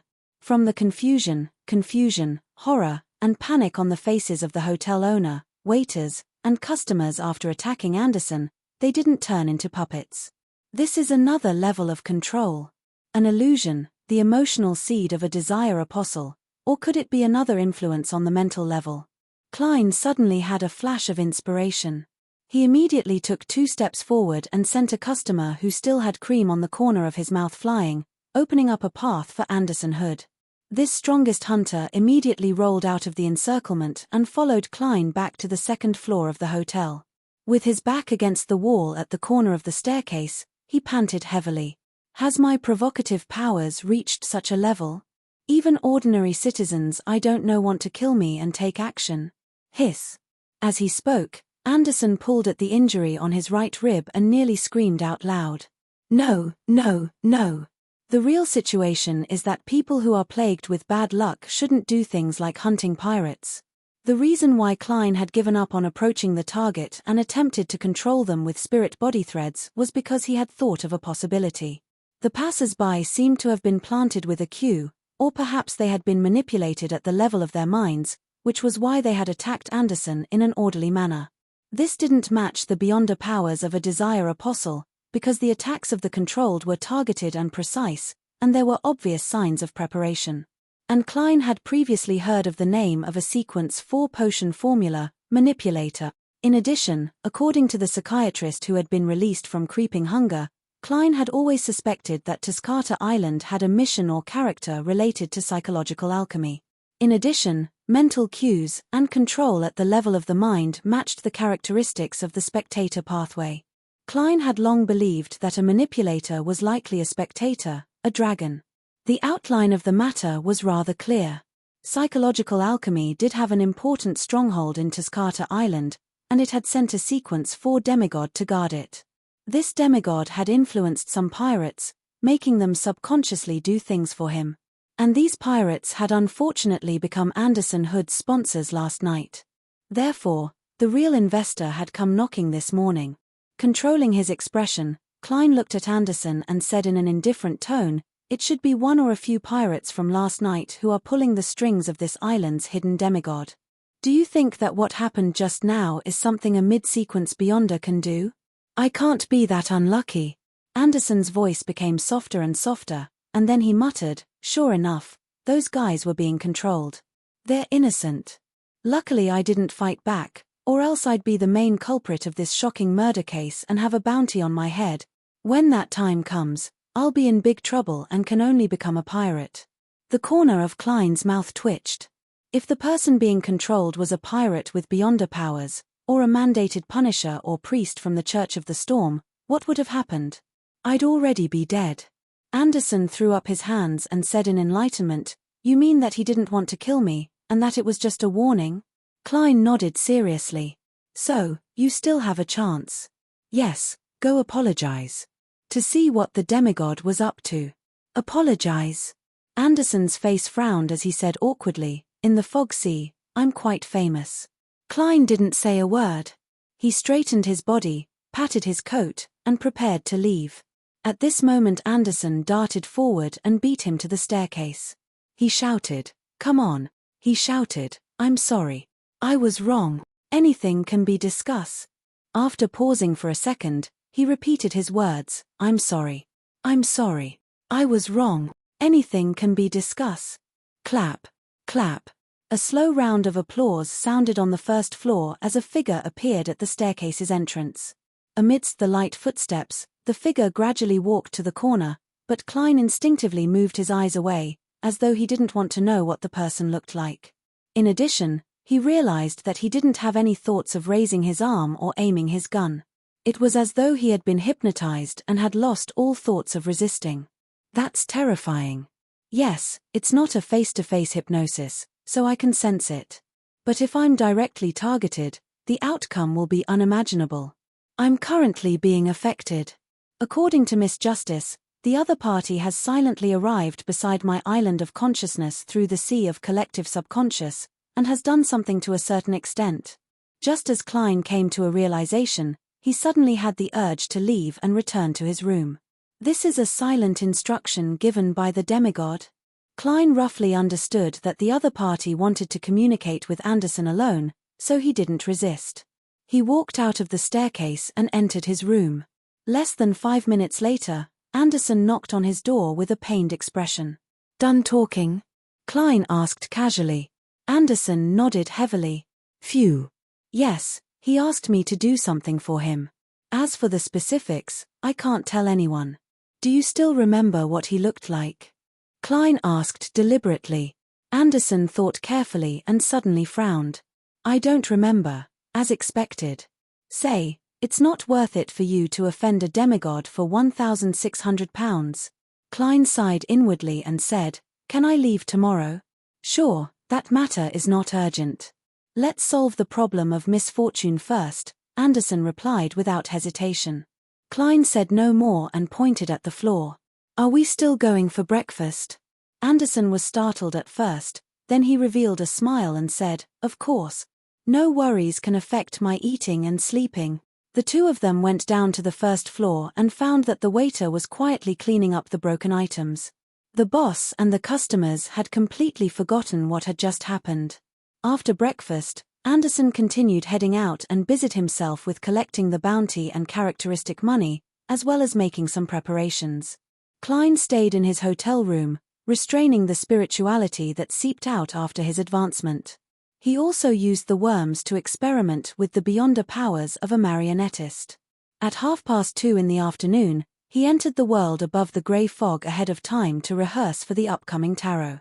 After all, Mr. Fool wanted to beat the hermit Catlear in a very nonchalant manner.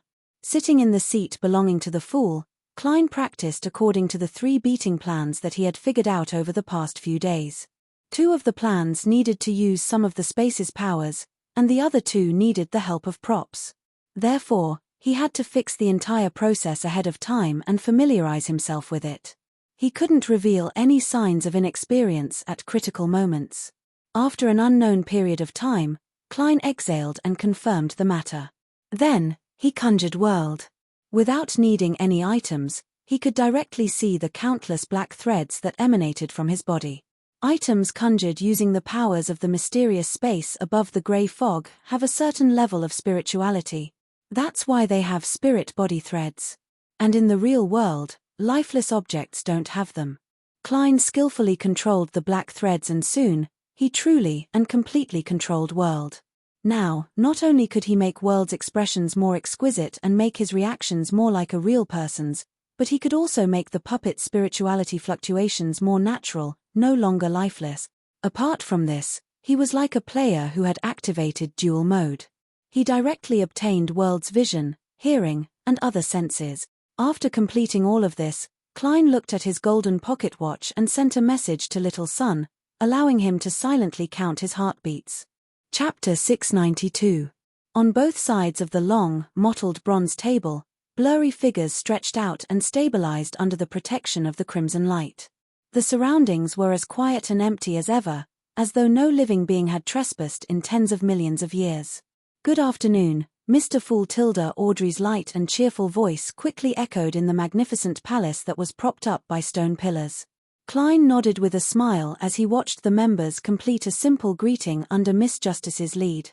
Among them, Cat Lear was undoubtedly the more taciturn one. From Audrey's point of view, she had a lot on her mind. After the voices subsided and the members took their seats, the Fool Klein first swept a glance at Miss Justice, making the psychiatrist instantly understand what he meant. She didn't raise her hand slightly and spoke first. Following that, she looked at Cat Lear and chuckled nonchalantly.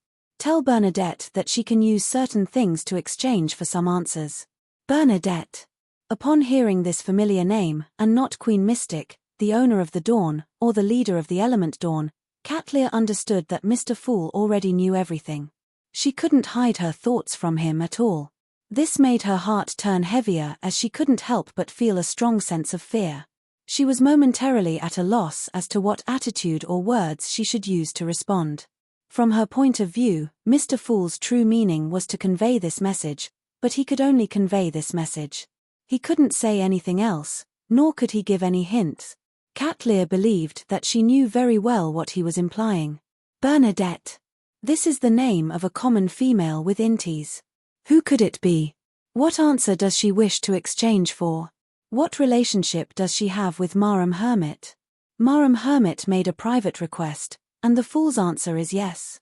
No, that's not the case. That's definitely not the case. If it's a private request, a reasonable request, Mr. Fool wouldn't have mentioned it in front of us.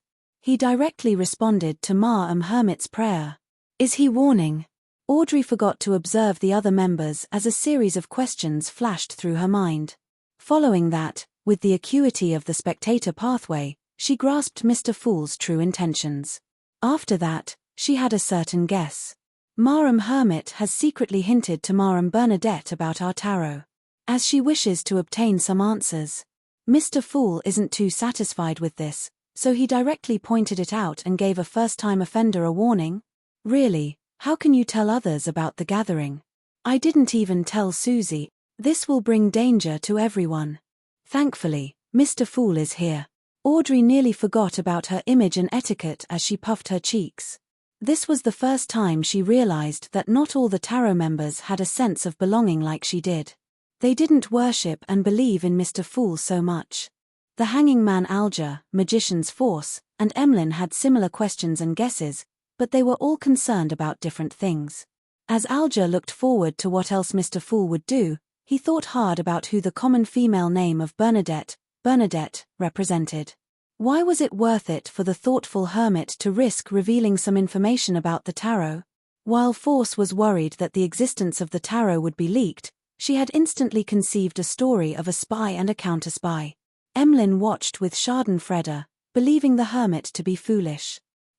Even our sanguine ancestor treats Mr. Fool as an equal, and even sent me, a special envoy, to be groomed.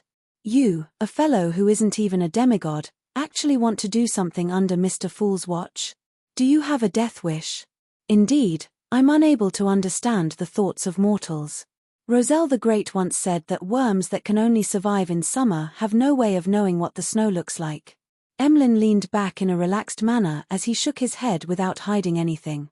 Derek didn't think too much about it, but he vaguely felt that the atmosphere wasn't right.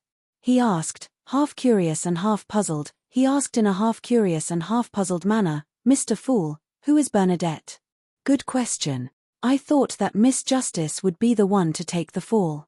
"Yes, she seems a little angry, so much so that she doesn't wish to speak for the time being." Klein marveled inwardly as he casually replied, "Roselle's eldest daughter. The owner of the Dawn. The leader of the element Dawn." He revealed Bernadette's identity one by one, making sure that she no longer had any secrets in front of the tarot members. And the reason why he used the owner of the Dawn to replace Queen Mystic was because Klein felt that it was impossible for the Fool to address Bernadette as Queen. The owner of the Dawn. Queen Mystic. She's actually the eldest daughter of Roselle the Great. The Hermit, I can confirm that you're Admiral of Stars Catlear. So the rumors of you falling out with Queen Mystic were fake. The hanging man Alger felt a sense of excitement. He felt that the repressed and constrained feeling that he had been feeling for the past 3 months had instantly vanished. This made the composed him unable to help but mock the hermit inwardly. Roselle the Great once said that those who play with fire will definitely burn themselves. And Admiral of Stars, you actually dared to challenge the perception of a deity. At that moment, Alger was rather thankful. He was thankful that although he had done some petty tricks in an attempt to figure out Mr. Fool's identity, goals, and present state, it didn't involve any outsiders, so there was no leakage. Therefore, he didn't suffer a direct beating. As he had introduced the 4 kings and the 7 pirate admirals back then, Audrey and company quickly confirmed that Bernadette was Queen Mystic, a demigod who reigned supreme over the 5 seas. They were all astonished that the eldest daughter of Emperor Roselle was still alive and had lived to this day. Furthermore, she had become a famous figure. The answer Queen Mystic wishes to obtain is in Roselle's diary. Combining the events and words, Audrey vaguely guessed Bernadette's goal. She believed that the Emperor's eldest daughter wanted to figure out the truth behind her father's assassination. At that moment, Catlear had already regained her ability to think. She turned to look at the end of the long bronze table and said without any hopes of getting lucky, "Yes, I made some mistakes. Yes, I have made some mistakes. I will not defend myself. They were indeed mistakes. Mr. Fool, no matter how you deal with me, or even kill me, I'm willing to accept it." Hypocrite. If Mr. Fool wishes to punish you, do you have a way to resist? The hanged man scoffed from the other side. He could tell that there was something wrong with such simple words. Maram Hermit is still a little afraid. Audrey could sense the hidden fear in Catlear's words and the minute movements she made as she turned to the side. From her point of view, people who deliberately emphasized that they were willing to be executed were often afraid of death. Magician's Force found her composure from the Fool's calm attitude. She believed that Tarot's situation hadn't been leaked, or rather, that the leaked information wasn't important.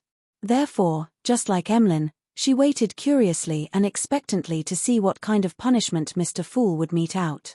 Sun still hadn't figured out what had happened. He didn't understand why Maram Hermit would suddenly request for punishment. At that moment, seeing Mr. Fool's brief silence, Catlear restrained her unease. She raised her head slightly and observed the existence behind the thick grey fog without leaving a trace. She attempted to grasp the other party's true intentions so that she could make a more accurate response. She didn't want to make another mistake and anger him, making the situation irreversible. Her black eyes were dark purple as they suffused a mysterious aura. She saw through the grey fog and saw the Fool. Suddenly, Catlear's eyes burned as illusory blood flowed out. Following that, an evil, terrifying, depraved, and indescribable roar sounded in her ears. It instantly filled her senses with extreme pain as her body convulsed and trembled uncontrollably. Her face, the back of her hands, and the areas that weren't covered by her clothes quickly cracked open, revealing her flesh. Black worms and white moths squirmed inside, about to form indescribable eyes. Catlear's tragic cries and painful grunts echoed above the grey fog. The hanging man Alger, Emlyn, Magician's Force, and company looked at each other, as though they could directly sense the pain she was suffering. At the same time, the blurry image became clearer, allowing them to clearly see the mutation of the hermit's body. The disgusting and grotesque scene frightened Audrey so much that she retracted her gaze. She straightened her back and looked straight ahead, not daring to move. Although the others' reactions weren't as exaggerated, they had the same meaning. The true creator's ravings are indeed useful. The fool Klein, who was shrouded in the grey fog, sighed from the bottom of his heart when he saw this scene. The reason why he didn't immediately respond to Cat Lear's request for punishment was that he wanted to confirm if her eyes were special and if they could spy on him. For this, he had hidden some of the mysterious spatial powers that he had stirred ahead of time in the grey fog that enveloped him. Its purpose was to transfer the observation to Tinder once anyone used their Beyonder powers to see through the obstacles. This was equivalent to the owner of the Beyonder powers directly using their psyche to measure the item that had been corrupted by the true creator. Therefore, without Klein using the grey fog to suppress the effects, Cat Lear naturally heard the true creator's ravings. First, the organ that used Beyonder powers was severely damaged, and then, it was filled with pain, resulting in a mutation. If Admiral of Stars hadn't observed her, Klein's plan would have been for her to apologize to the Tarot members. Everyone would then discuss a punishment to reflect democracy. And no matter how democracy it was, ignoring the small punishment, the big punishment would definitely involve stirring some of the mysterious space's powers to link Cat Lear to Tinder. After waiting for 2 seconds, Klein knew when to stop. He gently caressed the area with his palms, allowing the grey fog to silently suppress the true creator's ravings and calm Cat Lear's mutation. Admiral of Stars's trembling began to calm down at a discernible pace. The cracks in her flesh gradually closed as her thoughts returned to her, allowing her to sense everything around her once again. At this moment, the hanging man, Alger, said in a deep voice, as though he was warning himself, "Do not pry into God." Chapter 693. Do not pry into God. The hanging man Alger's murmur quickly calmed down and disappeared, but it continued resounding in everyone's ears, alerting them to a fact. Although Mr. Fool usually didn't put on any airs and rarely spoke, granting almost all requests, giving others a feeling of gentleness, he was ultimately a deity that couldn't be pry into, a deity that stood high above and transcended reality.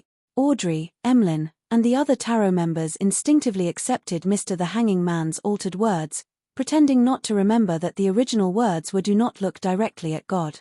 This was because they would look at Mr. Fool from time to time to raise questions or seek his opinion, and Mr. Fool didn't seem to mind. Of course, they didn't look directly at him because of the thick grey fog. From Marham Hermit's look, Mr. Fool is doing this for our own good. Audrey slowly exhaled. At this moment, the Fool Klein's thoughts were, Mr. Hanged Man is very cooperative. What I'm prepared to do is to control the world and say something similar to complete the final step of the beating. He originally felt that it would be rather awkward for the fake world to say deities are not to be deceived or deities are not to be pry into. In the future, if people knew that the so-called blessed and the so-called world was actually the fool's smurf, he would be too embarrassed to face others. But on second thought, the world seemed to have done something similar before, so it didn't matter if he did it again. Besides, wouldn't it be fine if no one knew? After removing his psychological barrier, Klein prepared to act according to the rehearsal content, but to his surprise, the actual situation was better than he expected. The hanging man seemed to have been shocked by the process of beating the hermit up. He took the initiative to say "do not pry into God." The overall effect became more natural and perfect. The fool had only pointed out the problem of Marham Hermit leaking information about the tarot, using the implied meaning to give a warning. As for her subsequent encounter, it stemmed from her prying into a deity, and it wasn't intentional on the fool's part. This is the outcome I wish for the most. This can effectively maintain the fool's image. After all, deities won't fuss over trivial matters with mortals. This is too degrading. However, Marham Hermit's style of doing things is a little too bold. Only today did I realize and confirm that it's not the first time she's been spying on the fool. Although it can't be said to have any ill intentions, it's still something worth beating. My previous reaction made her believe that I've tacitly agreed to her gaze. Hence, it became a habit. Just as I expected, I ended up being targeted. In addition, without any confidence in Mr. Fool's attitude, she directly gave a hint to the outside world. Her boldness is evident. This means that she hasn't suffered enough in the past. Today's lesson should be enough for her to remember for a long time. Thinking back to the state in her dream, all of this seems rather normal. It's the mother's fault for not teaching her children. Heh. Today, it can be considered as me beating Mr. the Hanging Man and the other members. Klein silently muttered to himself in amusement. He surveyed the area and said calmly, "That's right. That's all." Upon hearing this, the hermit Catlear, who had just recovered her spirit body, relaxed. She felt a strong sense of exhaustion and relief surge up her, making her wish to find a reclining chair and lie down for a while. The first time is a warning, but the second time won't have a good ending.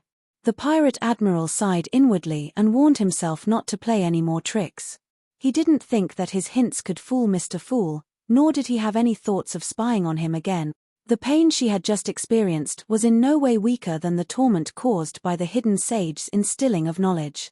Therefore, without a doubt, she believed that Mr. Fool was, in essence, a deity, a true deity, an unfathomable deity.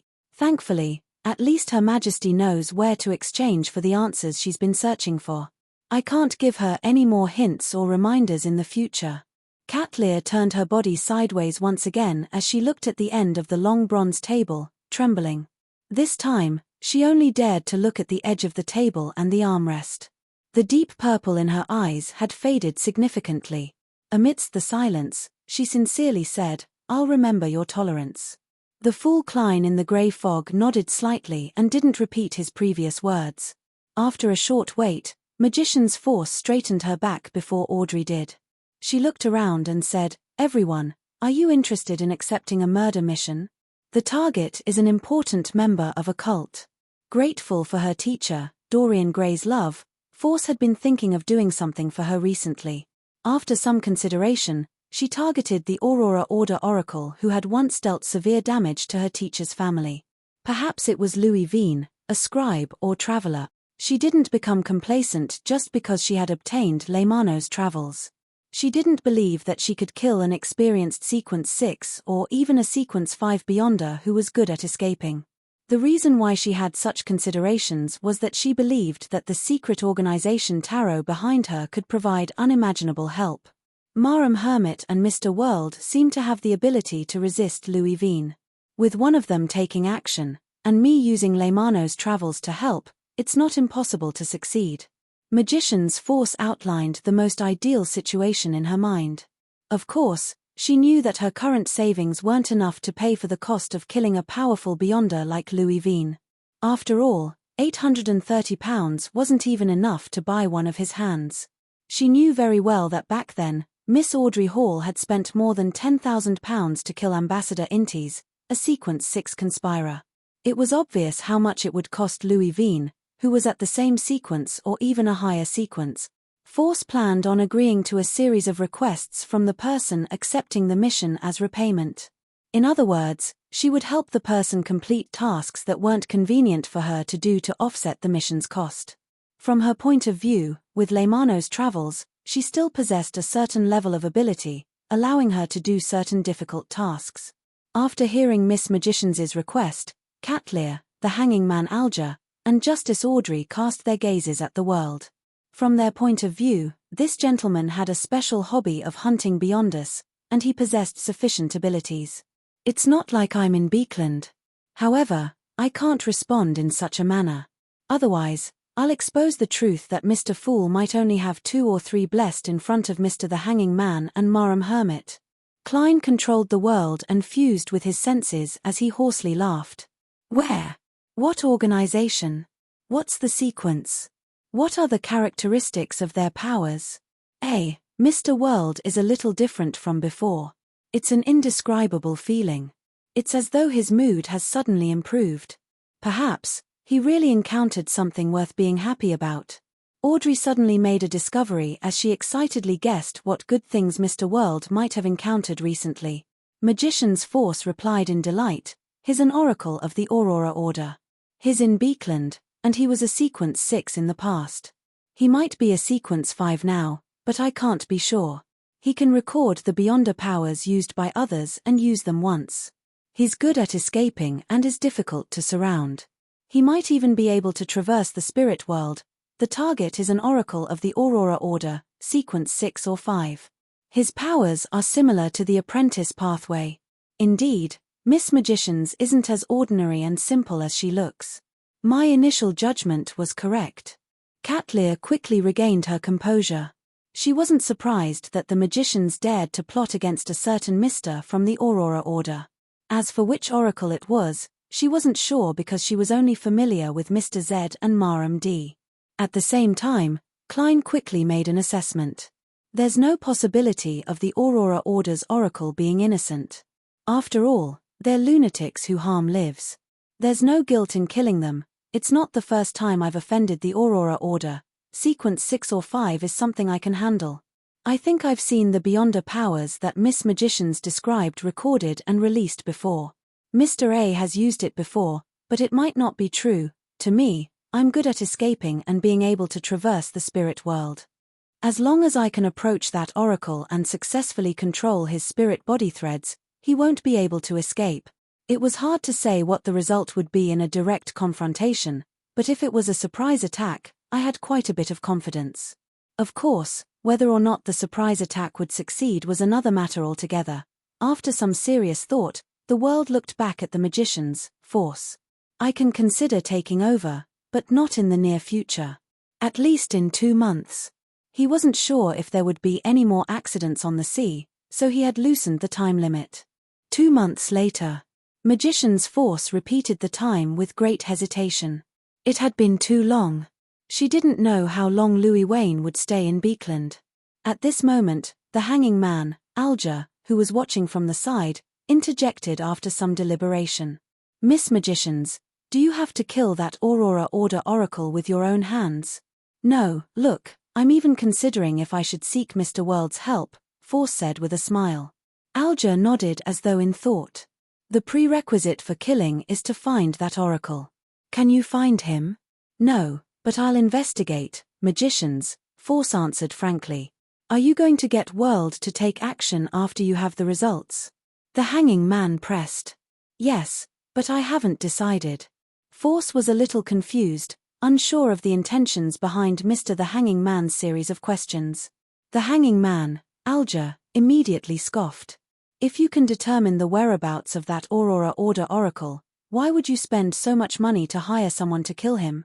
Can't you just report it to the churches? After the Great Smog, none of the churches were willing to let go of such clues. He wasn't trying to ruin the matter with the world, but he had clearly heard Miss Magician's hesitation. He believed that it was most likely that she wouldn't entrust it to him. After all, many accidents could happen in 2 months. Therefore, he was giving some suggestions so that the matter could be finalized. Report it to the church. That sounds familiar. Klein was taken aback. He never expected Mr. the Hanging Man to say that. Heh. While everyone was influenced by Mr. the Hanging Man, he was also influenced by us. Klein immediately felt relieved and rather gratified. Report. Magician's Force was stunned. After a few seconds, she whispered, Yes, you can. The Hanging Man smiled when he heard that. Then let's do it this way. First investigate the target and find his whereabouts. If there's anything within 2 months, hand it over to the churches. If it takes more than 2 months and Mr. World is free, you can get him to help. What do you think? After some serious consideration, Force said, That's right. All right. When the time comes, I'll discuss the commission price with Mr. World. Chapter 694. After receiving a nod of approval from the world and settling on Louis Wayne, the Magician's Force thought for a moment and continued, Don't worry. Everyone, do any of you have the meteorite crystal and the blood crystal of the Lavos octopus, or any news about them? This was the main ingredient of the astrologer potion formula. Force had originally planned on continuing the mission, hoping that Mr. Moon, who was also in Beekland, could help find Louis Vine's whereabouts. However, after some consideration, she decided to try it herself. She would only seek help from Tarot if there was no solution or if the clues were completely cut off. Meteorite crystal? The crystallized blood of the lava octopus? This sounds very familiar. It's not because I have the astrologer potion formula. Yes, It's familiar because the main ingredients of the seer potion formula are 50 grams of star crystal and 10 milliliters of Lavos octopus blood. The main ingredient of astrologer is very similar to the upgraded version of seer. Indeed, the apprentice and seer pathways can be interchanged in the future. As Klein thought of this, he suddenly had an idea. Since it's difficult to obtain the Bizarro Sorcerer potion formula, with all three paths being extremely dangerous, can I consider a sequence 4 from a neighboring pathway? For example, apprentice. With this thought, he was suddenly enlightened, and most of the difficulties in his heart disappeared. As for the apprentice's sequence 4 potion formula, there was a clue on the tarot. It was the house of Abraham behind the magicians. With this in mind, the way the world looked at Miss Magicians subconsciously softened. It made Force shiver for some baffling reason, suspecting that Mr. World was already planning on how to hunt Louis Wayne. At this moment, the fool Klein recalled another problem.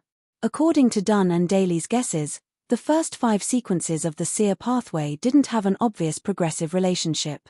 They each provided one beyond a power, and then, at the critical point of sequence 4, they would clench their fingers into a fist and undergo a qualitative change. When the captain and Marham Daly made this guess, they only knew a portion of the information regarding seer, clown, and magicians. Later on, the faceless and marionettist used their own existences to verify this theory. Therefore, could it be that the seer, apprentice, and possibly marauder pathways can't be interchanged at sequence 4, but at sequence 3? Klein's joy slowly subsided. He knew too little and was unable to make a judgment for the time being. All he could do was wait for Mr. Azik's reply and contact Rhodes after he left the sea region targeted by the true creator. As such, he was unable to make a judgment for the time being. All he could do was wait for Mr. Aztec's reply and for him to contact Rhodes after he left the waters targeted by the true creator. As for meteorite crystals, I know where to find them. How many grams do you need? As for meteorite crystals, I know where to find them. How many grams do you need? 600 pounds. A very reasonable price. Magician's Force replied in pleasant surprise, as for meteorite crystals, I know where to find them 60 grams. Alright, I'll give it to you within 2 weeks. It's the same for 600 pounds, Catlear said simply and clearly. It's settled just like that. Marham Hermit is really proactive today. She's really involved. Just now, Force quickly nodded. No problem.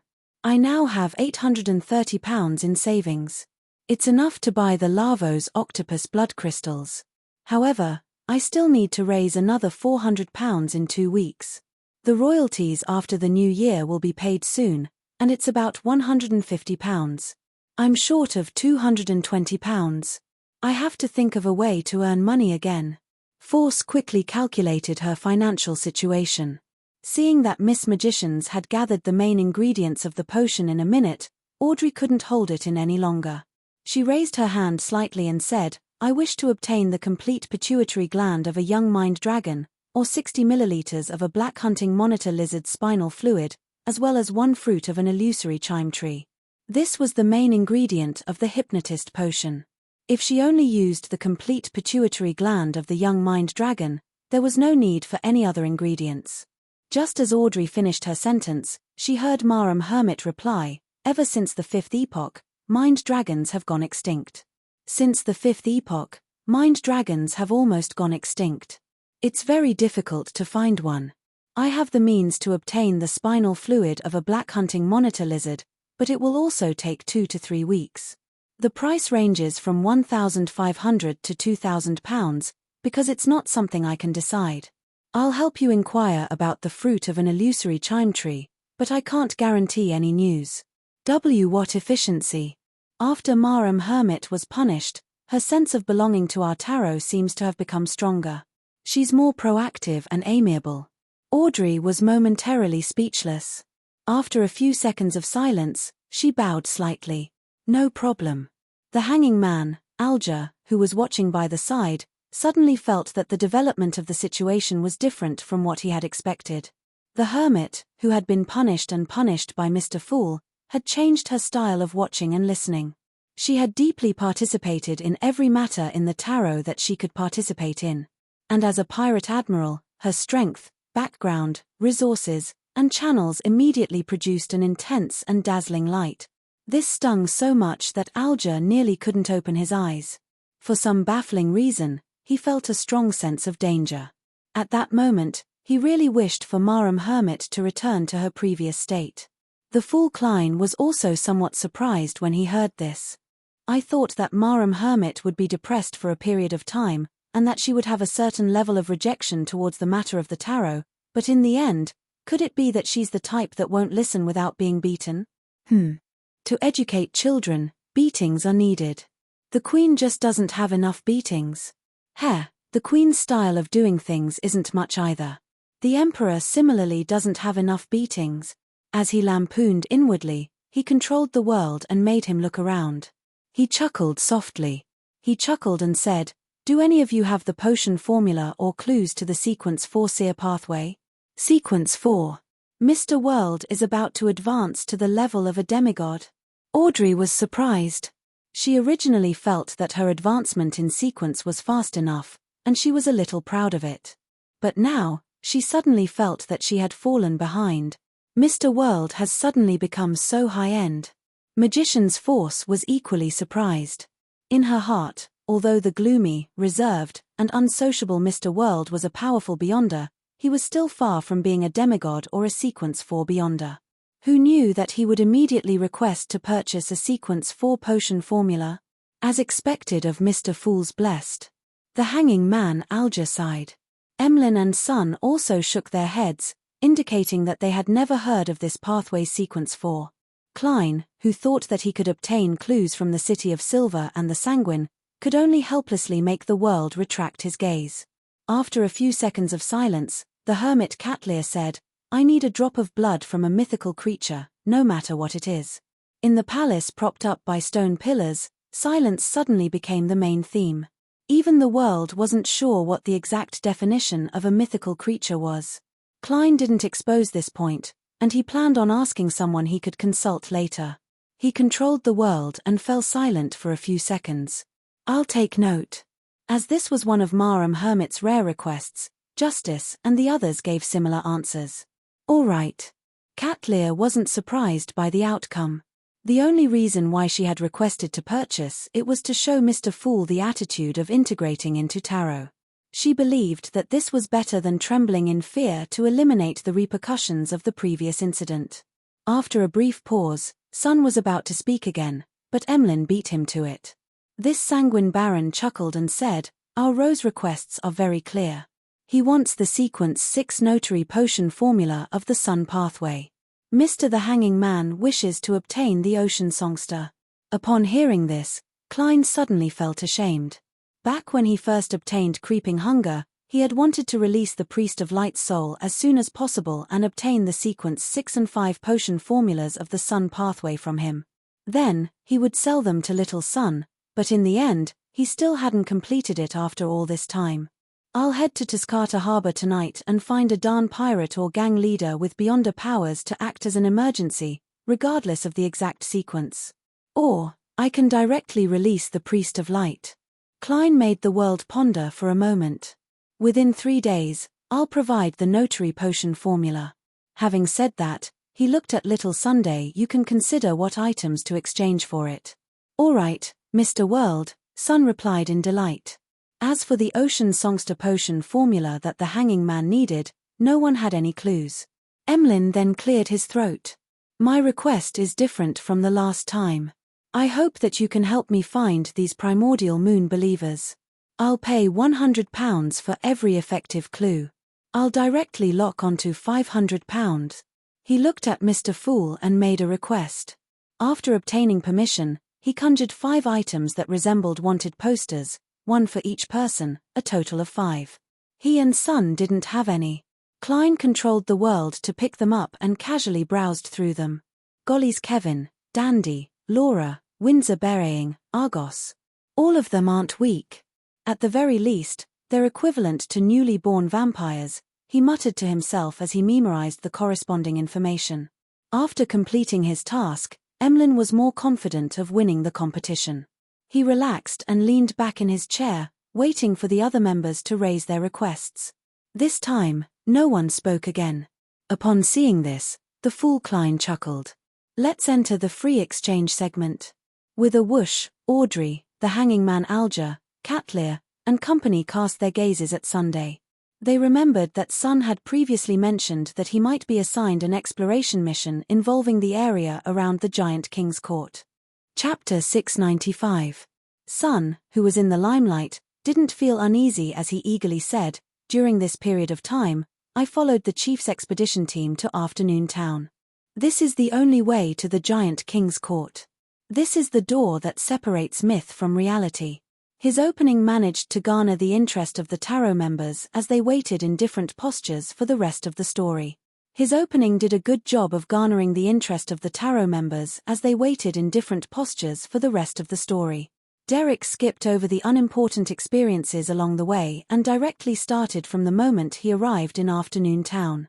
He first described the gloomy and dead atmosphere there, then he talked about how the three-man team discovered the underground altar, how he distinguished the names of Ouroboros, Medici, and Sasria, and how he unknowingly entered the other side of the town and saw the titles like Dark Angel and the phrase Rose Redemption. Upon saying this, he once again thanked Mr. Fool, thanking him for helping him escape.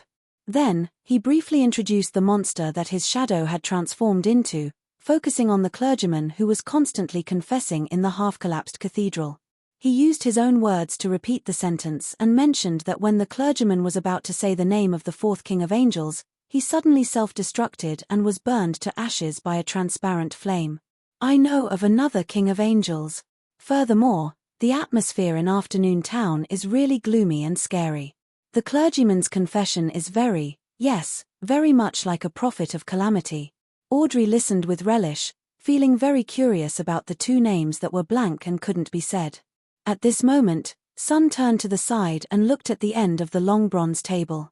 He piously asked, "Mr. Fool, who tempted Dark Angel Sasria? Who does the fourth name represent? Why can't I say it? Here it comes." Behind the grey fog, Klein's smile nearly froze. He had hurriedly thrown little Sun back to the real world because he was afraid that he would ask such a question. Back then, he was worried that little Sun would ask about Dark Angel Sasria. Now, he was facing a question that he had no way of knowing the answer to. Thankfully, magicians didn't perform unprepared. After that day, Klein had undoubtedly seriously considered how he should answer such questions. At that moment, he had an idea. His right palm landed on the armrest as he smiled meaningfully. "Because it's a secret." With his eyes and body language, he hinted to the members of the tarot that this secret was not a secret in the normal sense of the word, but a deeper and more specific meaning. But what exactly it was, you could figure it out for yourselves. Gods have deep meanings. After completing this series of actions, Klein couldn't help but repent inwardly. He believed that he was becoming more and more like a charlatan. At the same time, he felt wistful that the hermit's prying was sometimes due to his own inducement. This was because Mr. Fool would use his eyes and body movements to give additional hints. All the members would subconsciously observe his attitude. "There's nothing I can do about it. If I don't rely on these, how can I continue pretending? I'm not a real evil god." Klein sighed in his heart. Secret. Is the name itself a secret? This is the content that Mr. Fool wants to hint at. Which names are equivalent to secrets? A true god at the level of sequence 0? The hanging man Alger instantly thought of many things. Combined with what little Sun had previously described, he had a certain guess. When the name itself becomes a secret, it means that this matter involves a true god. Furthermore, it's very likely that the Evernite goddess is involved, because she's the mother of concealment. The extremely dangerous darkness of the forsaken land of the gods indirectly proves this point. Catlear made an uncertain inference based on the knowledge she had and Mr. Fool's hints. At the same time, she was almost certain that the calamity that the ecclesiastic was referring to was the cataclysm that ended the Third Epoch. A king of angels who was tempted, the citizens of Afternoon Town who fell into depravity, the city that was slowly corroded, and a black flower of calamity bloomed. This buried an epoch, creating a forsaken land of the gods. What a heavy sense of history. Cat Lear couldn't help but sigh inwardly. As the members of the tarot pondered, the fool Klein was also analyzing why the name was blank and why it couldn't be said. Could it be the true name of a deity? The one who tempted Dark Angel Sasria was a true god. The fourth name represents a king of angels who later became a true god. However, it's not like I haven't said the true name of a deity. Primordial Demonis Cheek was publicly acknowledged to be on the same level as the 7 deities, but in the end, nothing happened. Perhaps it has something to do with the language used? Ruan, Intis, Fasak, and even ancient Fasak aren't languages that can stir the powers of nature. However, the Jotun commonly used in the city of Silver can. That ecclesiastic likely used such a language. I'll try using Jotun to recite Cheek later. Then, I'll die on the spot, successfully courting death. Forget it, forget it. Besides, with a name blank and a name that can't be said, the results are different. I wonder why. At this moment, seeing that little son was confused and unable to understand Mr. Fool's meaningful hints, the hanging man Alger took the initiative to explain, those 2 names might represent 2 deities, which is why they can't be said. Perhaps the true creator tempted Dark Angel Sasria, causing a few kings of angels and the residents of Afternoon Town to fall, bringing about a huge disaster. Therefore, only he has a temple and statue in your forsaken land of the gods. The 4th name corresponds to a king of angels who might have obtained great benefits from the disaster and successfully advanced to become a true god. This is similar to my guess, but there's no way to confirm it. Cat Lear didn't add on. She didn't believe that her and the hanging man's guess was the truth. As Audrey, Magician's Force, and Emlyn listened attentively, they couldn't help but sigh inwardly. When discussing such matters, tarot always appeared especially high-end. What king of angels, evil gods, true gods, or ancient secrets were all just terms. Is that so? I understand. Sun came to a realization as he sincerely thanked Mr. Fool once again. Just as he was about to turn around, he suddenly thought of something and asked worriedly, Mr. Fool, is the key to leaving the forsaken land of the gods really the giant king's court? After so much time, he had already accepted Mr. the Hanging Man's explanation that the city of Silver was in the forsaken land of the gods. That's what I think, but the problem is that I can't be sure. Not searching for the sea and instead exploring the giant king's court should be Shepherd Lovia's suggestion. This can indirectly prove my judgment, but I can't eliminate the possibility that it's a conspiracy. The fool Klein's smile nearly froze once again. His thoughts raced as he quickly thought of a solution that didn't require him to give a direct answer without lowering Mr. Fool's standing. He immediately laughed in a relaxed manner and turned to look at Cat Lear. Speaking of which, Herr, Bernadette already knows how to enter the forsaken land of the gods. Cat Lear immediately recalled the blurry scene from her dream as she subconsciously looked at the end of the long bronze table. Is it that projection? Before she could finish her sentence, she suddenly realized that she was sizing up Mr. Fool again. She hurriedly closed her eyes and said, I have an instinctive eye of mystery prying. It can only be strengthened, but it can't be deactivated. I have to rely on a mystical item to seal it. But there's none here. Is that so? Klein nodded slightly. You can conjure a pair of glasses. Yes, Mr. Fool. Cat Lear conjured the glasses according to his instructions. During this process, Klein stirred the powers above the grey fog and fused them into the glasses. When Cat Lear put it on, she wasn't surprised to find that the eye of mystery prying had been sealed. It was only at this moment that Magician's Force and Company realized that Marum Hermit's eyes were very special. They were related to mystery prying, and they could be used without being activated. It's no wonder we didn't notice anything. Marum Hermit suffered serious injuries because she spied on Mr. Fool. Audrey moved her lips in enlightenment as she resolved one of her previous doubts. And thinking back to how the hermit had sized him up and how he had worn the clergy attire of the Church of the Storm, the hanging man Alger's face nearly darkened. The fool Klein didn't wait for the members to calm down as he chuckled and replied to Cat Lear's question. It's that projection. The projection of the giant king's court. So that's the projection of the giant king's court. Cat Lear muttered in pleasant surprise. Then, she thought in a daze. She should know the answer as well, Sun took a few seconds to digest the conversation between Mr. Fool and Marum Hermit, and he vaguely understood a fact. The key to entering the forsaken land of the gods was related to the projection of the giant king's court. Therefore, the key to leaving the forsaken land of the gods really lies in the giant king's court? Sun's heart trembled as he lowered his head in excitement. Thank you for your answer, Mr. Fool. Phew. Klein heaved a sigh of relief. He felt that such a scene was too taxing on his brain cells. The hanging man Alger restrained his emotions and looked around before looking at the hermit. Where's the projection of the giant king's court? He didn't dare to ask Mr. Fool about this, because he had previously been rejected regarding the forsaken land of the gods. Catlear answered frankly, it's in the easternmost part of the Sonya Sea. In the easternmost part of the Sonya Sea, in the dream of the night. I was just about to share some of my experiences there with you. Audrey and Magician's Force slowed down their breathing at the same time as they excitedly waited for Marum Hermit to describe what was bound to be a fascinating experience. P.S. Recommended book, Transdimensional Card. It's a story about drawing all kinds of items. Divine Emperor of the Nine Heavens. Chapter 696. Catlear controlled herself and didn't look at the world. She slowly said in a deep voice, northeast of the Gargas archipelago, there's a safe sea route that can enter those dangerous waters. She began from the abyssal rift that separated the seawater, describing the chariot of the sun that couldn't be looked at, the night that required one to sleep to avoid, the terrifying ravings that filled the entire sea, and the projection of the giant king's court that was located opposite the mountain in the world of dreams. During this process, she didn't mention the German sparrow at all, deliberately avoiding him.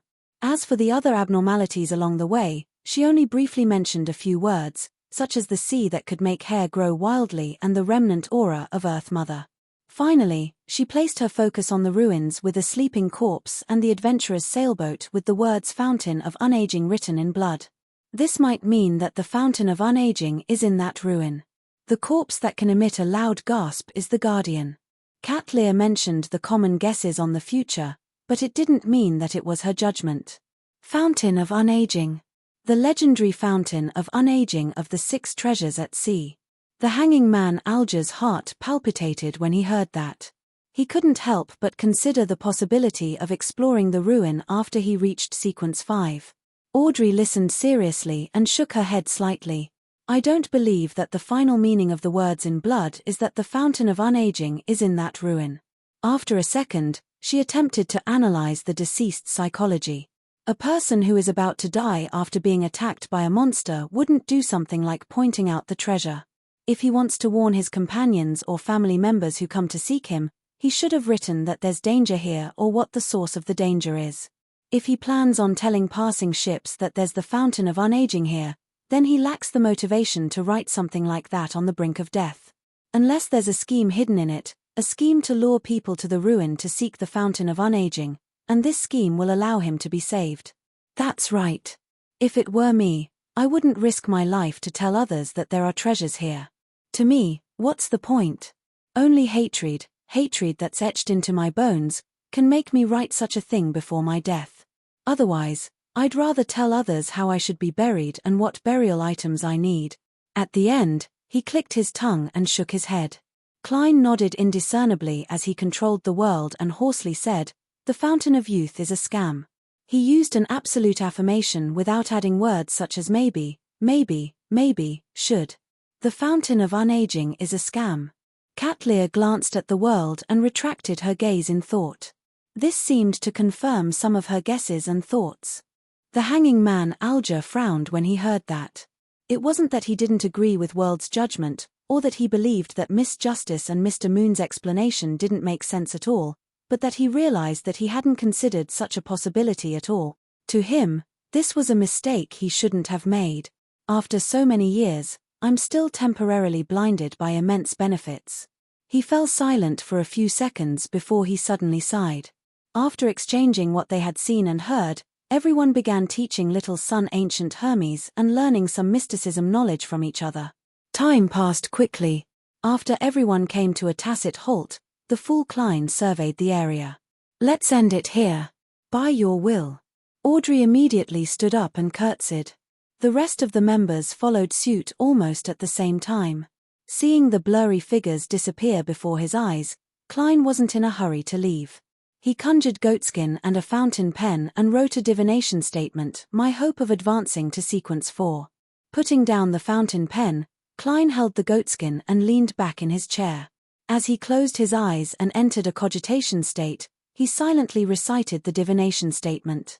After reciting it 7 times, he quickly fell asleep and arrived in the world of dreams.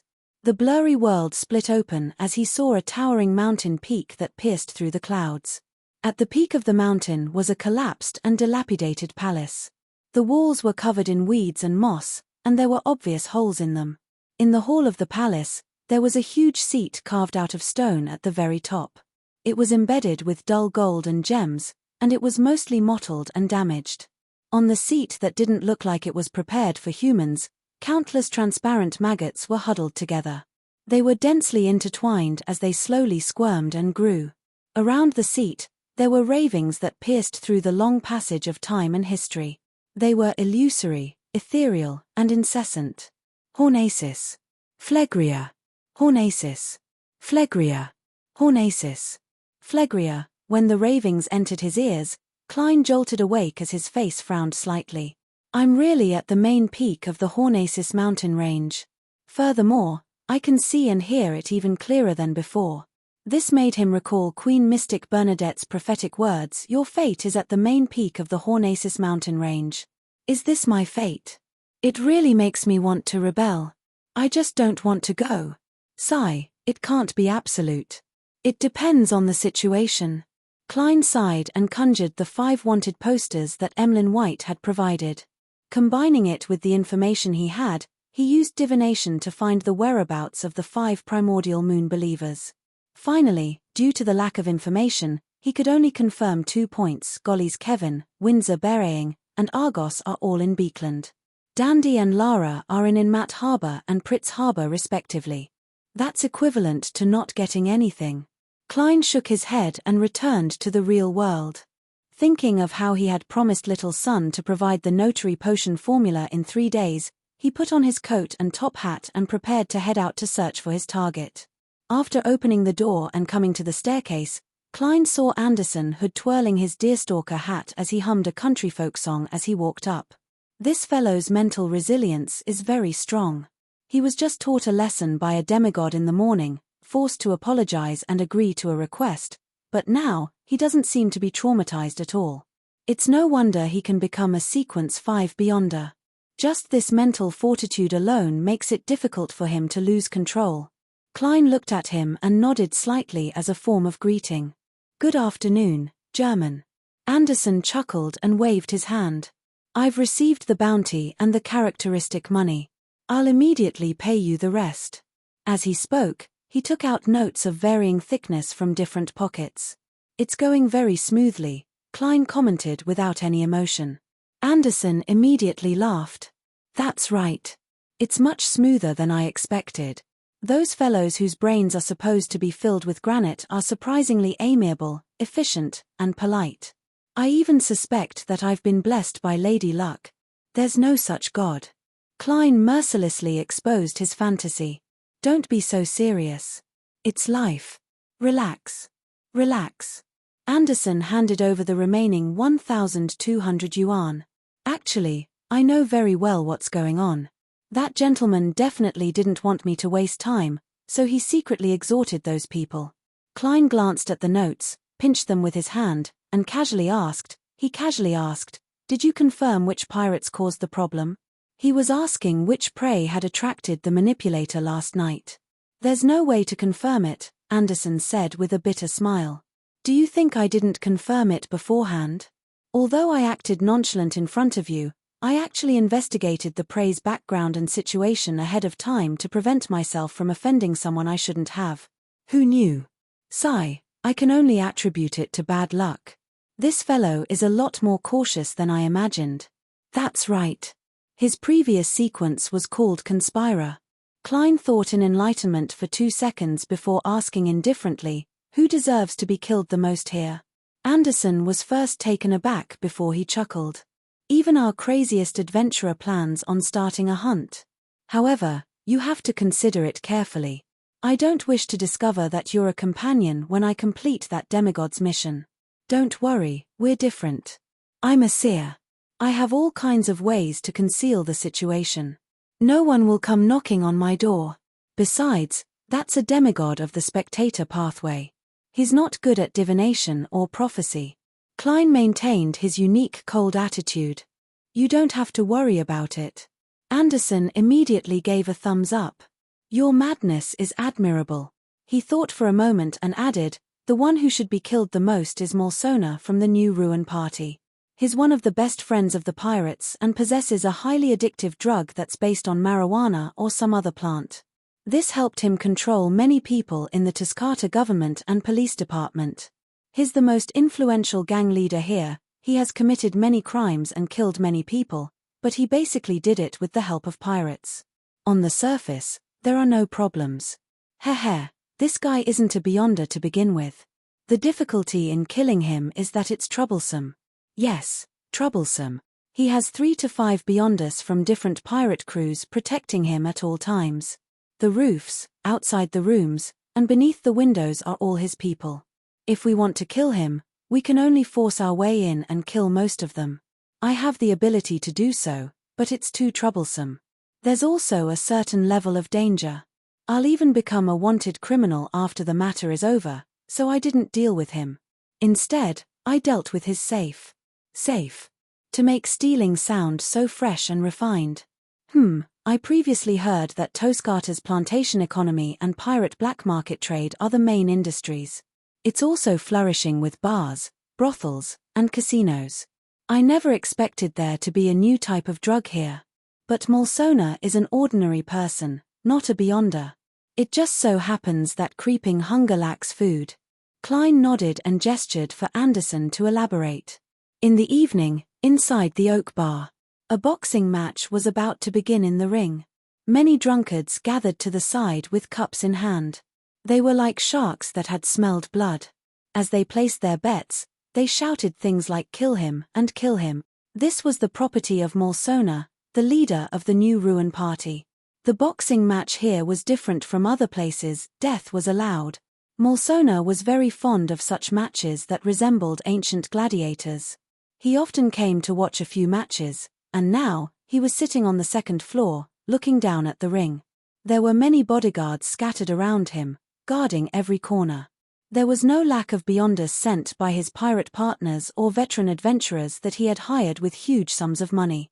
These people had their sides or backs facing Molsona, surrounding him and preventing anyone from approaching. Revolvers, rifles, and shotguns were all exposed, shocking everyone present. After confirming the situation, Klein pressed down on his top hat and entered the bar. He immediately saw Molsona smoking a cigar. This gang boss had a very recognizable face. Be it his brandy nose or sparse eyebrows, they were all very distinctive. Klein retracted his gaze and first went to the bar counter to get a glass of local malt beer that cost 4 pence. Then, he squeezed his way to the railing on the second floor.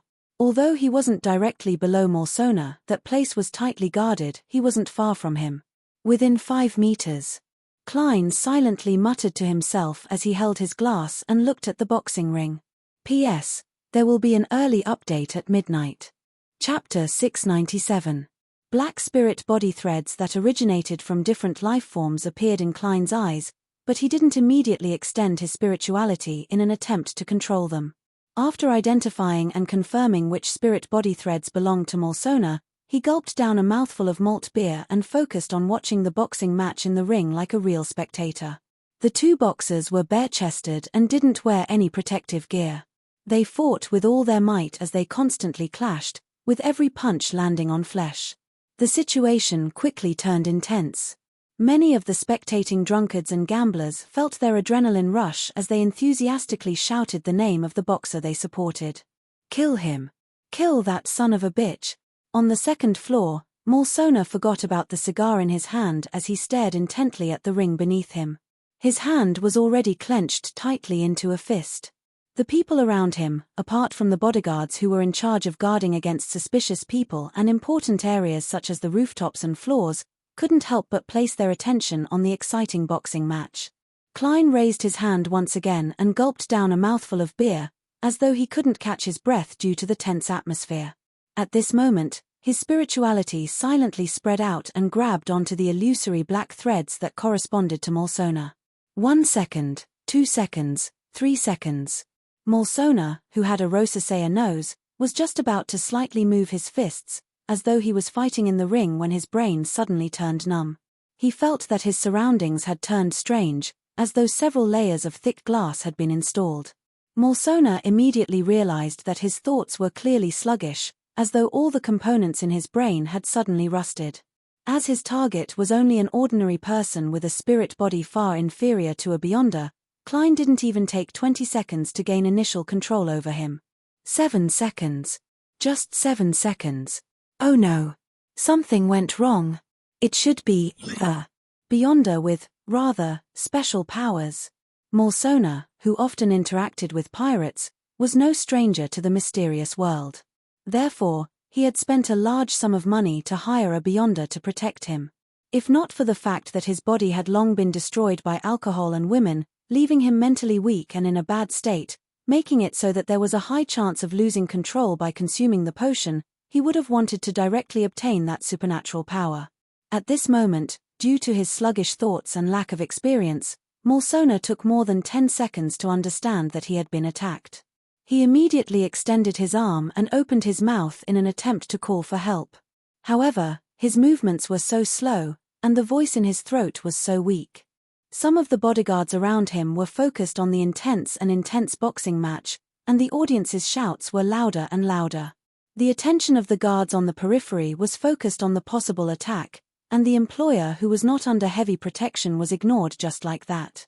When the climax of the match temporarily subsided, some of the bodyguards and subordinates turned around to look at their boss.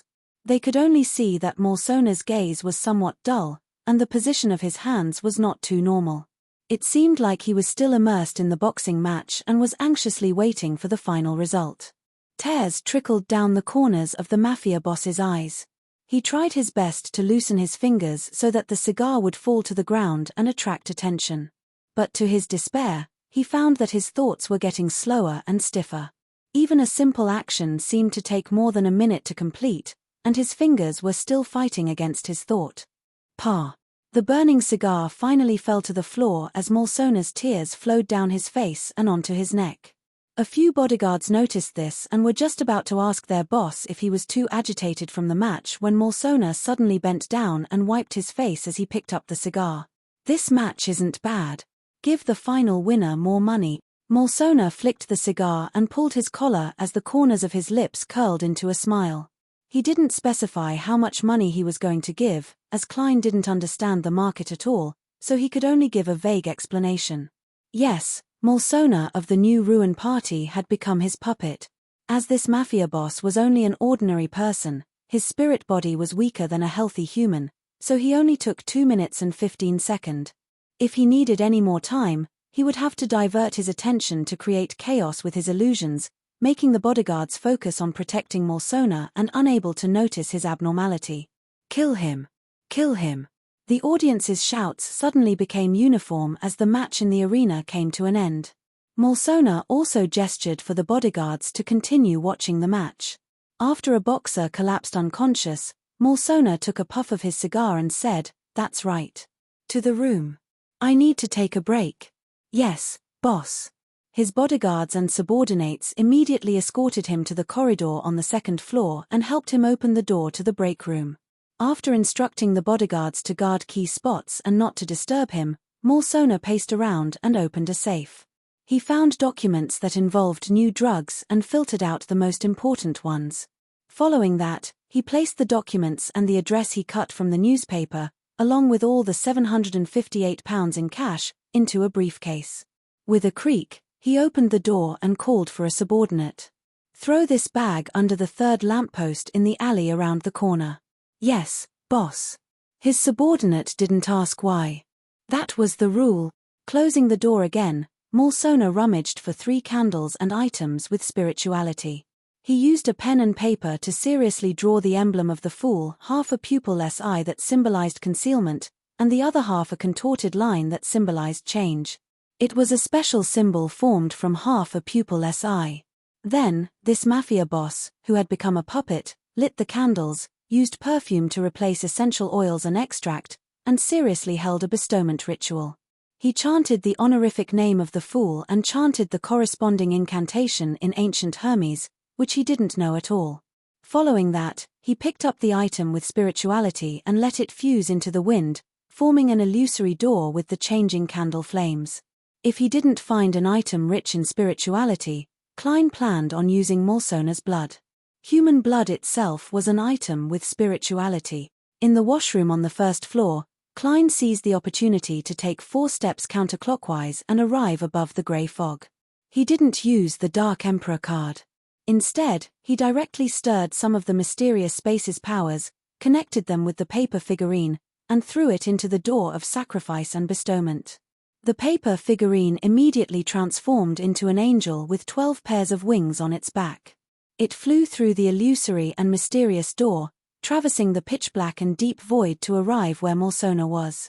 This was to interfere with the subsequent investigations of divination, prophecy, and other beyonder powers. Right on the heels of that, Klein picked up Creeping Hunger and threw it into the door of the ritual. Creeping Hunger had used the bestowment ritual to come to the real world and appear in front of Molsona. Having not eaten for a long time, it immediately turned restless. At this moment, Klein had returned to the washroom. From a distance of tens of meters, he controlled the previously frozen Molsona to shut his mouth and pick up the glove on the altar. A crack immediately appeared in the middle of the glove, revealing 2 rows of illusory, white teeth. The puppet's senses that Klein obtained quickly weakened, and he decisively removed his control over it. The slight backlash made him feel a little dizzy, but it didn't take long for him to return to normal. Then, as though nothing had happened, he left the washroom and returned to the bar counter. He continued drinking the malt beer he hadn't finished from before. At the same time, he used his spirit body threads to find a rat on the 2nd floor. In less than 2 minutes, he had turned it into his puppet. The rat's actions were somewhat awkward and inexperienced as it searched for a cave and path. After spending a certain amount of time, it entered Molsona's lounge through the cover of the bookshelves. At this moment, there was a thin glove that looked like it was made of human skin lying silently on the ground. As for Molsona, not even his clothes were left. The rat climbed onto the table, picked up the piece of paper with the Fool's symbol in its mouth, and placed it in front of the burning candle. The piece of paper was quickly ignited and reduced to ashes. After extinguishing the 3 candles and returning them to their original spots, the rat came to Creeping Hunger's side and picked up the glove. Then, it returned the way it came and left Molsona's lounge. It hid all the way to the balcony on the 2nd floor and silently climbed down. 1st floor, at the bar counter. Klein drank the last mouthful of beer, put down the cup, and slowly stood up. He pressed down on his half-top hat and stuffed his hands into the pockets of his black double-breasted frock coat. He walked past the drunkards and gamblers at an unhurried pace and walked onto the street. Following the light from the street lamps, he came to the alley at a normal speed. As he pulled out the paper figurine and lit it, he picked up the briefcase under the 3rd street lamp. At this moment, a grey rat with the thin human-skinned glove in its mouth leaped out from the shadows. Klein bent down once again with a deadpan expression and picked up Creeping Hunger. Then, the grey rat left on its own and crawled into a trash can. It lay there and lost all signs of life. And in the night, under the illumination of the street lamps, Klein stood there, unhurriedly spreading his fingers and wearing Creeping Hunger on his left hand. After moving his fingers to get used to the glove, he put away the briefcase and walked past the lively oak bar before disappearing at the intersection of the street. After pasting the address and stamp on the briefcase that only had the important information left and placing it into the mailbox at the corner of the street, Klein transformed back into German Sparrow. He took a rental carriage and headed for another bar by the harbor. It was a bar with many pirates provided by Anderson. After entering the bar, Klein swept his gaze and took in the general situation inside. Suddenly, he saw a familiar figure. The figure had a medium build and his lips were purple. His brown eyes hid an intense malice that left one in fear. He was none other than King of Immortality Agolito's second mate, Slaughterer Kerchase, with a bounty of £9,500.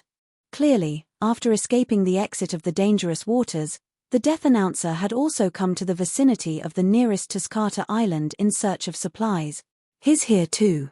The corners of Klein's mouth curled up. He realized that there was nothing more suitable than a chance encounter to hunt a devil. Just as he had evil thoughts, Kerchase sensed it and turned to look at the bar's entrance. Without any hesitation, Klein grabbed the beer on the table beside him and threw it over. Right on the heels of that, he drew his revolver and coldly aimed in that direction. Bang! P.S. Seeking recommendation votes on Monday. There are less than 5,000 votes left until the next update. Chapter 698. Catcher. Kerchase only turned his body slightly as the cup of beer landed on the round table beside him, smashing into a mess.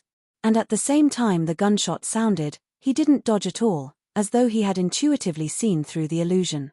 Amidst the drunkards and gamblers crouching down to cover their heads or scattering in all directions, he leaped up like a spring as his gaze locked onto the cold-looking adventurer in a top hat and suit. German Sparrow. Kerchase's pupils constricted as he opened his mouth, about to recite the language of foulness that stemmed from the abyss. At this moment, Klein pulled the trigger. A pale gold bullet that looked like it had just been scooped out of hot water shot out, accurately heading for Slayer, who had a bounty of £9,500. However, all Kerchase did was raise his right hand and spread open his fingers, igniting a pale blue flame in his palm. Then, he grabbed the bullet in an unimaginable manner. The bullet instantly fell into a cage as it froze in the pale blue flames. The sunlight that it emitted was just enough to offset all of this. Beside Kerchase, two figures stood up one after another. One of them was a short-haired woman with two pistols in hand, and the other was a boorish man wearing boxing gloves. Clearly, he wasn't alone when he came to Tuscata Harbor in search of supplies. Or it could be said that he definitely had partners he knew here. 3 beyond us. Kerchase might even be a Sequence 5. At that moment, Klein nearly blurted out words like sorry for disturbing. To attack a devil, one couldn't make any preparations ahead of time. One had to rely on a chance encounter, and there couldn't be any hesitation. Otherwise, the other party would immediately sense any ill intent and sense danger. However, under such circumstances, it was really difficult to tell who had the upper hand. Klein didn't hesitate to turn around. With revolver in hand, he nimbly and quickly rushed to the staircase that led to the second floor of the bar, over the crouching drunkards and gamblers. Just as he dodged in, a pale blue fireball smashed the edge of the staircase and instantly expanded and exploded. Boom! A small portion of the bottom of the staircase collapsed as the entire bar shook. A strong smell of sulfur emanated. Kerchase and his two accomplices didn't waste any time as they leaped across the bottom of the staircase and frantically pursued German Sparrow. Tap! Thud, thud, thud. Klein ran to the second floor, and on the way, he quickly activated his spirit body threads. This allowed him to easily find a spacious room without any humans. With a twist of his waist and a stomp of his feet, he was about to turn around and jump out of the window to escape the bar. At this moment, Kerchase and his two companions had reached the second floor. Upon seeing this scene, they immediately split up. The former continued his pursuit while the other two entered another room on the same side in a bid to intercept him. And Klein was waiting for this opportunity. He suddenly half-turned his body, gripped the air with his black-gloved left hand, and twisted it. The woman with the dual pistols and the man with the boxing gloves did not notice anything unusual and continued their actions. They rushed into another room, jumped down from the window, and left without looking back. Using the Baron of Corruption's distortion, Klein had altered their goal of splitting up to intercept into splitting up. This wouldn't last for long, but it also allowed Klein to gain a brief opportunity to engage in a one-on-one battle. Plop! Having completed distortion, he fell to the ground and tumbled into the room, dodging Kerchase's series of light blue fireballs. The rumbling continued as the bar's building shook as though it had experienced an earthquake. Right on the heels of that, Kerchase quickly lunged forward and entered the rather spacious room in pursuit. Seeing German Sparrow somersaulting and jumping in a familiar manner without facing him head-on, and with him controlling his emotions very well, this slaughterer immediately opened his mouth and used the unique devil language to spit out a word that was filled with filth. What? Slow. Everything in the room seemed to come to a standstill. Klein's tumbling clearly slowed down and was no longer as smooth as before. Kerchase didn't hesitate to lock onto his target and followed up with another word in devil language, die. Klein's figure instantly froze as he stood rooted to the ground. Following that, he turned faint and thin, turning into a paper figurine covered in mottled red rust. At the same time, he, who was wearing a half-top hat and a black double-breasted suit, appeared by the door. He extended his left hand, which was wearing a sinister black glove, and grabbed the handle. He pulled the door inwards and firmly closed it. Creak. The clamor outside vanished as the room seemed to become independent, turning into a sturdy cage. Upon seeing this, Kerchase's body suddenly swelled up, tearing his clothes apart inch by inch. He instantly transformed into a massive creature that was nearly 3 meters tall. His skin looked dark, but it was actually black and sinister. Goat horns protruded from his head, covered in countless mysterious patterns. Behind him, a pair of gigantic bat wings spread out. Swirling around them were light blue flames that emitted a strong smell of sulfur. Whoosh, whoosh, whoosh. Light blue fireballs shot out in unison, blanketing the area by the door. At the same time, Kerchase's eyes turned scarlet as he said extremely filthy devil language, corruption. This was also an area of effect attack. His eyes were filled with light blue as Klein clenched his left hand, which was wearing a sinister and noble glove, and he quickly twisted it. The fireballs immediately lost their trajectories as they turned chaotic like the irregular motion of microscopic particles. They smashed into the ceiling, hit the door, fell to the ground, and flew back at Kerchase. Instantly, there was a series of rumbling sounds in the room. Due to the power of distortion, the seal's effects suffered intense damage and wavering, but it still didn't show any obvious signs of being destroyed. Faint blue flames rose as the smell of sulfur filled the air. Klein's body suddenly bent down as his body was covered in a layer of slightly sticky black liquid. Bang!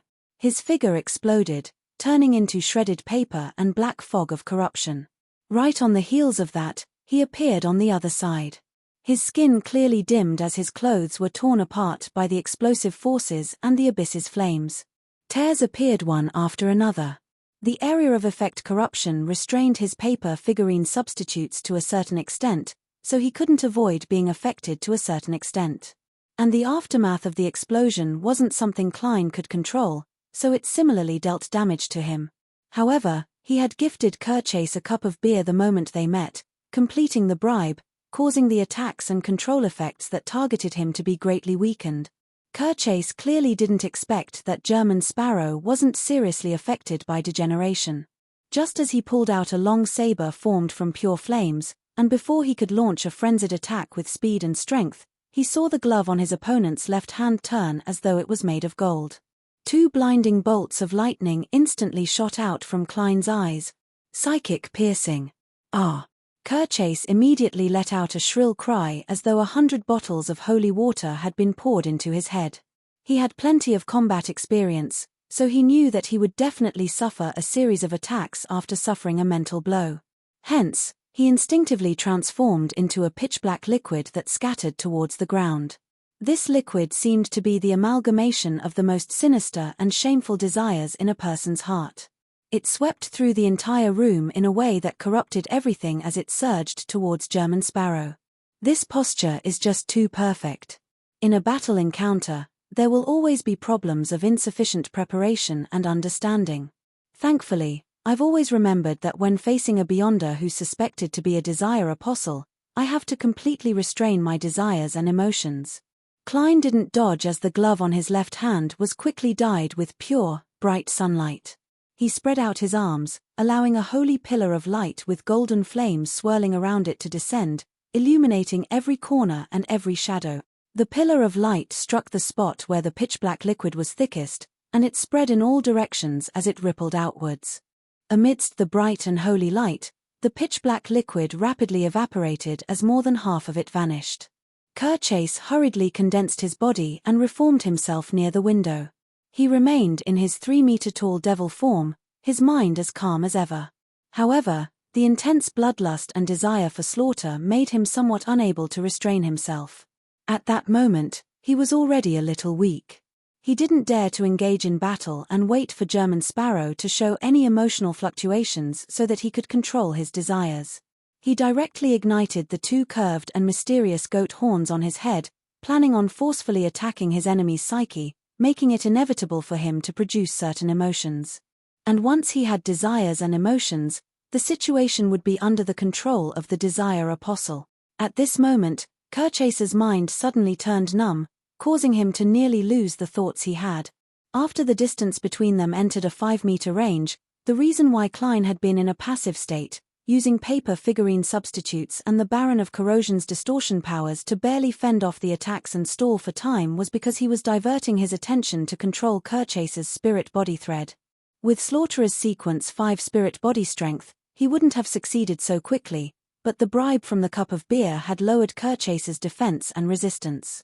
And after that, this Desire Apostle had suffered psychic piercing and had been deeply purified by light of holiness, making him rather weak.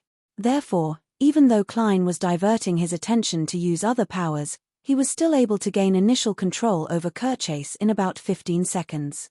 The intense battle in the room instantly turned silent. Although Kerchase's thoughts had turned sluggish, he still had the ability to complete his actions. He could still forcefully resist the control that stemmed from deep within his spirit body. The scarlet in his eyes converged as it reflected German Sparrow's figure. The curved goat horns on his head began to burn intensely as hatred, greed, desire, and wrath emanated outwards in a corporeal manner. Klein entered a half-cogitation state as he calmly and focused on deepening his control, hoping to quickly make Kerchase lose his ability to resist. P.S. Update first before making changes. Seeking monthly and recommended votes. Chapter 699. In the dilapidated room, Klein, whose top hat had fallen to the side and whose clothes were in tatters, faced the massive devil with bat wings on his back, Kerchase, who was about 4 meters away. The scene was so silent that it resembled a puppet show. In fact, Klein still had the energy to do something else. Back when Nimblewright Master Rozigo forcefully controlled him and Sharon, he was able to resist the Wraith's projection possession while controlling flames and summoning a flame stream to destroy the shadow that Sharon summoned. If not for his mistake in focusing on the Sequence 5 Wraith as his main target, Rozigo would have long diverted his attention to finish off Klein. He wouldn't have given him a chance to use the language of foulness charm. Now, although Klein was definitely inferior to the other party, he only had one enemy. Of course, there wasn't much he could do. Under the premise of not giving up on controlling Kerchase, he could move, but he couldn't be too anxious or fast. He could use Beyonder powers that were his own and didn't place a burden on his spirituality, but he couldn't divert his attention to power the mystical items he carried, or draw his gun and fire with a rather large range of motion. And before the target was controlled to a certain extent, many attacks could push or stimulate the target, thereby increasing the strength to resist the control of the spirit body threads, to the point of showing signs of escaping. Therefore, Klein had to wait. At this moment, his heart suddenly sped up as an irrepressible sense of horror and nervousness surged in his mind. He couldn't help but suspect that Kerchase's companion, whose intentions had been distorted, was about to return. No good. His emotions are stirring. Klein was first taken aback before he used cogitation to forcefully calm his stirring emotions. Ha ha! He appeared. His emotions stirred. A chance. Kerchase was delighted as a slow thought flashed through his mind. Then, he used his Beyonder powers in an attempt to magnify German Sparrow's fear and nervousness, planting the seeds of his emotions. If he succeeded, all he needed was a complete detonation to cripple him, preventing him from affecting him again. No. How can it be ineffective? His emotional fluctuations are gone. Kerchase's scarlet eyes slowly constricted as they were gradually filled with shock, and anger. Klein, who originally believed that the Desire Apostle would take the opportunity to counterattack, realized that nothing had happened after he calmed himself down. The curved goat horns on Kerchase's head had clearly been burned to nothingness, but he didn't attempt to use the emotional fluctuations. With a thought, Klein had a rough idea of what was going on. It wasn't that Kirchase didn't want to control his fear and anxiety, but that he had failed. From the moment he sensed the emotional fluctuations, he had to use a few seconds to digest the situation. Then, he would use 2 to 3 seconds to make a decision. Finally, he would spend more time organizing his thoughts and using the corresponding Beyonder powers. It would take him at least 10 seconds to complete a response. From the moment Klein noticed the problem to the moment he calmed down, it only took a total of 3 to 4 seconds. Therefore, Kirchase's Beyonder powers were naturally ineffective against a normal enemy. To put it simply, the delay was too high. In such a situation, there's no need to play any intricate maneuvers. Klein lampooned before he calmed down his gloating mood and continued strengthening his control. After another 10 seconds or so, Kirchase seemed to figure out where the problem was. He stopped considering ways to target his desires and emotions.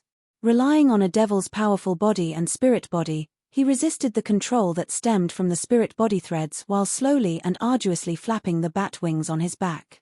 He made the light blue flames swirling on them condense into a fireball. Klein could almost foresee that the fireballs would bombard him in a blanket manner. Therefore, he didn't hesitate to divert some of his spirituality and snapped his fingers with his right thumb and middle finger. Pa! The light blue flames suddenly soared before they truly formed and completely disintegrated. It was as though a grand firework had been set off behind Kirchase. Magicians, flame controlling. Kirchase continued struggling, but his movements were becoming slower and slower. He looked more and more like a rusty puppet, allowing Klein to easily move his feet and dodge the devil language he was using with all his might. 3 seconds, 2 seconds, 1 second.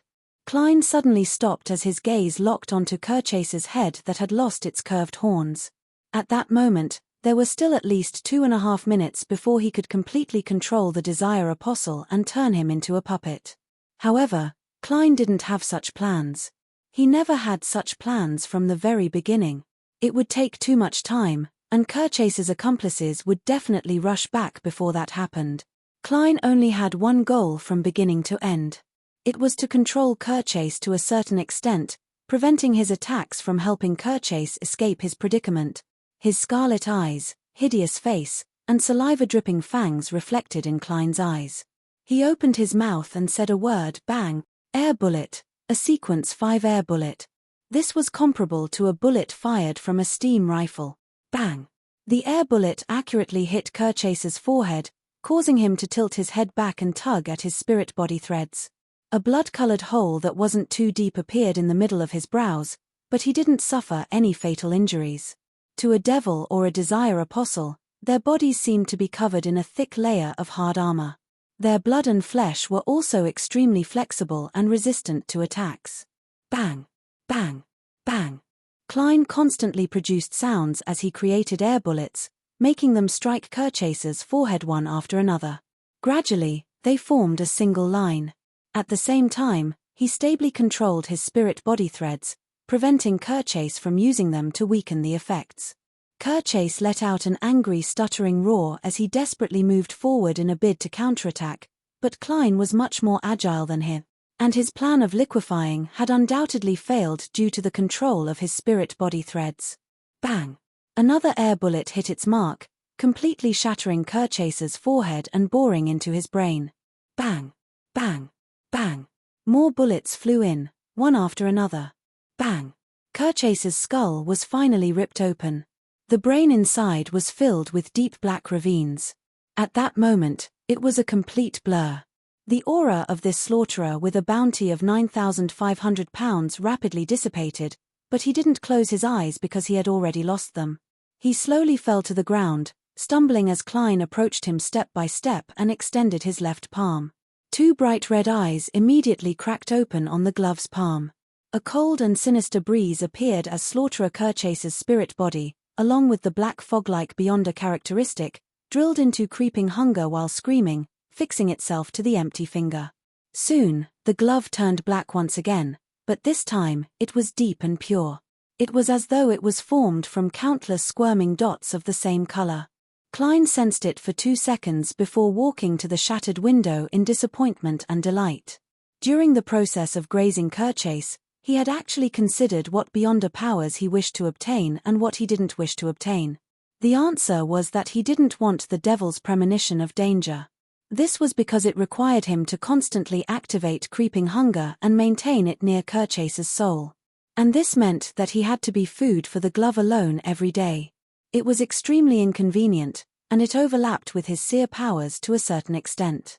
As for whether the devil's premonition of danger would still be useful after being made into a puppet, Klein believed that it was, but it was only targeted at the puppet itself and had nothing to do with the controller. The beyonder powers that Klein wished to draw the most were the desire apostle's use of emotions or any of the language of foulness. It would be best if it was either death or degeneration. At that moment, he was lucky enough to obtain 3 beyonder powers. One of them was language of foulness, but it wasn't death or degeneration. Instead, it was slow. It could instantly make all targets within 7 to 8 meters turn stiff or even come to a halt. However, the effects could only last for about 2 seconds. The second beyonder power was Sword of Magma.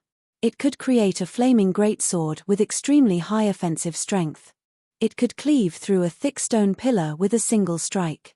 The incision would appear to have melted, and it was Kerchase's choice when he attacked in a frenzy. The third was Sulfur Fireball. Not only could it create a powerful explosion, but it could also poison people and objects that were tainted by the flames. If it was combined with his devil form powers, he could shoot more than 10 to 20 of them at once, or 3 at most. Not bad. Sword of Magma's damage against non-undead and filthy creatures is clearly higher than the Priest of Light's Light of Holiness. Klein came to the window and happened to see the backs of Kerchase's companions leaving. They haven't escaped the effects. No, based on the time, they must have escaped and returned to a spot not far away. Are they escaping now? They are able to sense Kerchase's death. That's a little strange. Klein turned his head and saw that Kerchase's corpse still maintained its devil form. It hadn't transformed into a human due to death. He looked at it for 2 seconds and had a vague guess. Powers similar to devil form appear to be in a state where one is close to losing control. However, one's rationality can still be controlled, allowing them to transform back. Otherwise, they will remain in a constant state. Klein didn't waste any time as he flipped the devil's corpse. He discovered that due to Kerchase's gigantification, his clothes and pants had been torn apart, causing his wallet and notes to fall to the ground. Furthermore, it had been severely damaged by the fireball and the sulfur flames. Klein was just about to retract his gaze when he suddenly discovered something shimmering at the gigantic devil's chest. It was a slender crystal formed purely from blood. A faint smell of sulfur emanated from it. What's this? Klein frowned slightly, unable to think of an answer. Kerchase's beyonder characteristic has clearly entered creeping hunger, so why would his corpse produce something strange? This thought flashed through Klein's mind in puzzlement. Furthermore, as the second mate of the King of Immortality, Kerchase didn't have a single mystical item or sealed artifact. This exceeded his expectations.